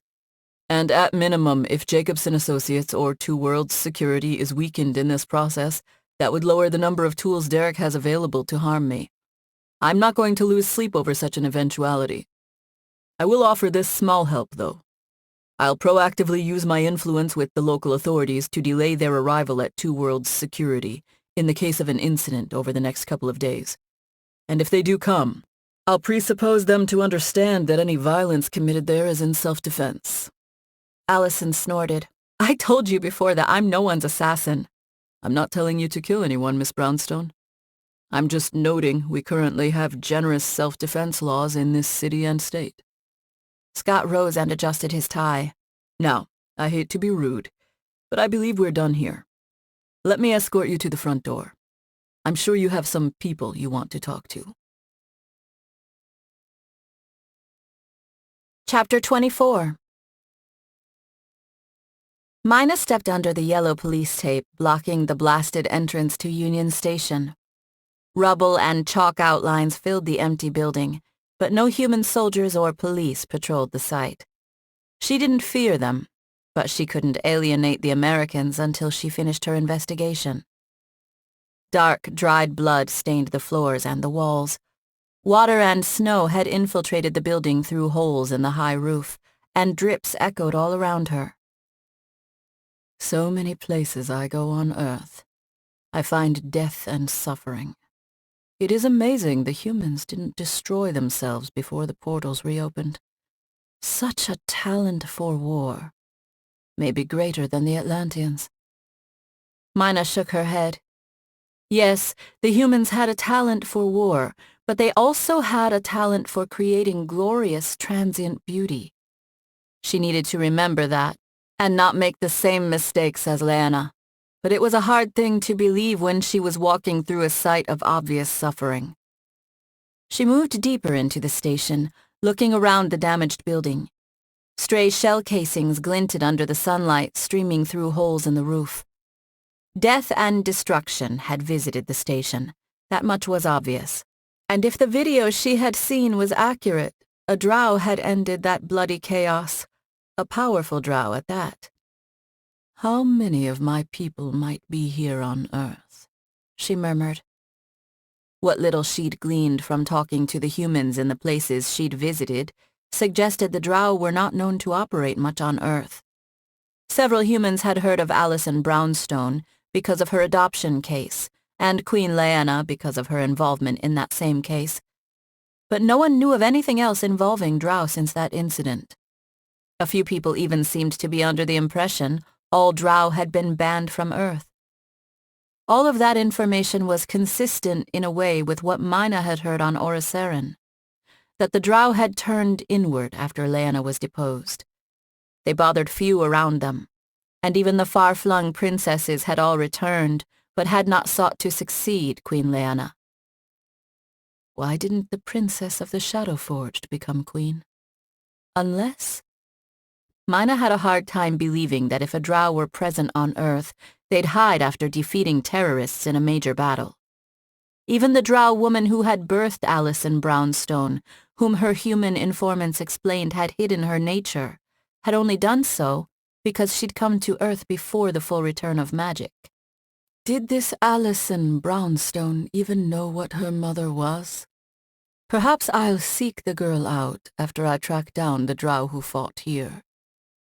Mina had asked questions in a human city called Moscow before coming to DC. A man there had told her she should check some piece of human technology called the Internet, and attempted to show her the artifact, a so-called smartphone, that he used to access it. From what she could tell, the Internet was a human technological version of the Great Library. But she had little patience for their technology and left before the man completed his demonstration. I'm as arrogant as Lena in my own way. I've come to Earth after centuries, and they've changed so much. All my magic, and a man with a small glass and metal rectangle disturbed me. Humans can be impressive in their own ways. The old drow narrowed her eyes as her body tingled. The powerful residue of magic hung in the air, far too powerful, as if it could coat her skin. If Lena herself had fought the New Veil terrorists and flung her most terrifying magic, it shouldn't have felt this strong and fresh. What happened here? What drow came here? One of the princesses? Mina walked farther into the station, imagining the panicked rush of people that must have defined the incident. She didn't understand the motivation of the New Veil humans.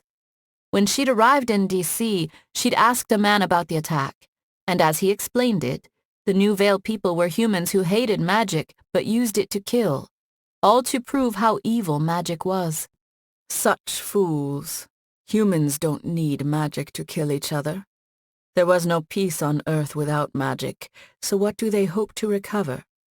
More idiots driven by a false view of purity. Mina snorted. How many people had to die to satisfy the twisted desires of zealots? I'm a fool to seek any meaning on this violent world. If I couldn't find it on Oriceran, how could I possibly find it on Earth? She turned a corner and found more scorch marks, bullet holes, and blood, more signs of pain, more signs of pointless death in service to something the terrorists would have never found, even if they hadn't been destroyed. Did they even care? Or were they simply murderers seeking excuses to satisfy their base impulses? What am I hoping to find here? This was probably nothing more than a drow who enjoyed a chance to display their power against a foe humans wouldn't want to avenge. It's a coincidence, nothing more. I'm going to be disappointed. Mina took another couple of steps, the magical residue growing even heavier. Then another step. She inhaled deeply and a sensation passed through her body, one she hadn't felt in centuries. Could it be? Mina knelt and took a deep breath. She raised her hands and made precise movements, closing her eyes as she pulsed magical energy into the air around her. She refused to believe what she might be feeling. There had to be some sort of mistake. It was too ridiculous to consider the alternative. Her body hummed with resonated power. Impossible, she muttered. It can't be. Here? Why? To help the humans? Mina took a few deep breaths, her heart now thundering. Everything she felt suggested a wish had been used in the station, but that went far beyond a drow being involved. Only the princess of the Shadow Forged carried the wish, raising her above the other princesses. Even if Lena had come personally to the station, she wouldn't have been capable of such magic. I don't understand what I'm feeling. That must be it. Simple misunderstanding. The princess of the Shadow Forged couldn't have come here. Why would she be here but not explain that she had been? Why would she hide it? Mina grimaced. The Guardians had deposed Lena but not raised the princess of the Shadow Forged as queen, at least not that she'd heard. The other princesses might be interested, but Shadow Forged would have the greatest claim because of the wish. But she'd expended it on Earth, of all places, all but dooming her chance of ascending to the throne. Or did the princess support the Guardians who now ruled her people? It was a possibility. If Nira was still the princess of the Shadow Forged, it'd make sense. With one final deep breath, the ancient drow poured her magical energy into the air around her. She had to confirm the wish had been used. Power blasted into her mind and she collapsed. A vision invaded her consciousness and overwhelmed her, threatening to obliterate her will. Hundreds of drow women filled her thoughts and memories, as familiar as if they were part of her soul. "Yes," Myra cried, "it is! The will of the Shadow Forged!" It wasn't a lie, just as it hadn't been centuries before. The vision reflected the heritage of one of the most powerful drow lines, and their greatest legacy, a wish. The fundamental alteration of reality, arguably power beyond mere magic. The old drow forced herself to her feet, the mental assault continuing. She gasped as the image of one particular drow woman grew in her mind. Nira, the princess of the Shadow Forged she'd known and served. Wait, not Nira, but Nicole? The resonance magic made that clear. If she was in the vision, it meant she was dead, and she'd gone to her death thinking of herself as Nicole. Mina shook her head. Why would the princess of the Shadow Forged choose a human name? Her eyes widened. Nira disappeared, and a human girl had taken her place. No, not human, but at least part drow despite her skin. White hair was the only obvious mark of her heritage. Her eyes glowed in the vision, and Mina knew instantly who she was. Everything seemed obvious now. All of the humans had been pointing her the right way, but her biased drow mind didn't let her reach the correct conclusion. How like Lyanna she was. Alison Brownstone is the princess of the Shadow Forged, she breathed. For the briefest of seconds, the girl's thoughts from before the wish filled Mina's head. Impossible, the drow muttered. Alison had wished for normal sight, not for herself, but to protect the people around her. Humans, light elves, and others, but not a single drow. The princess of the Shadow Forged had used her wish to give herself the ability to save others. Selflessness without concern for purity or strength. Mina shook her head, her hands trembling as the vision faded. Her body thrummed with residual energy. She stumbled toward a nearby wall and braced herself with one arm, her heart thundering. Of all the things she'd expected to find investigating the terrorist site, the idea that the half-human princess of the Shadow Forged had been involved and used a wish hadn't arisen, even as an outlandish possibility. She threw back her head and laughter spilled out of her mouth. The years of exile at the end of her life, and all the years of wandering before, they'd given her no purpose, no excuse to justify how she had lived her life. Even her short-lived efforts against the foolishness of Queen Lyanna had accomplished nothing and ended in failure. Mina had tried to focus her will on simple revenge against Lyanna, but that had always seemed pointless, or even worse, like something the Queen would do. What point was there to challenging her short-sighted and bloody ways if she would supplant them with more violence? The answer was now clear. Nira, Nicole. The princess had also questioned the path of the drow, but it wasn't as if Lyanna could exile a princess of the Shadow Forged, especially given that she controlled the wish.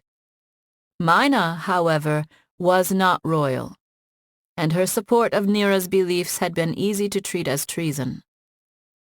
I did nothing but try to care for my people, Mina murmured. Try to point out where our darkness would lead us. I always wondered, Nira, what happened to you? If you gave up and let Lyanna tighten her grip on your soul and twist you into something more like her. Everything made sense now. including every scrap of information she'd learned from humans since returning to Earth. Nira must have chafed under Leanna's rule and come to Earth, taking the human named Nicole and a human lover. The old drow shook her head. Nira had always seemed like someone who might lead the drow into the future, but the idea of her having a half-human daughter still shocked Mina. She should have been the new queen. Such a simple act, having a child, but such massive consequences. Nira didn't just have a daughter. She gave birth to the future of our people. Mina dabbed her eye and wiped away something she'd not produced in many years. A single tear. She inhaled deeply and allowed herself a tight smile. No, the years of exile and wandering hadn't been pointless. As death bore down on her now, hungry to take another victim, she'd found what she'd been seeking all those years. And it was something she couldn't have found even if Leanna had let her return to her people. Hope. Was the universe mocking her? Perhaps. Mina didn't have much time left, a few years, maybe only months. It grew more difficult to marshal her magic with each passing day.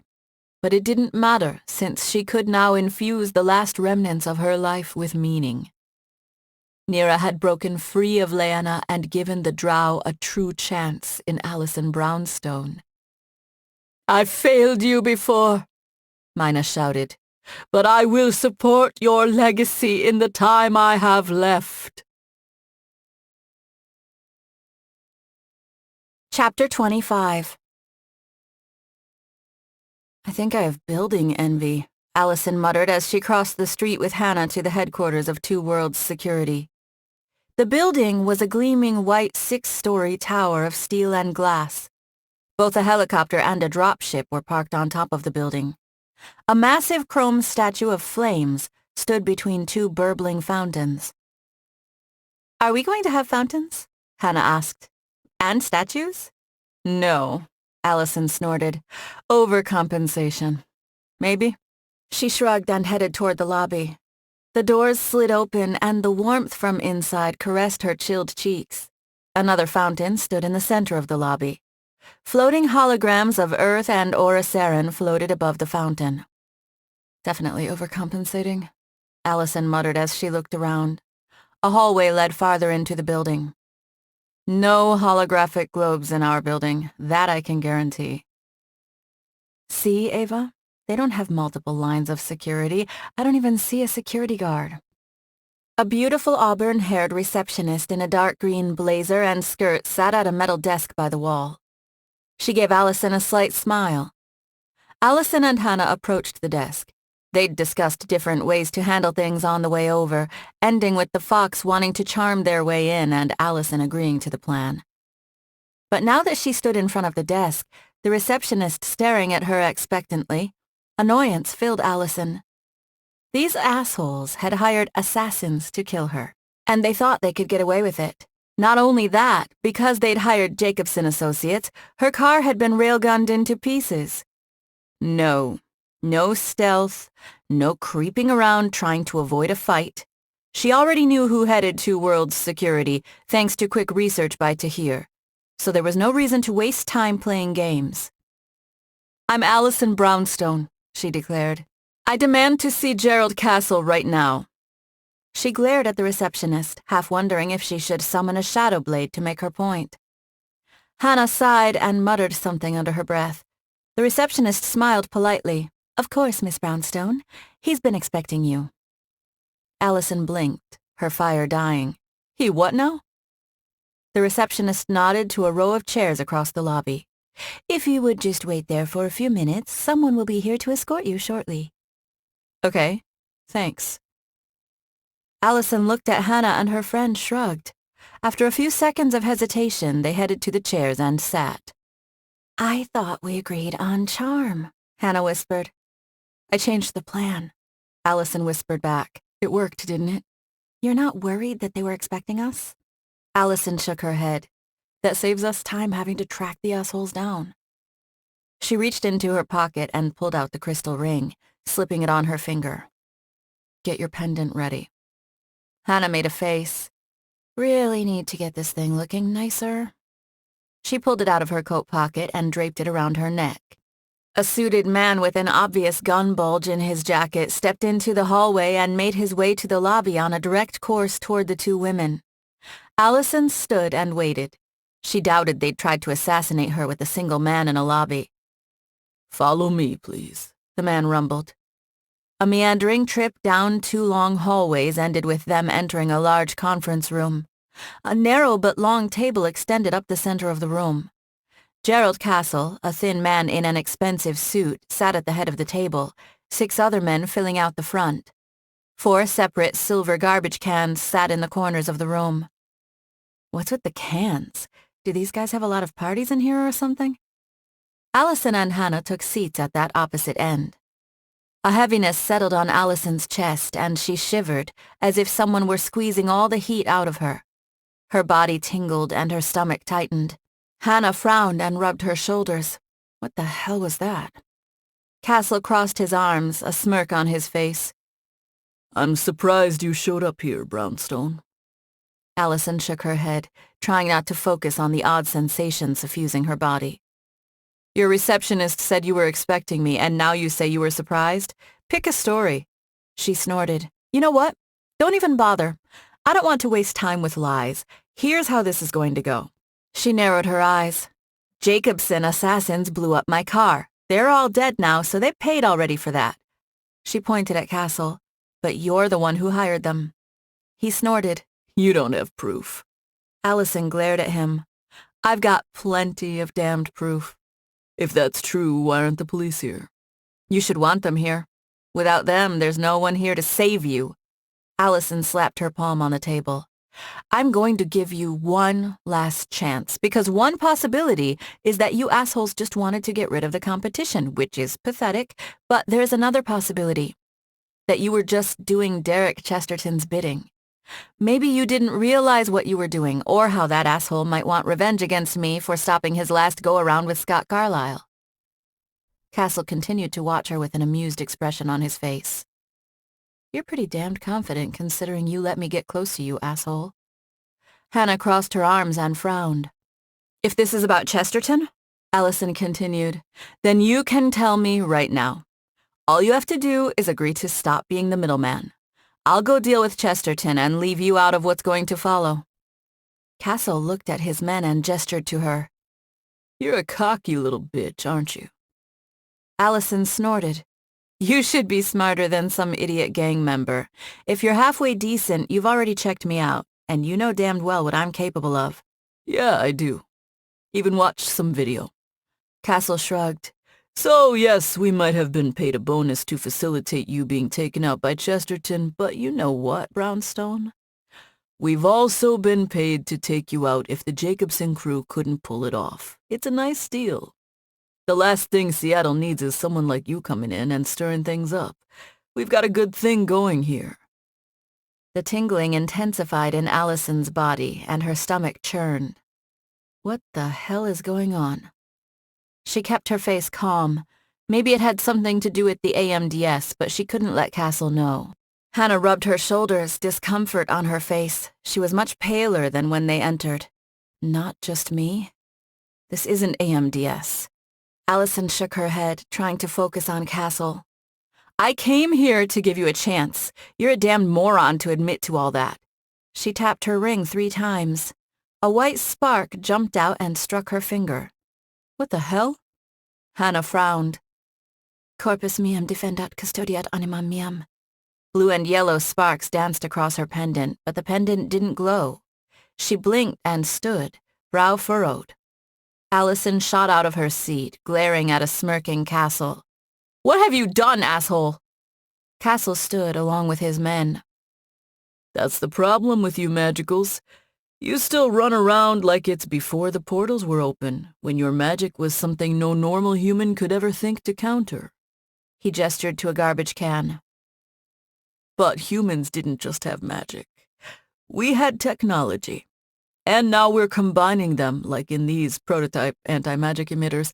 I admit it was annoying to have to disguise them, but it worked.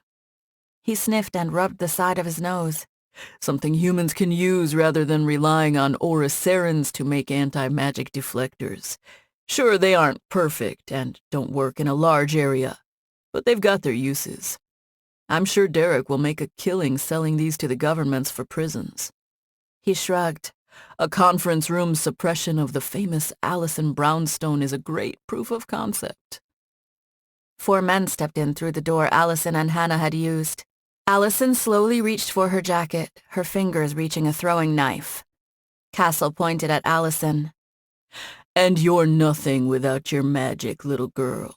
I'll show your half-elf bitch-ass what human ingenuity can— He screamed. A throwing knife stuck in his thigh. Alison's arm and hand remained outstretched. She might be able to push past the emitters and call on her power, but she didn't need to in this case. The other men stared at him, shock on their faces. Alison didn't hesitate before flinging more knives. 2 men went down, blades in their hearts before they could get their guns out. She charged toward the end of the table with gnome-crafted knives in both hands. Hannah growled as her claws extended and her eyes turned yellow. Her tails appeared, sagging and translucent, their colors dim. She leapt into the men at the door, although without the fox speed she'd previously demonstrated. The claws were enough as she ripped into the men, their blood splattering on the walls. The advantage of starting a gunfight in a conference room was the small distance involved. That was also the disadvantage. Even without her magic, Alison closed on the other end of the table in seconds and turned into a spinning and stabbing goddess of death. The fear on her enemies' faces convinced her they didn't do enough hand-to-hand training. It was easy to shoot a person from a distance, impersonal and mechanical. Training yourself to plant a blade into a man with your own hand to end his life took dedication and practice. Standing your ground when that blade was coming at you was a challenge for even a well-trained soldier. Castle didn't take the challenge, instead limping for the door. He demonstrated less bravery than his men, who at least attempted to get off shots as the 2 women shredded them. He pulled the knife from his thigh and downed the contents of a small blue vial, a healing potion Alison assumed. Who's more reliant on magic now? Hannah finished off her men and rushed to one of the garbage cans. She knocked it over and the lid popped off, revealing a long crystal rod covered in wires. The vibrant color of her tails returned, and she grinned. The heaviness and tingling in Alison's body vanished, and she tapped her crystal ring 3 times. A red glow spread over her skin. Castle turned at the door and fired twice.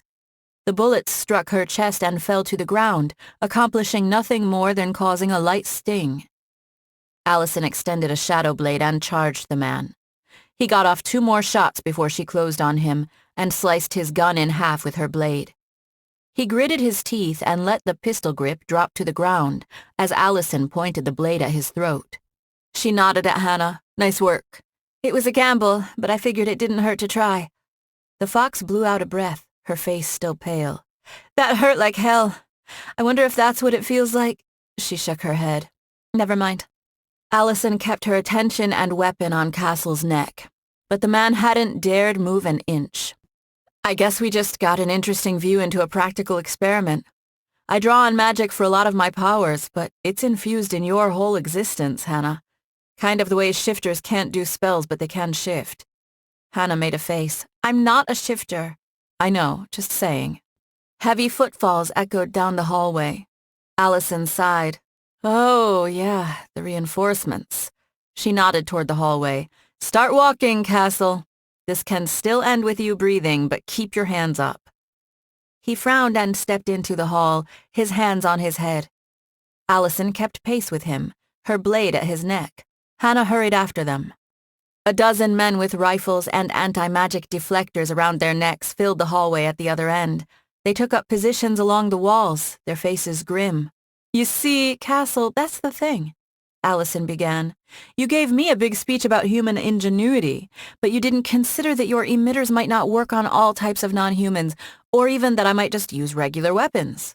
That was a failure of imagination, asshole. The reinforcements kept their weapons trained but didn't move forward. Castle grunted. I won't beg, Brownstone.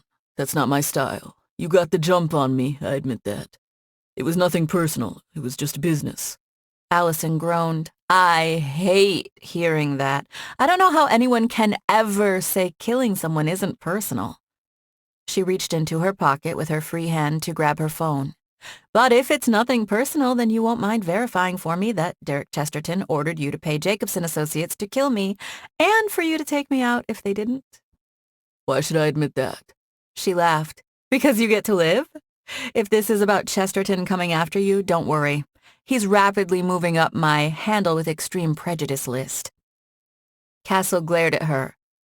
Yes. Derek Chesterton ordered us to take you out, but you can't win. Not against him. He's not some street punk you can scare off, Brownstone. Or the dumbass head of a security company, Hannah offered. Alison smiled. Now, was that so hard? She pocketed her phone and slapped the back of his head with her free palm. Her hand started glowing. Go to sleep now and wake up smarter. Castle's eyes rolled up, and he slumped to the floor. The reinforcements advanced a few feet. Alison shook her head and pointed her shadow blade at them. If you were Eastern Union, this would be easy. I'd know you were all pieces of shit. But this is a company, and I can't be sure that every last one of you is garbage versus just following orders, or if you even knew what the hell your boss was up to. I came here to have a discussion, and your boss attempted to murder my friend and me.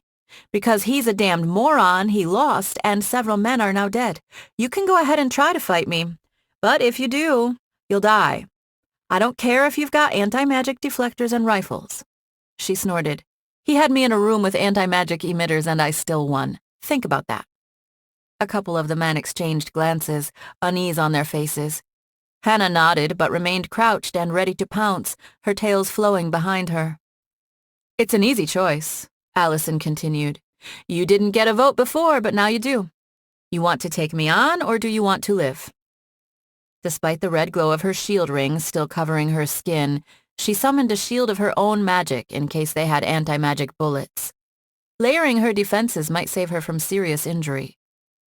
A few men switched their safeties on and lifted their rifles. The rest fell in line quickly. One of the men cleared his throat. The closest exit is around the corner and to the left. Alison smiled. Thanks. That's really helpful. She started to back up, but didn't take her eyes off the men. Come on, Hannah. We're done here. Actually, wait. She knelt by Castle and slapped him a few times. His eyes fluttered open. He sat up and wiped some drool off his mouth. What the hell? You're coming with us, Castle. Recordings are great. Testimony is better. The reinforcements stared at him, clearly unsure what to do. Castle shook his head. Just retreat for now. Clean up the conference room. I'll be back soon.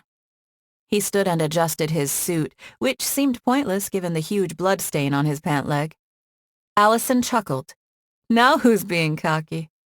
She shoved him and released her personal shield and blade to ease some of the strain building in her body. Sometimes it's good to think like a brownstone, and sometimes it's good to think like a billionaire. What the hell are you talking about? Influence, Castle. Alison smiled. And how to build different types. Let's go have a chat with the police.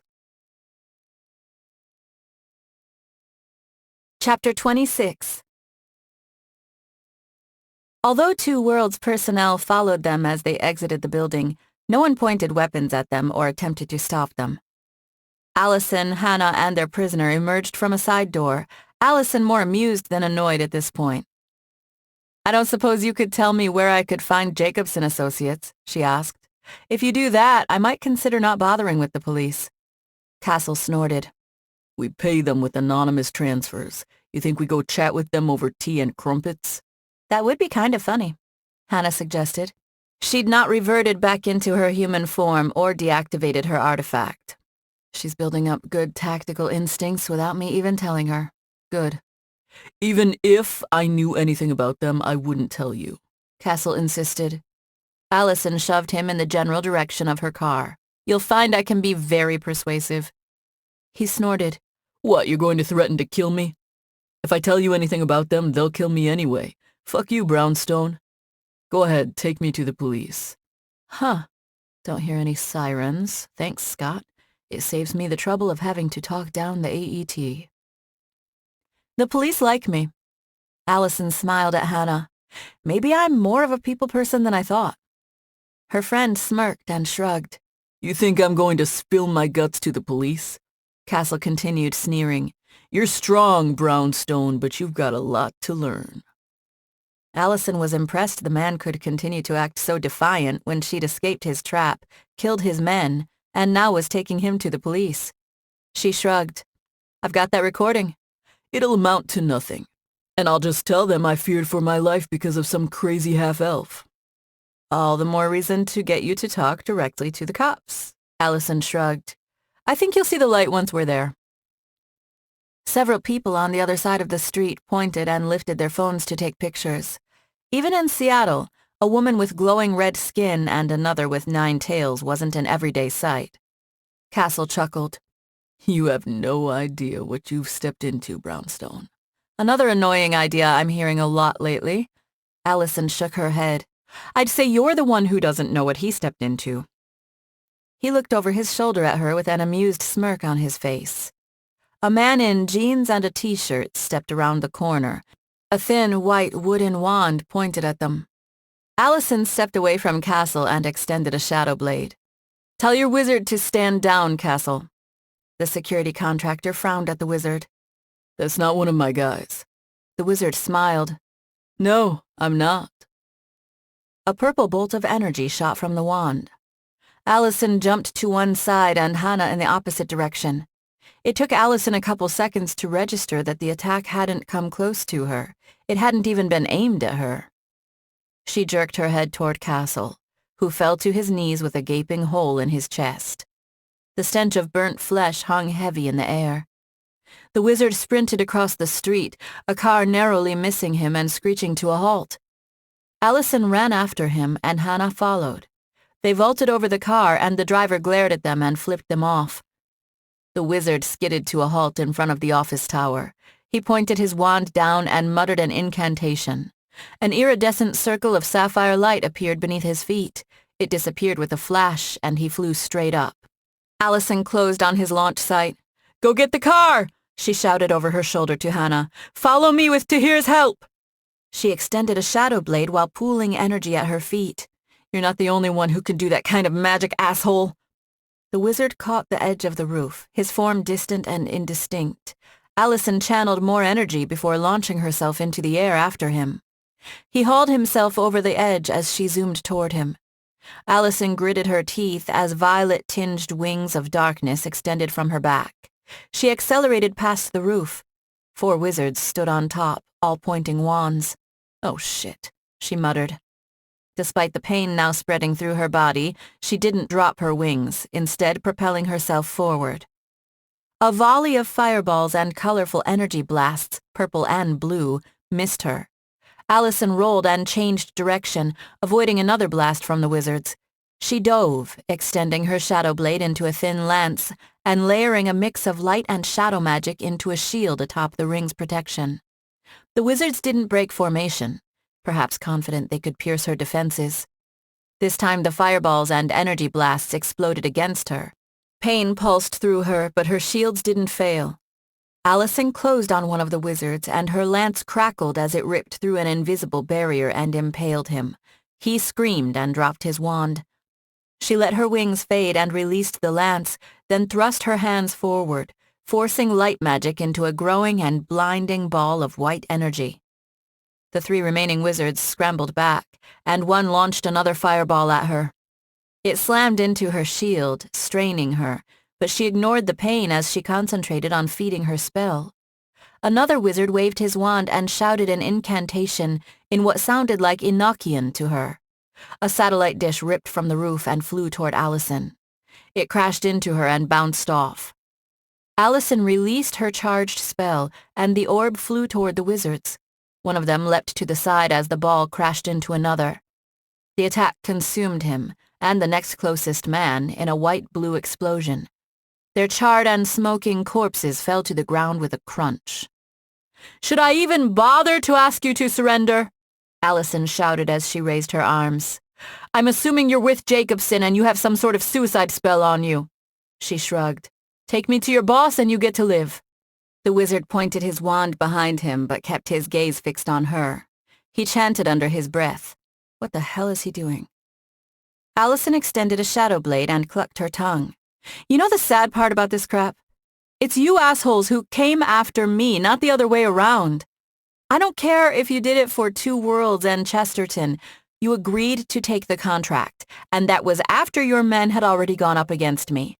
There's a difference between being brave and being stupid. She narrowed her eyes. Drop the damned wand. Sirens closed in the distance, along with a dull roar. Alison kept her attention on the man, but she assumed AET was on the way. Could only hold them back for so long, huh, Scott? The wizard grinned. Cerulean seals of Solomon appeared above and below him, and a second later he vanished in a cloud of blue smoke. Perfect, Alison muttered. Red and blue flashed from a dark form closing quickly on her position. A dropship. The roar of the engines grew louder. Alison frowned and rushed toward the missing wizard's location. Residual magic hung in the air. She looked around for the man. He might have teleported or used a portal, but he was nowhere obvious. She released her personal shields and weapon, but didn't tap her ring. With the adrenaline of the fight wearing off, the dull ache from her magic use became more noticeable. Alison marched over to the first wizard she'd killed and reached into his pocket to pull out his phone. No reason to volunteer it to the police. She tore a scrap of fabric from his shirt and stuck that in her pocket along with the phone. She retrieved more burnt fabric from the other men, but didn't take their half-melted phones, which were fused to the corpses. The dropship slowed until it was hovering overhead. Alison waved. Thank you, Lieutenant. I'll pass along any useful info I find. And I understand it's not your decision. Alison ended the call. As she settled into a seat at Tahir's tiny dining room table the next day, she found herself longing for an actual office building for her company, especially since Tahir refused to come to her place. She looked at the infomancer, who remained seated at his computer desk looking between his 3 monitors, occasionally typing something or moving his mouse. Hannah lounged on the couch, this time in a sweatsuit with her dark hair in a ponytail. They hadn't gone to the gym that morning, so Alison assumed this was another Tahir-targeted seduction strategy. At least she's varying her tactics. We need to figure out where we're going to go from here, Alison announced. I just got off the phone with the police. They've chalked up the entire thing yesterday to self-defense. Hannah sat up. You think it was because of Scott? Alison shrugged. Maybe. But this isn't much of a win. Castle was right. Even though I gave them the recording, they pretty much admitted it's not going to amount to anything. There's no way they'll go against Chesterton unless I literally drag him to the police station and get him to confess. They claim I got the confession under duress. Tahir snorted. What you did was pretty much the definition of eliciting a confession under duress. That's why I wanted to bring the bastard directly to the police. Alison scrubbed a hand over her face. But I should have known Chesterton and Jacobson would cover their bases. Assuming those wizards were Jacobson. Tahir typed on his keyboard. Based on some of what I traced off the phone you recovered, that's almost certain. Hannah slammed a fist into her palm. Maybe we should grab Chesterton and drag him to the police like you said. If you go all drow on his ass, he'll probably be scared enough to admit what he did. I doubt that, Alison frowned. Even Scott can't move against him directly. If I kick down his door and kill him, I'm going to end up in an Ultramax, and he'll probably have assassins going after you and my family. I need to make sure when I finally move against him that I take him down nice and legal. She snorted. The real magic on this planet is money. So we can't do anything? We might not have enough proof for the cops, but we now know for sure who is involved. There's got to be something we can do. What about Scott? Tahir muttered something under his breath and leaned forward, narrowing his eyes at whatever he was seeing on one of his screens. Alison shrugged.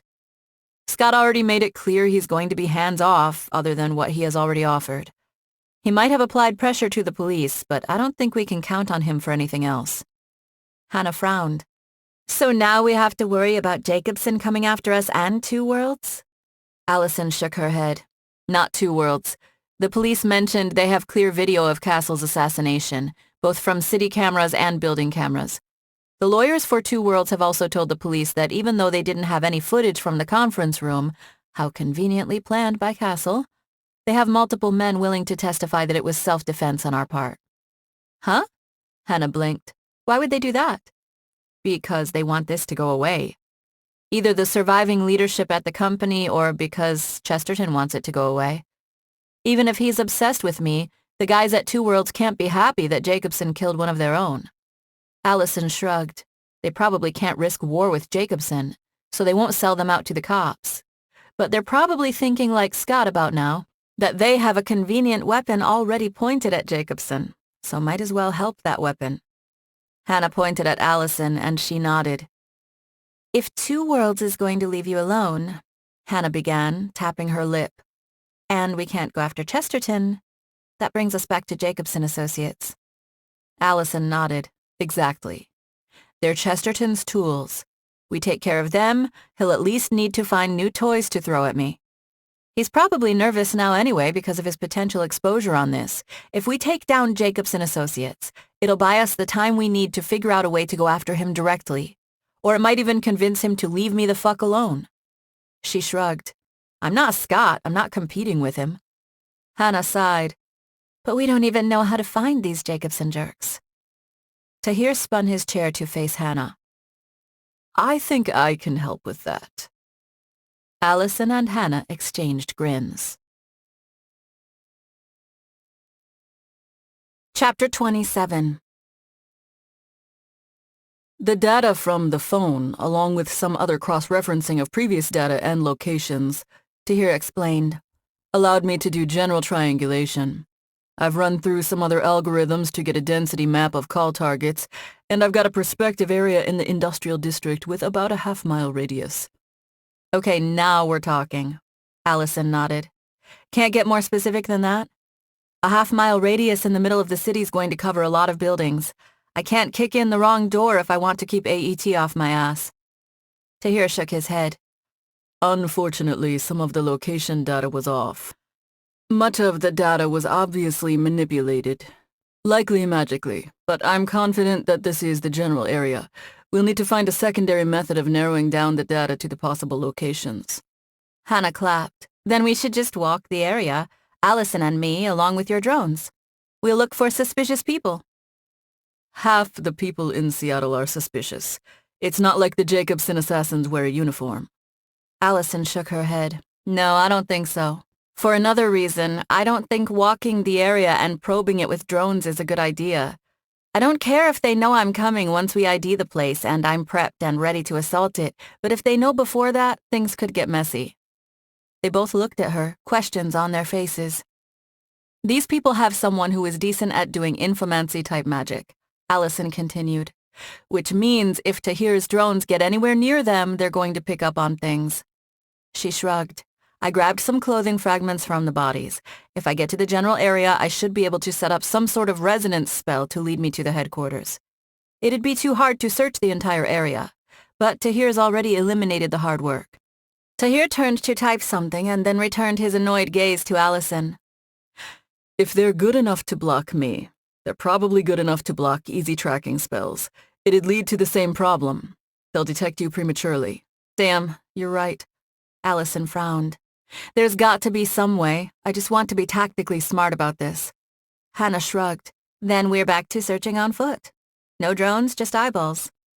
How inexact are we talking with your stuff, Tahir? Alison asked. You're sure about the search area you've established? Tahir lifted his chin, defiance on his face. As I said, I can get you within a half-mile. I'm 100% confident about that. Alison scratched her cheek, her brow furrowed in thought.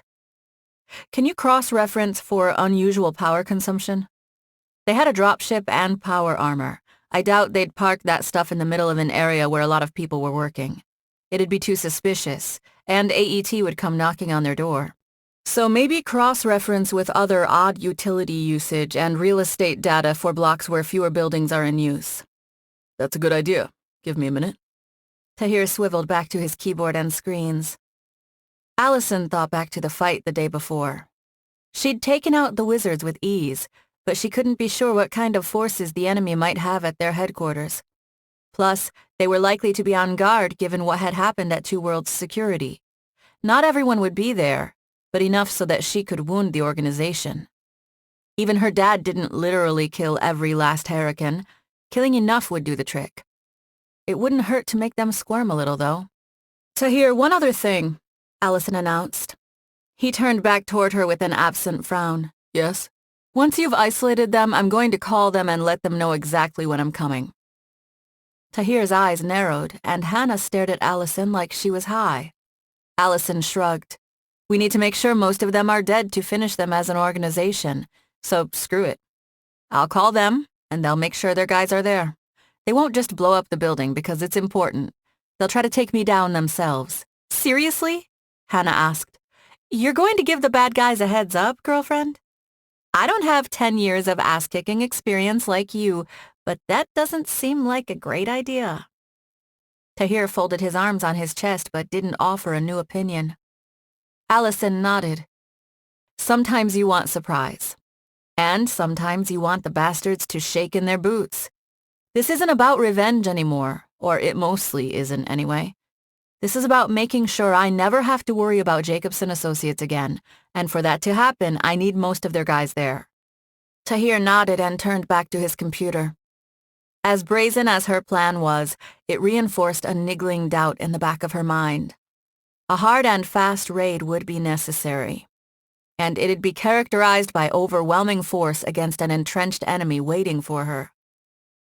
Earlier, Hannah helped me in the Two Worlds building, but she couldn't keep up when the asshole got away. She's been good when we've surprised a couple of guys in close quarters, but that's not the same thing as a major breach and clear of an entire building. Alison sighed. Hannah would get there, but she needed more training, a lot more, before she would be a proper backup for this kind of job. Natural talent wasn't generally enough in a fight. Hannah tilted her head and stared at Alison. "Don't worry. Tahir will find those assholes and then we can beat their asses. That's not what I'm worried about." Alison took a deep breath. Now the hard part. "When Tahir finds this place, I don't think you should come." Hannah frowned. "What are you talking about? I've got your back." "Yeah, you do, and you were great at Two Worlds.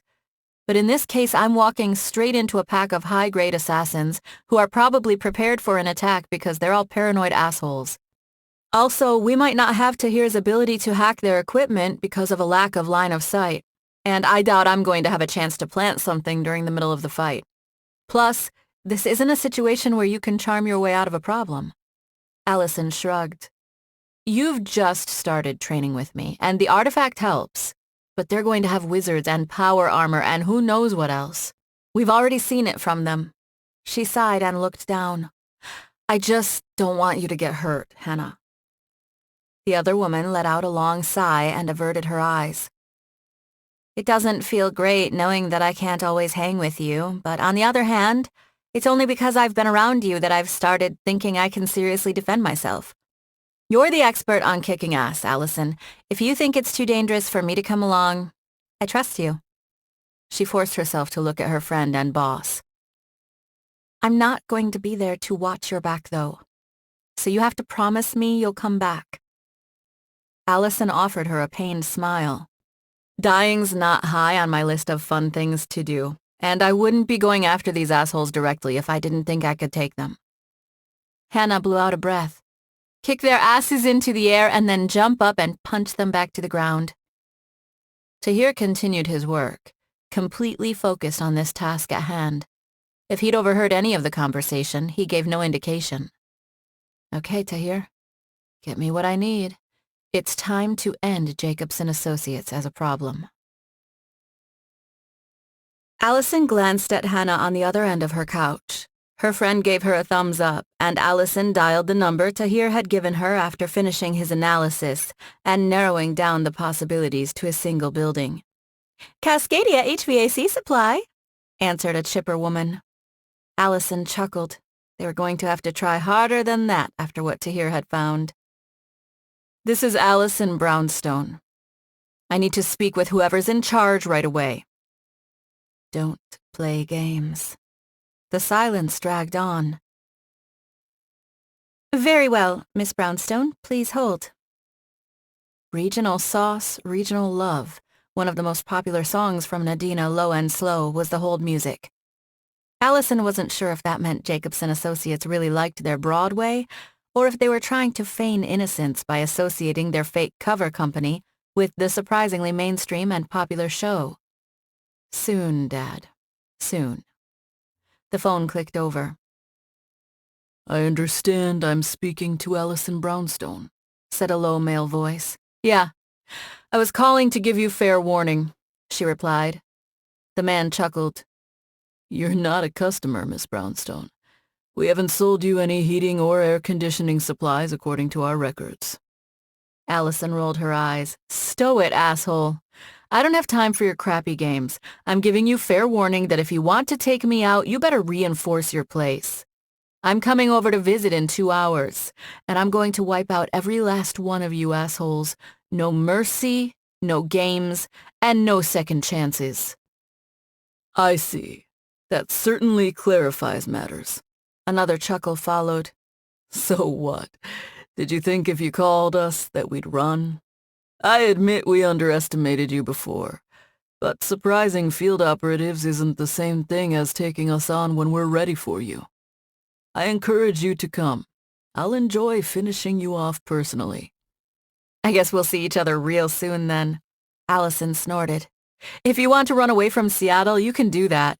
But one way or another, Jacobson Associates ceases to be a threat in this city in 2 hours. Alison parked her rental Kia a block up the street from the fake HVAC supply warehouse. She didn't want to risk her new car getting destroyed, and it'd be hard to explain to a hired driver why she needed a huge Japanese sword and enough knives to start her own slaughterhouse, not to mention all the grenades. She was beginning to understand why her mom had so many different cars. Okay, need to add getting more vehicles to Ava's to-do list. Alison tapped her ear. "Talk to me, Tahir." "I can hear you," he replied. Hannah wouldn't be on the link during the raid. She'd admitted she might be too nervous since she wasn't there to watch her friend's back. "Don't worry, Hannah. I've got this." Alison's 10 years of training by bounty hunters, tomb raiders, witches, and wizards sometimes made her forget that most magicals didn't have the kind of experience she did when it came to delivering the pain to other powerful beings. And on top of her bounty hunter training, she'd been fighting dark wizards since high school. Just another Wednesday. Step 1. Clear out these assassins. Step 2. Figure out a way to take Derek Chesterton down. She grabbed the sword belt with the Masamune Tachi and stepped out of the car. She strapped the belt on and took a deep breath before tapping her crystal ring 3 times. Her skin started glowing. She'd already tried to stack the pendant on top of it earlier, but the spells somehow canceled each other out. So she'd left the pendant back at the condo with Hannah. The enchanted Tachi would help her pierce shield defenses without having to rely on her magic, and the ring would reduce the amount of shield magic she needed, which would cut down on her level of strain. On an annihilation mission, there was no point bothering with sonic grenades, but since she was eschewing a gun, she had extra space to load flashbangs into her tactical vests. Jacobson Associates were one group of assholes she wasn't giving one last chance to surrender. She didn't care if they were someone else's sword. She needed to snap them in half for her and her friends to be safe. Alison jogged down the street. Tahir's drone sweep indicated she was clear as far as local witnesses. If she kept the death and destruction inside, it would delay the AET from showing up in a timely manner. She hadn't bothered to ask Scott for help, given his attitude the last time. He could be useful, but she was seeing the limits of relying on someone who wasn't family. All the more reason for me to develop my own resources. Rust covered the siding of the modest warehouse, and a faded wooden sign hung over the metal door at the front. Cascadia HVAC Supply. "I've got eyes on the entrance. Any snipers?" "I haven't ID'd any," Tahir replied. "I think you're clear." "They haven't shot me yet. That's always a good sign." Alison marched toward the door. "So they want to keep the fight inside too, huh? Works for me." She threw open the door. A normal-looking lobby with a few chairs and a receptionist's desk lay inside. There was even a tank filled with colorful tropical fish beside the desk. The desk lacked a receptionist at the moment. They go to the trouble of having living fish to throw off suspicion, which means this isn't a place they only occasionally come to. See anyone on thermals? Alison asked. I've got nothing, but I'm getting weird interference. Tahir replied. They're blocking the internal scans somehow. I'm trying to hack the security cameras, but it'll take a few minutes. A little hide-and-seek never hurt anyone. Alison drew the tachi and smiled, enjoying the weight of the blade. There's just something about a sword you can feel. The lobby connected to restrooms and a short hallway. She crept down the hallway, sword at the ready. Closed office doors lined the hall on either side. Alison kicked open the first door. Although no one was inside, a nice oak desk and comfortable chair, along with the lack of dust, suggested it was in active use. I wonder if these guys have a lot of meetings, she murmured. You know, like, quarterly profits are down because we only assassinated 87% of targets as compared to last quarter. Tahir chuckled. A business is a business, even if their profit model is vicious. Alison threw open the door across from the first office and found another office. The rest of the offices offered no surprises. Double wooden doors connected the end of the hallway to the main warehouse floor. Yeah, if I wanted to concentrate my forces to kill some vengeful drow bitch, that's where I'd do it. Any luck with the hacking? She asked. They know I'm here, and from what I can tell, they're killing hardline access to their systems. Tahir responded. I might not be able to do as much even with the relay drone, but no one from the outside will be able to either. I wonder if Coffeehouse Boy is here. Alison chuckled. Or he might be a contractor. Doesn't matter. It's the ass-kickers I need to take out. She took a deep breath and layered shields over her body. A little strain was necessary for her entrance. The ring might not function well with another artifact, but it didn't have a problem with her magic. Alison licked her lips. Okay, Tahir, you keep trying. I'm at the main warehouse floor, and I'm pretty sure that when I step through those doors, they're going to light me up like a Vegas casino. Tahir snorted. Then shouldn't you use a different tactic? Nope. If you first beat their mind, beating their body is easy. Please keep quiet until I ask again. I'm going to need to concentrate here for a few minutes. She took another deep breath. Very well, and good luck. Alison grabbed a flashbang. 3, 2, 1. Let's play. Chapter 28. Alison threw open the door and jumped to the side. A fusillade of bullets and fireballs left only a few scraps of smoking wood connected to the hinges. She rolled and tossed the flashbang. A dozen men in gray coveralls with guns and anti-magic deflectors around their necks stood near the center of the room, rifles in hand. She had no doubt that at least some had anti-magic bullets loaded. 2 pairs of wizards in suits flanked the riflemen on either side, pointing wands. She'd been expecting more exoskeletons and power armor, but spotted only a single individual in power armor carrying a grenade launcher and a machine gun. An integrated anti-magic deflector was embedded in its chest. None of the men scattered as the flashbang flew toward them. With a loud pop, it went off, and the men groaned and backed up, blinking their eyes. The warehouse floor was real enough, but there were no air conditioning or furnace parts. Instead, several black SUVs and sedans were parked inside, the men standing between them. A dropship was parked at the far end of the bay.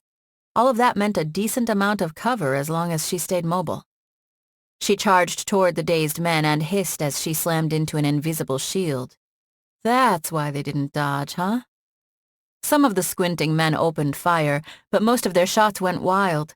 One man's attempt skimmed her shoulder but didn't bounce off, despite the flash of her shield.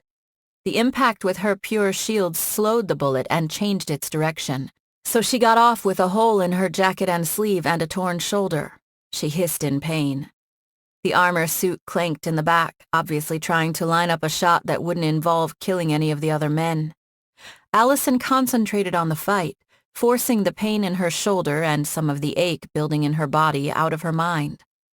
She took a hand off the tachi and fed magic into her hand until violet-tinged black flames surrounded it. With a quick thrust, the flames spread across the invisible barrier, consuming it. She rushed forward as the flames spread to either side and charged the two wizards closest to her, both hands on the sword again. A quick slash to the neck sent one man down gurgling. She spun and stabbed the other through the heart. The group of assassins broke formation, their careful movements suggesting that their sight was returning. Alison threw a shadow line toward a car behind the other two wizards and pulled herself toward them as the enemy rifles came to life. A few bullets skimmed her, and several bounced off. Not everyone was using anti-magic bullets. Shouldn't cut corners when your life is on the line, assholes. Alison ignored the riflemen for a moment as she flew toward the wizards. They fumbled backward and blasted fireballs toward her, but her shields took the punishment.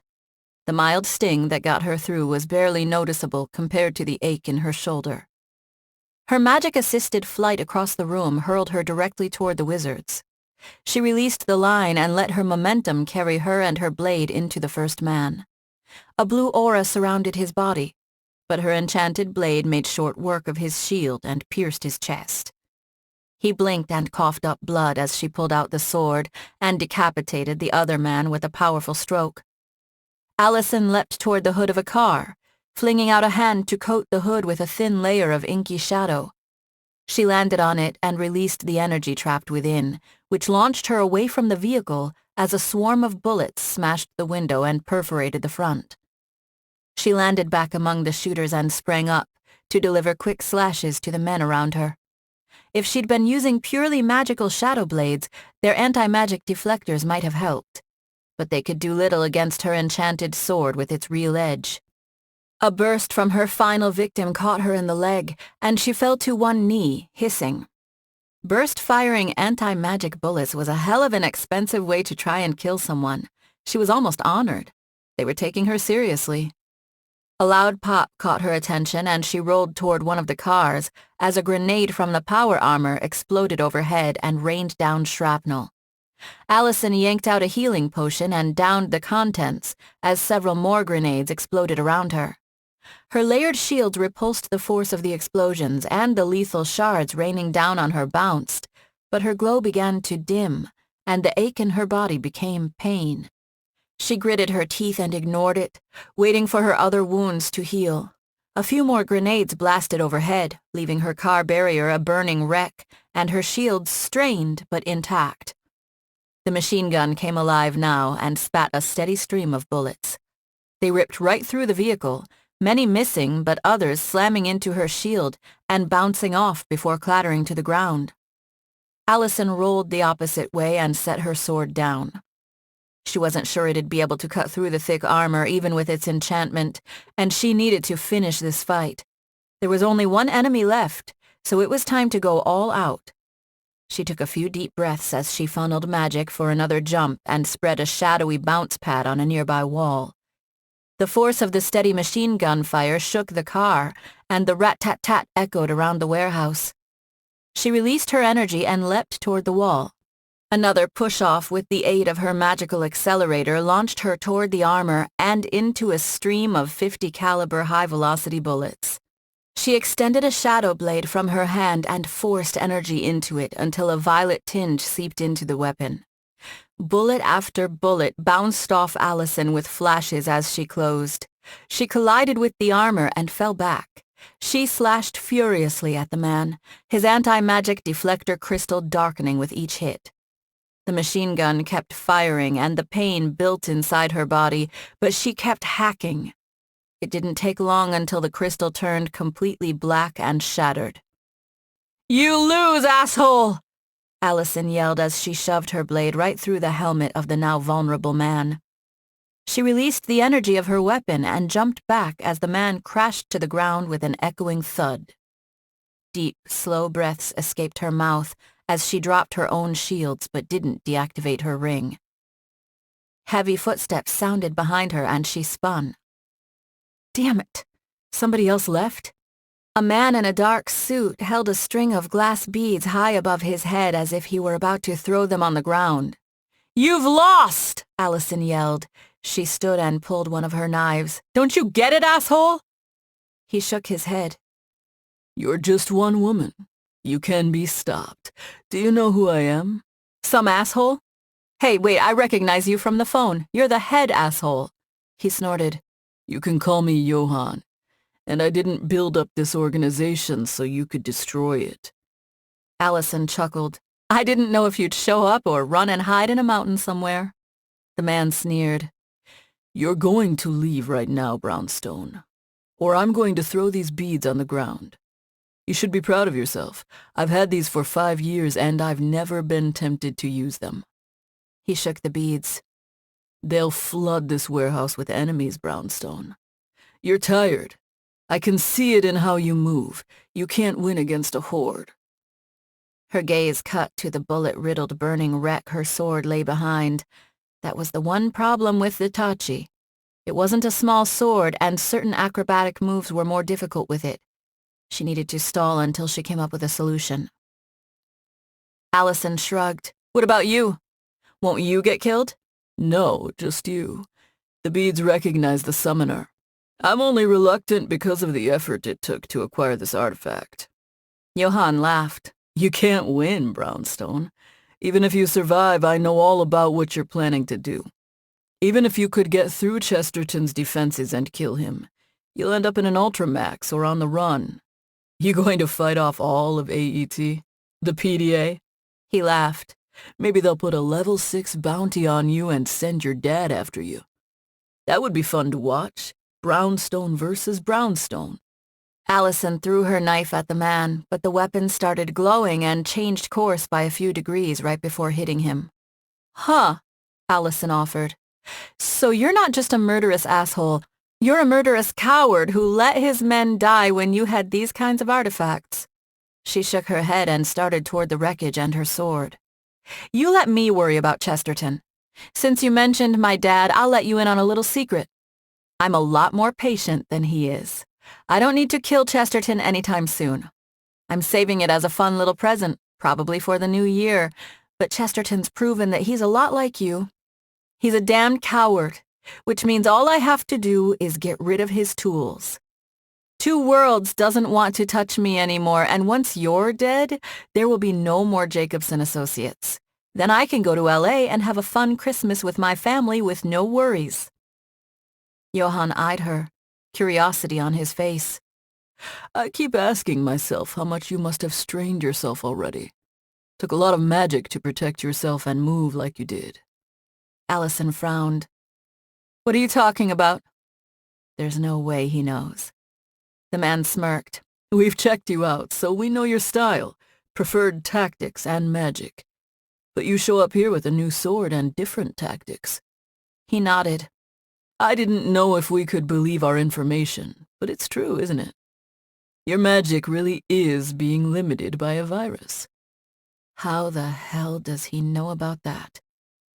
Alison forced a cocky grin on her face and laughed. She was close to the wreck and the sword. "Is that the delusion you're operating under? No wonder you idiots attacked me." "Why aren't you killing me, Brownstone?" Johann pointed at her. "Instead of trying to make your way back to the sword." "I just killed all your men and you think I'm having trouble?" Alison snorted. Uncertainty settled over the man's face and he threw the beads down. A thunderclap ripped from them as they smashed on the ground, stunning both Alison and Johann and shaking the entire warehouse. Several of the car windows and building windows shattered and littered the area with jagged shards of glass. Thick red smoke shot from the broken glass to all corners of the room. Woozy, Alison hopped on top of an SUV to avoid it covering her. She had no idea what it was or if it could penetrate her defenses. Johann didn't move as the smoke swept over him. It flowed for a few more seconds before coalescing around the bodies of the men she'd killed.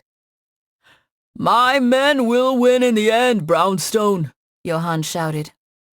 A scarlet miasma settled over the bodies, and they all rose, their heads turning toward her, a chorus of death rattles filling the air. Alison snorted. Okay, how do I kill someone who is already dead? Sometimes taking the head works, and sometimes you have to just do enough damage. The power armor rose as well, and she wasn't sure if the spell somehow was animating the armor or the man inside.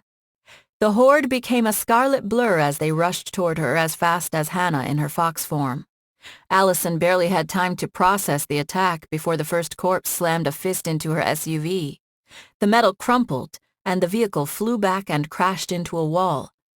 Alison tumbled through the air and landed with all the grace of a drunk dog. The ghouls didn't give her any time to rest as they surrounded her to flail, kick, and punch. She held up her arms to block and layered another shield over her existing defenses, but her glow was dimming, and each blow fed the residual strain. Dead guys who punch harder than 50 caliber bullets. Fun. Johann pulled out his phone and held it up.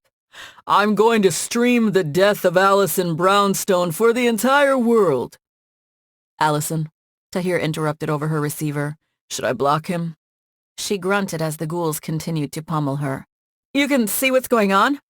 I've hacked some of the cameras. I kept quiet because you told me to, but I should be able to use magic to connect with his phone. Alison forced herself to her feet as the assault continued.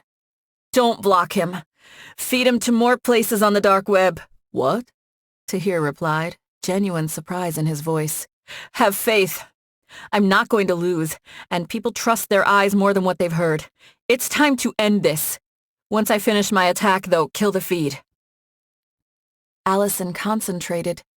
Shadow wings burst from her back, and she shot from the ground, ignoring the throbbing in her body. She hung in the air, glaring down at Johann. The wings were perfect in that they looked sinister and evil but didn't flap, making her flight all the more eerie to people who might not understand the intricacies of channeling magical thrust through wings made of violet-tinged darkness. At that moment, with her red glowing skin and dark wings, she looked not like an avenging angel, but a vengeful demon. I gave you plenty of chances, Johann. You and Jacobson Associates, she shouted. The audience at home would need to understand what was going on. But you kept coming and coming and coming until you forced me to come after you. When I got here, there was no negotiation, just you being an asshole. Now you get to see what it means to go up against a Drow princess. Alison raised both arms, bands of light and shadow condensing around her hands. Her body twitched at the strain, but she kept her gaze locked on her enemy, ignoring the ghouls below, their eager arms stretching into the air, waiting for their prey. She shot straight down and slammed into the ground, releasing all her collected energy in a single massive blast. The dark wave shot through the room and blew the ghouls apart before reaching Johann. His defenses were impressive enough to keep his body in one piece, but the contact knocked him backward, screaming. The blast ripped into the cars, knocking several of them on their sides and blowing out chunks of metal, glass, and plastic. Several cars sparked and caught fire. Kill the feed, Alison commanded through gritted teeth. Got him blocked, Tahir reported. Alison trudged over to Johann, her body throbbing and her vision swimming.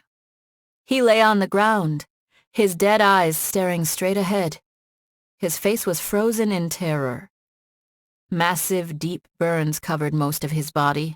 Her blast had cut through his shield and obliterated his suit. She blew out a breath and shook out her arms.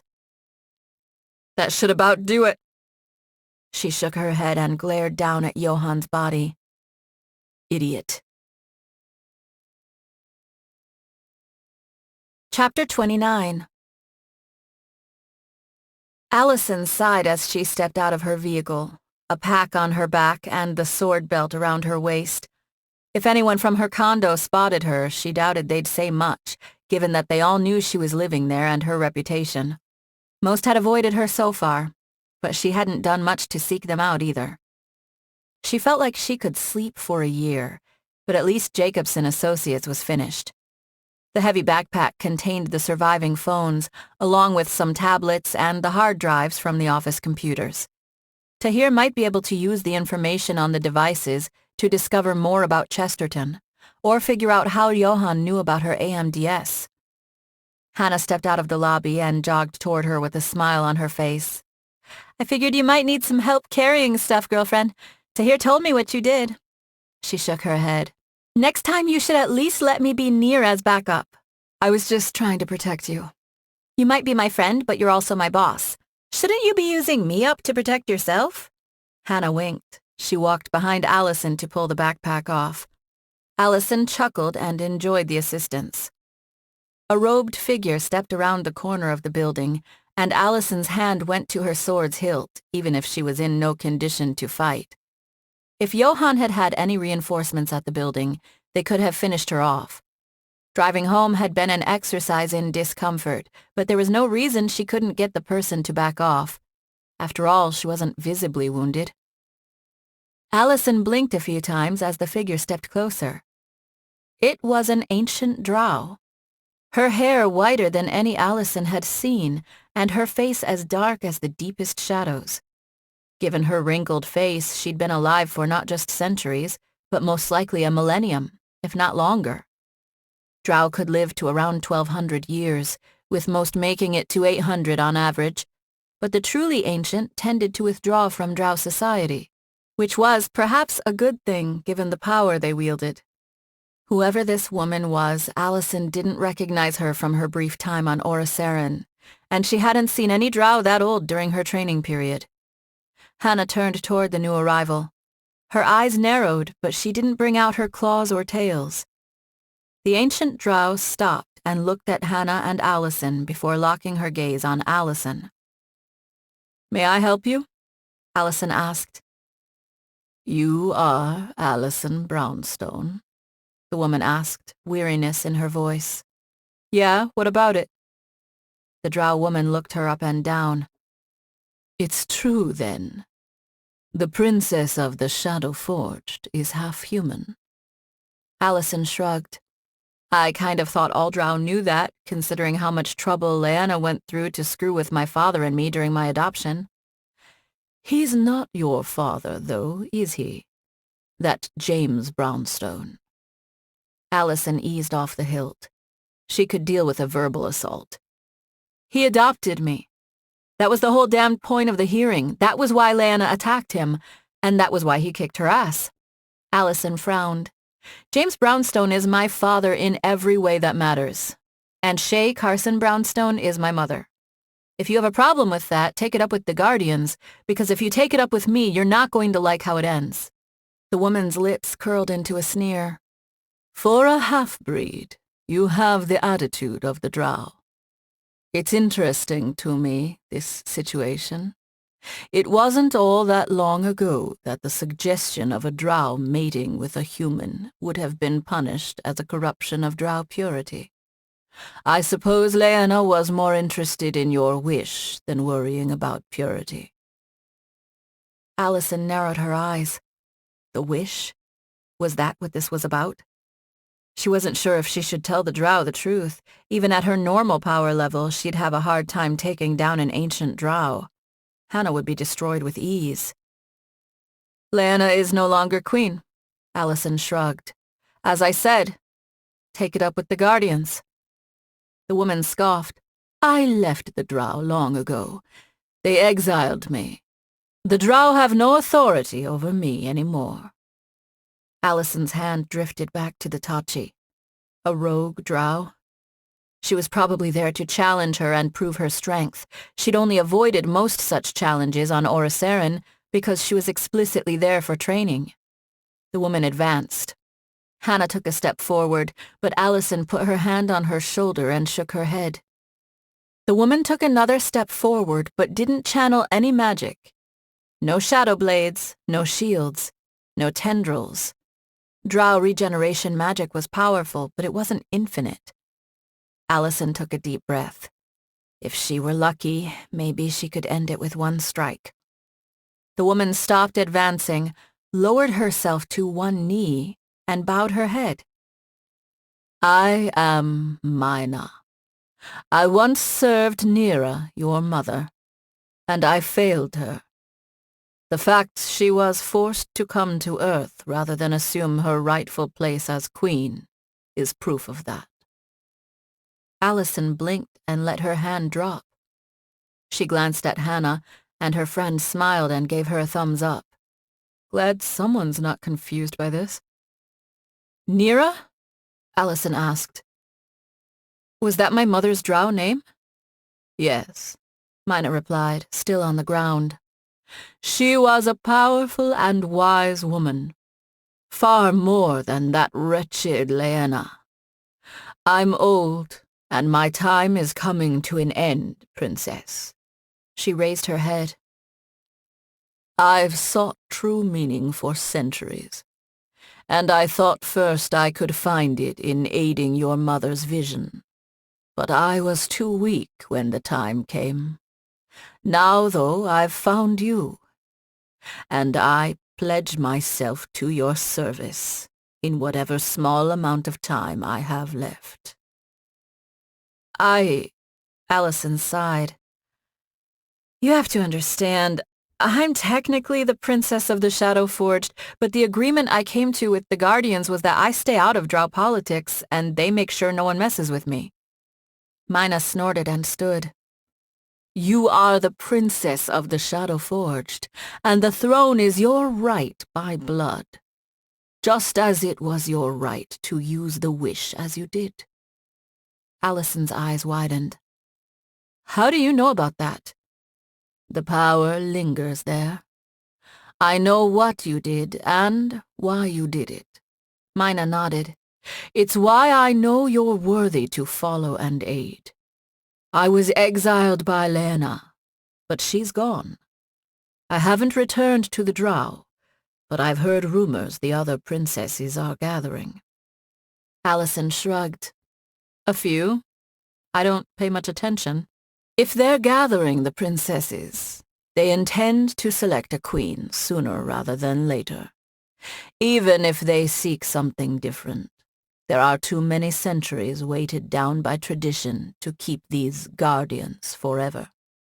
A just and true queen could guide the Drow to something different over the centuries. Mina pointed at her. A queen like you, Princess Alison. Alison laughed.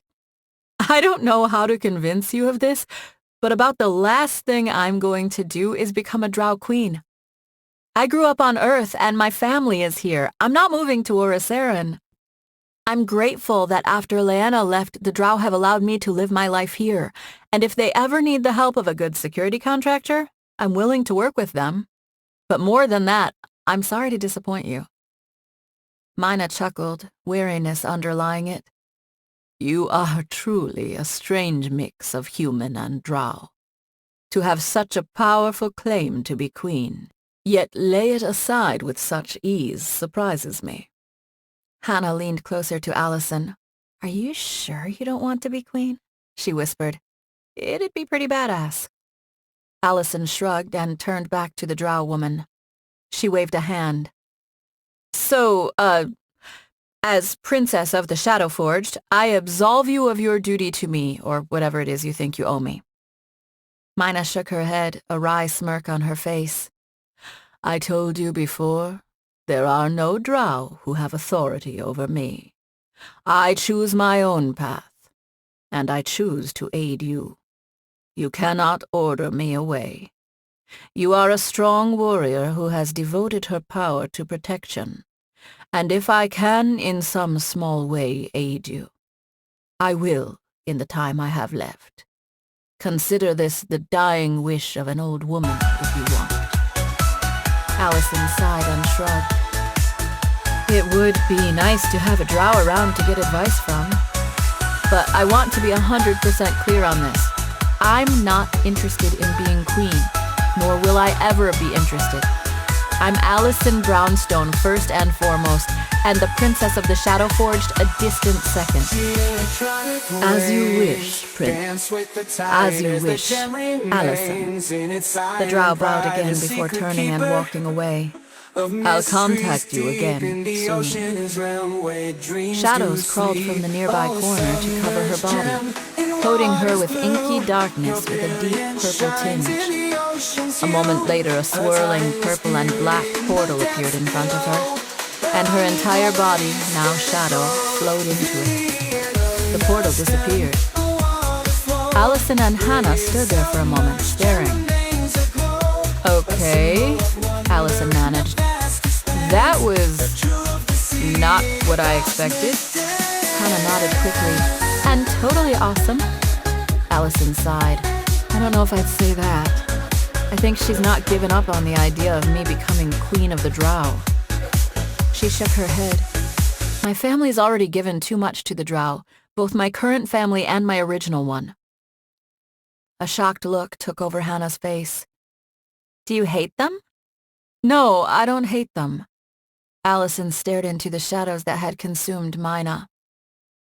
But I'm not a Drow. I'm half Drow and half human. Her breath caught. Still what? Alison shrugged. I still ache from going over the top with my power at the warehouse. I feel like I could go inside and sleep for weeks. The human doctor I talked to was useless about the AMDS, but Mina is ancient. Just from looking at her, I can tell she's over 500 years old, probably over 1,000. If my problem is magical in nature, someone like her might be able to help me. She smiled. And it saves me the trouble of a trip to Oriceran. She chuckled. Guess I have a new retainer. Chapter 30. Alison awoke to her phone ringing in the middle of the night, and she gritted her teeth. The past few days since finishing off Jacobson had been quiet, so she'd half expected trouble to arise. So much for rest. She snatched her phone from the nightstand, expecting Scott, Agent Latherby, or Tahir to be calling. Incoming call, Mason Lind. Mason? Alison blinked several times, her heart rate speeding up, but not from fear. She took a deep breath and answered the phone. What's wrong? Mason laughed on the other end. Nothing's wrong. Why would you ask that? Because you're calling me at 4 a.m? What is it with people I know calling me in the middle of the night and being surprised when I think something is wrong? He groaned. Oh, sorry about that, Alison. Still in Malaysia. I'm terrible with time zones. You'd think I'd be better considering how much time I've spent overseas. Crap, really sorry about waking you up. Alison brushed the loose hair out of her eyes. Her bedhead was so intense she wouldn't have been surprised if it were the result of a curse. Well, I'm up now, so we might as well talk. Mason cleared his throat. I just wanted to let you know I'm coming back to Seattle a little past New Year's. I know the whole date once and run away to a foreign country for weeks thing probably isn't a good look on me, but I'm hoping to make it up to you with an even better date than last time. Alison chuckled. I think I can be bribed into forgiving you with enough high-quality fish. Then when I get back, we'll do just that. One condition, though, Alison added. Oh? Mason sounded more curious than worried. I've cleaned up my immediate problem, but I can't guarantee no one will try to kill me. Might have to postpone it if something spins up again. Mason laughed. I'll keep that in mind. And same for me. Hopefully the new year will bring fewer people trying to kill either of us. That would be nice. Alison smiled. Alison had just drifted back to sleep when her phone woke her again. She sat up and rubbed her eyes. Every time she considered blocking calls for the night, she couldn't help but worry that some important call from her family, Izzy or Lily, might come through. In this case, she was slightly amused, assuming it was Mason calling her again. Guy's addicted already? Can't say I'm not flattered, but he's going to have to learn to pace himself. Alison snickered and leaned over to grab her phone. Incoming call from Tahir Arain. That's less fun. Alison sighed and answered the phone. Are you in Malaysia, Tahir? Malaysia? No. I don't even remember the last time I left the States, he replied with a chuckle. Why are you asking me that? Just if you're not in Malaysia, You have no excuse for calling me when the sun's not even up yet. Alison yawned. Just because you keep weird hours doesn't mean the rest of us do. Tahir scoffed. Given what I'm about to tell you, I think you would have been displeased if I had waited to pass this information on. Alison's brow lifted. Color me intrigued. What do you have for me? He chuckled with triumph. I won't bore you with the low-level details, but I've been spending some time in deep dives into the equipment you recovered, along with a few other things. It's been a challenge, and I've had to tread carefully since some of the systems I'm poking at are protected by people who might even be as good as me. We all agree that you rock, Tahir. I'm assuming this isn't just about how awesome you are? Your condition that you discussed with me stuck in my mind since I hadn't heard of such a thing before. His tone was less amused. Alison frowned. My condition? You mean the AMDS? Yes. There is no cure, right? Not yet, but I've got Mina now. I assume she'll pop back up here sooner rather than later. I figure she'll set me on a good path at least. Why? Did you hack your way to a cure? Alison shook her head. There was no way she would be that lucky.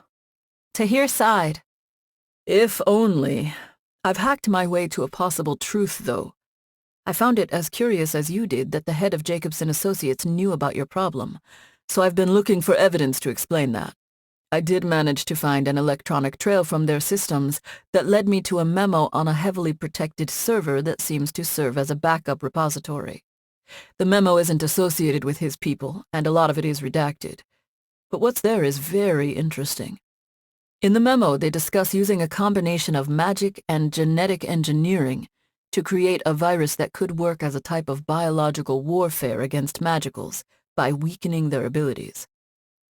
Alison furrowed her brow. What the hell? You're saying the virus was man-made? I'm not sure. This memo has few details, and I'm not that familiar with the science. But everything seems questionable in that they weren't sure how to implement the magical changes they wanted to make to the virus. It's very clear that whoever wrote the memo was a scientist, not a wizard. And they have several complaints about their magical partners and a lack of clear understanding of the potential magical techniques and problems with having to conceal the nature of the project from the partners. Maybe it's just a theory, Alison replied, her voice weak. Even as she said the words, she didn't believe them. After all, if there was a virus like that out there, why is AMDS so rare? Someone who had the power, money, and resources to do something like that wouldn't just do it to a handful of people. Tahir sighed. That's the thing, Alison. There's a note at the bottom of the memo. It reads, and I quote, "Pursuant to expanded research, continue monitoring Stage 3 field test subjects. Please note at this time, test subject codename Dark Princess has relocated. Expand monitoring and initiate further direct field testing to verify magical decay." Dark Princess? Seriously?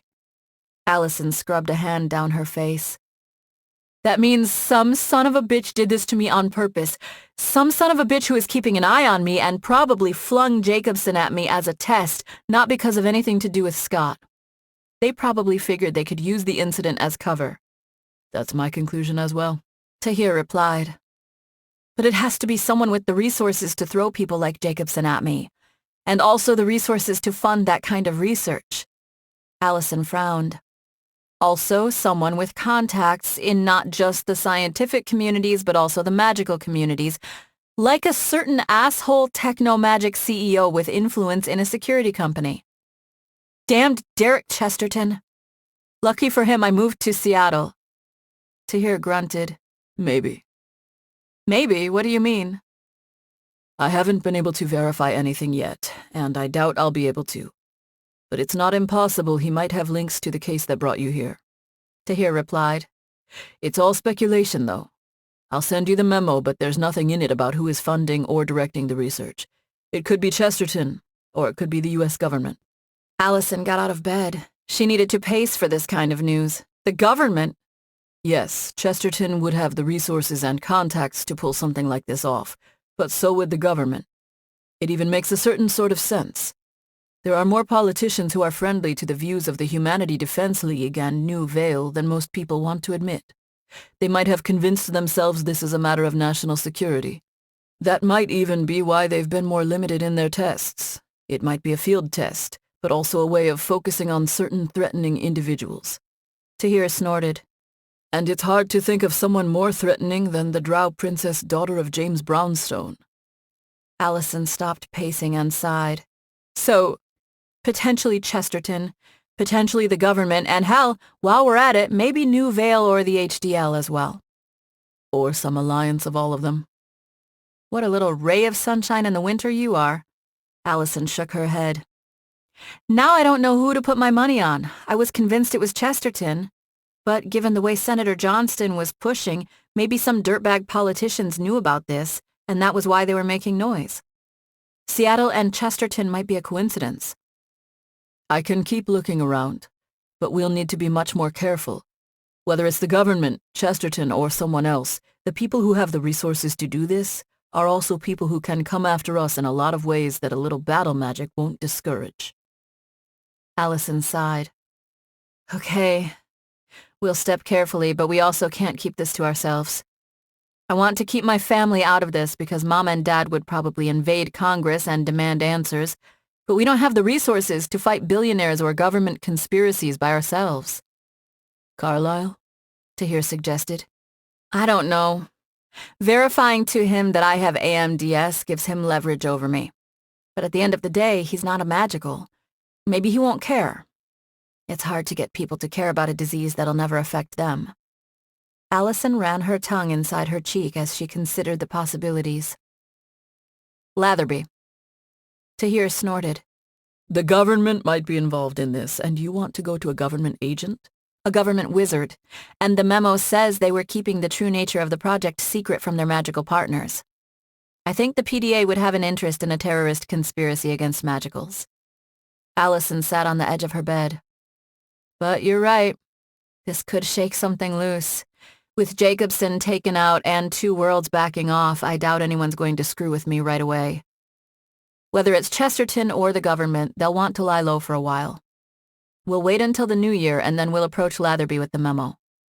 What if he tries to kill you? Tahir asked. Alison lay back on her bed. Seattle will end up with one less PDA agent.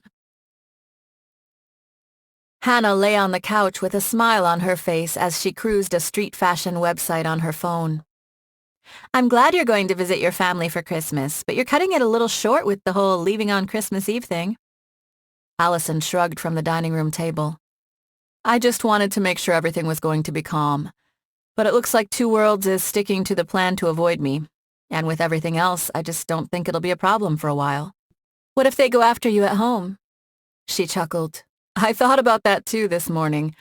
They'd be going after several Brownstones, not to mention the Brownstone Agency. If they think I'm scary when I get mad, they should see my parents. I didn't want to mess up Christmas, but I don't need to protect my family. I've been sweating going home, but I've been overthinking it. Hannah nodded. Yeah, girlfriend. Glad you're coming to your senses. Alison smiled and nodded. What about you? What are your plans? Hang out here? Wander around Pike Place and mess with people? Hannah shrugged. Christmas time used to be prime time for cons, but I'm just not into that this year. Don't need the money, and I think a certain Drow princess might object. Alison smirked. Maybe. Besides, I've got a better idea. Hannah sat up. What? Come to LA with me and meet my family. The fox blinked several times. Seriously? Alison smiled and shrugged. Why not? My mom likes you, and I think you'll like LA. You can spend time with my family, and you can meet the people at the Brownstone Agency.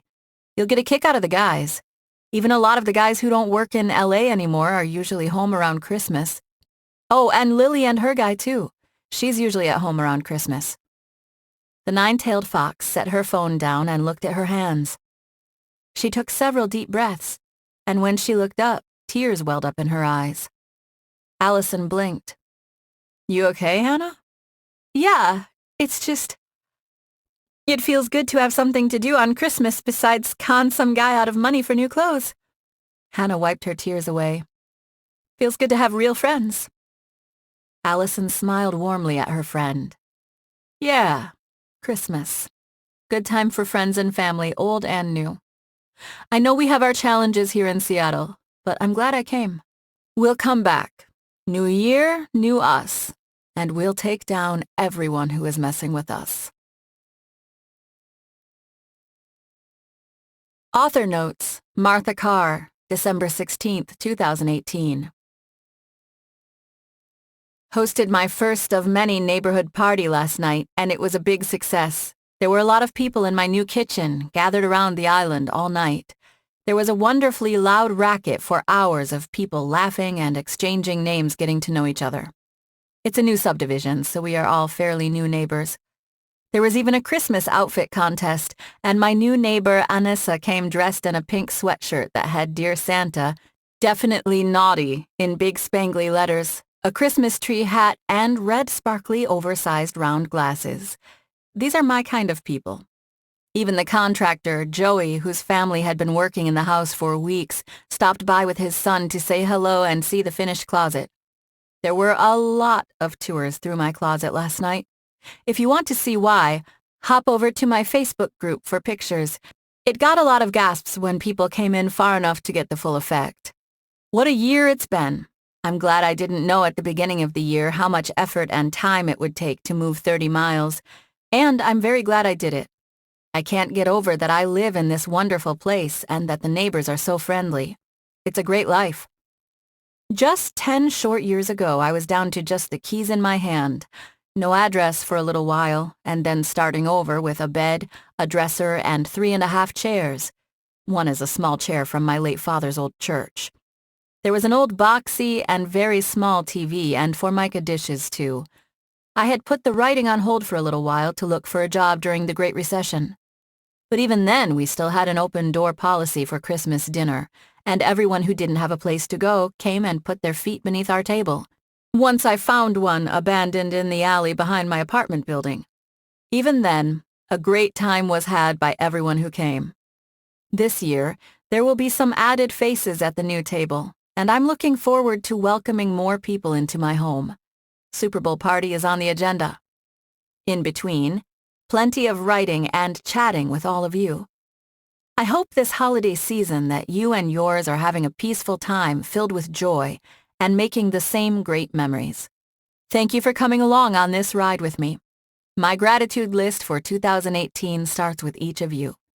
More adventures to follow. Author Notes, Michael Anderle, December 26, 2018. Thank you for not only reading this story, but these author notes as well. I think I've been good with always opening with thank you. If not, I need to edit the other author notes. Random, sometimes, thoughts? I worked on James Brownstone first when creating the 3 characters which would, in time, become the Brownstone trifecta of James, Shay, and Alison. A group of 3 people that formed a family no matter what society thought of them, or how their lives had treated each other. In this case, love could and did conquer. However, love doesn't always have the answers, no matter how much those that love wish they did. Sometimes, the answers come from older and much wiser people in our lives. Alison has the opportunity to learn from those from Oriceran, and she'll have the chance to learn more if she is willing to listen. We shall see. How to market for books you love. We are able to support our efforts with you reading our books, and we appreciate you doing this. If you enjoyed this or any book by any author, especially indie published, we always appreciate if you make the time to review a book, since it lets other readers who might be on the fence to take a chance on it as well. Around the World in 80 Days. One of the interesting, at least to me, aspects of my life is the ability to work from anywhere and at any time. In the future, I hope to reread my own author notes and remember my life as a diary entry. La Puente, California, USA. It is the day after Christmas, for another 10 minutes, and I'm listening to the pitter-patter of rain softly falling outside. Wait, that might be the refrigerator. This is California. You should always check a couple of times if you think you hear rain. It's damned unlikely. As I stare at the Christmas lights surrounding the fireplace, my eyelids are starting to droop and my head nod. I believe it is time to call it a night. Alison Brownstone Book 3 will be out in a few weeks, so get ready for more answers coming at you. I just have to think up what the questions are. Fan pricing. If you would like to find out what LMBPN is doing and the books we will be publishing, just sign up at lmbpn.com/email. When you sign up, we notify you of books coming out for the week, any new posts of interest in the books and pop culture arena, and the fan pricing on Saturday. Ad Eternitatum, Michael Anderle. This is Kate Rudd. We hope you have enjoyed this unabridged production of On Her Own by Judith Berens. Text copyright 2018 by Judith Berens, Martha Carr, and Michael Anderle. Production copyright 2019 by Judith Berens, Martha Carr, and Michael Anderle. Even the belly of the ship, which was smothered in silt and algae and littered with jagged, broken beams, had been torn apart by someone. What were they looking for? Mum muttered, her gaze falling on a large wooden trunk. Someone had wrenched the lid off its hinges and cast aside the top. Now the trunk sat upside down, displaying an underside which had yet to become home to the Baltic's marine creatures. I gave a little gasp as something shiny beneath the rubble beside the trunk caught my eye. I drifted over and picked up a candle snuffer with a delicately made handle. "It's silver, right?" I held it out to Mum. She didn't take it, but nodded. "Yes. I found it last summer, but it wasn't on the manifest, so I left it." Why wouldn't whoever was searching the Sibelin have taken it with them? It's definitely worth something. Maybe they weren't looking for treasure, I mused, unsure of whether or not I should put the candle snuffer back. I elected to keep it, unless Mum told me otherwise. It would become my own private artifact. "What did they want, then?" she asked. "You know more about this wreck than I do. Was there anything else significant on the manifest or in the reports that Martinius gave to Simon?" I followed Mum as she turned toward the hatch opening, clenching the candle snuffer in my fist. When she didn't answer immediately, I continued, "Maybe paperwork? Legal documents of some kind? Proof of ownership of something valuable like property or a bank account?" Mum looked over her shoulder and gave me a bemused smile. "My, you have an active imagination." "You said that sometimes even paperwork can survive for a while underwater if it's protected from oxygen, tightly wrapped in leather or closed in a safe, right?" I had to admit I was loving the mystery of it all, and my joy at being distracted mingled with the relief of seeing my mother appear as though all was normal once again.